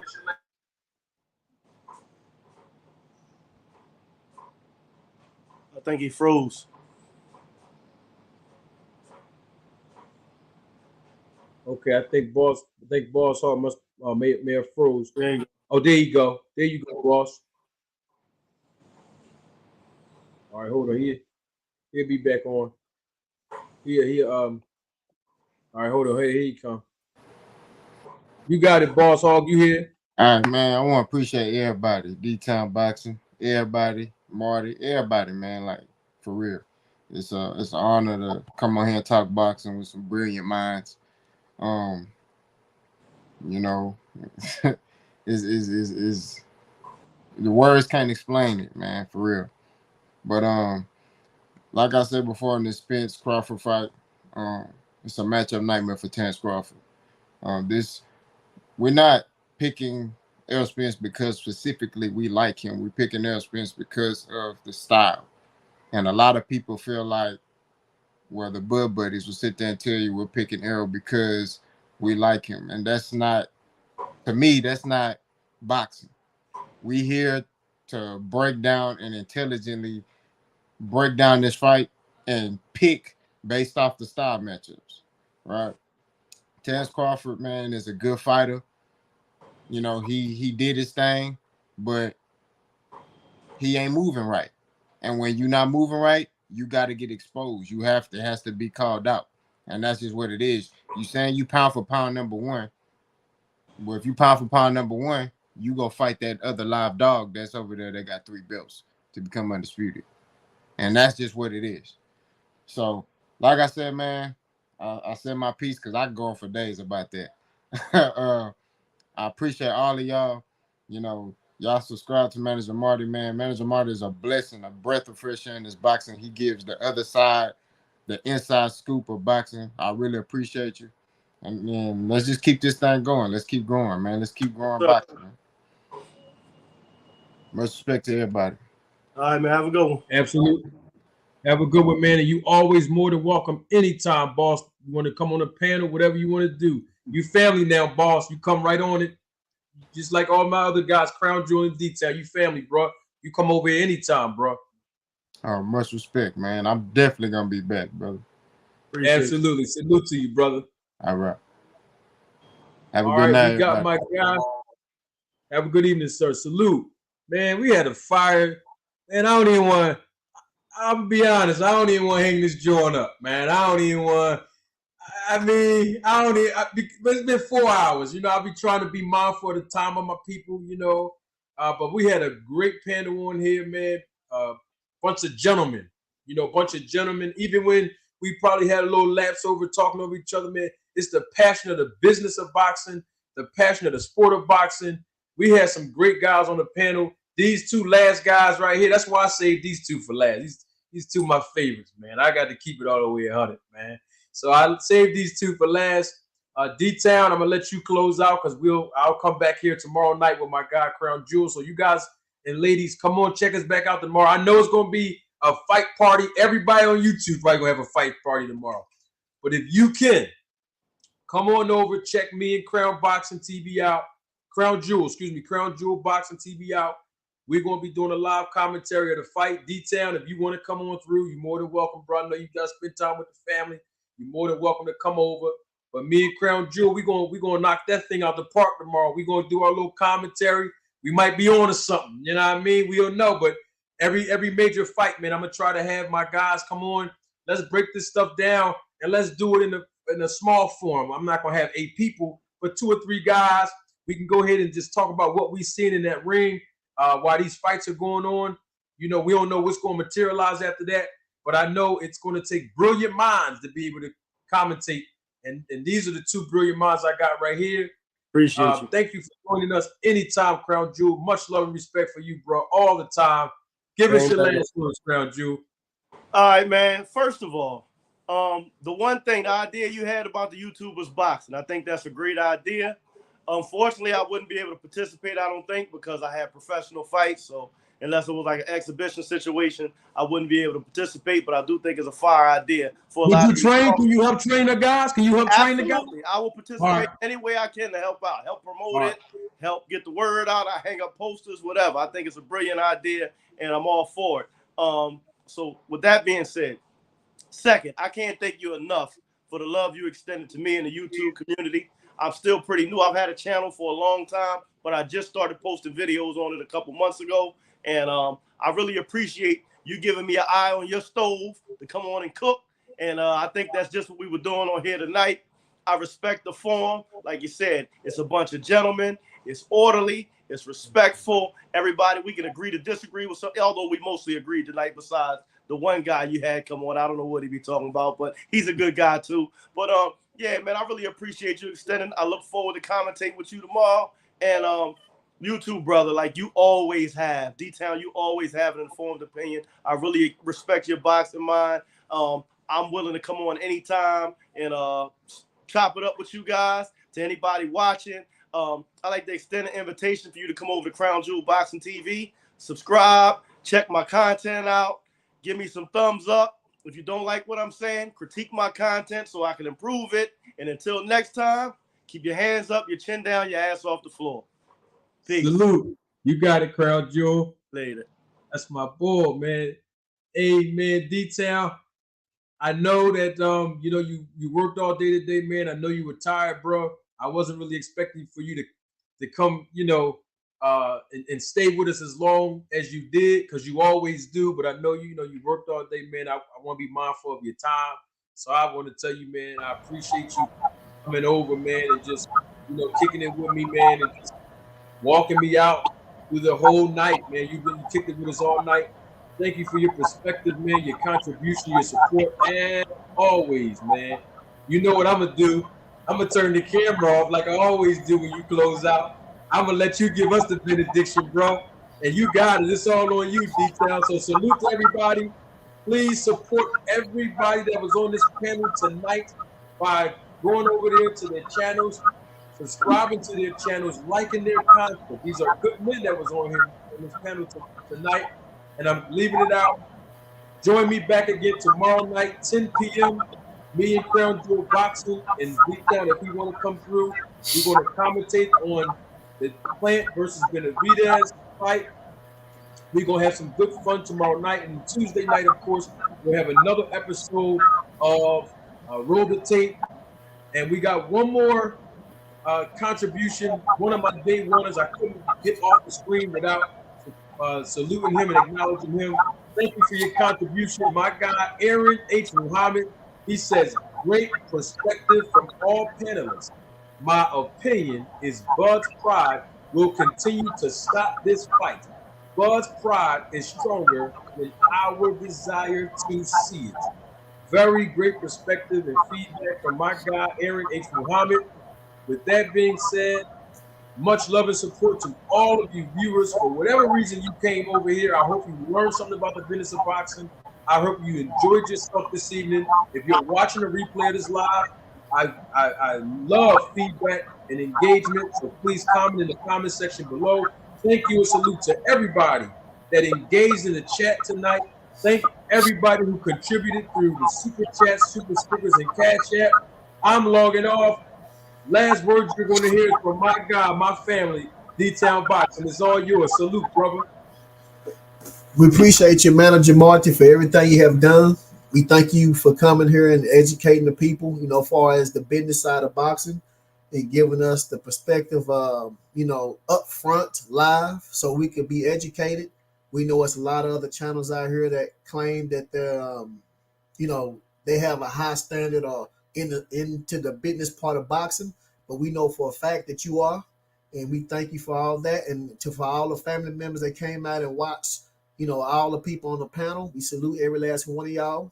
We can't do it without y'all. We are all family, for real. We are all family.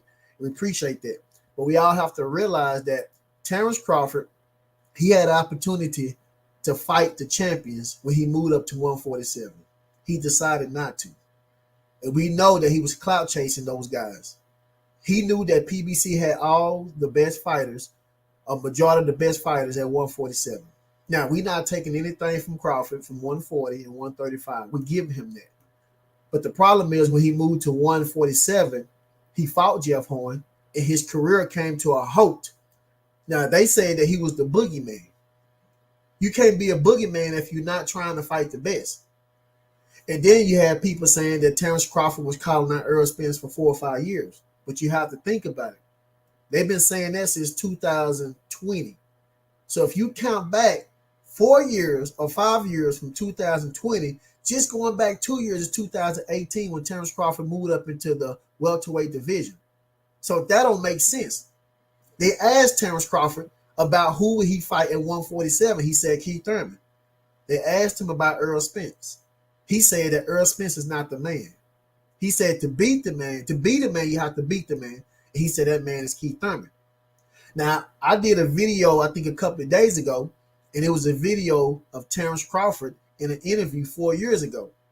And the lady, I think her name was Karen, she asked Crawford, how important is it for you to stay undefeated than to fight credible fighters? He said that it's important to him to stay undefeated. So in Crawford's eyes, he believed that it's more important for him to be undefeated than to fight top guys.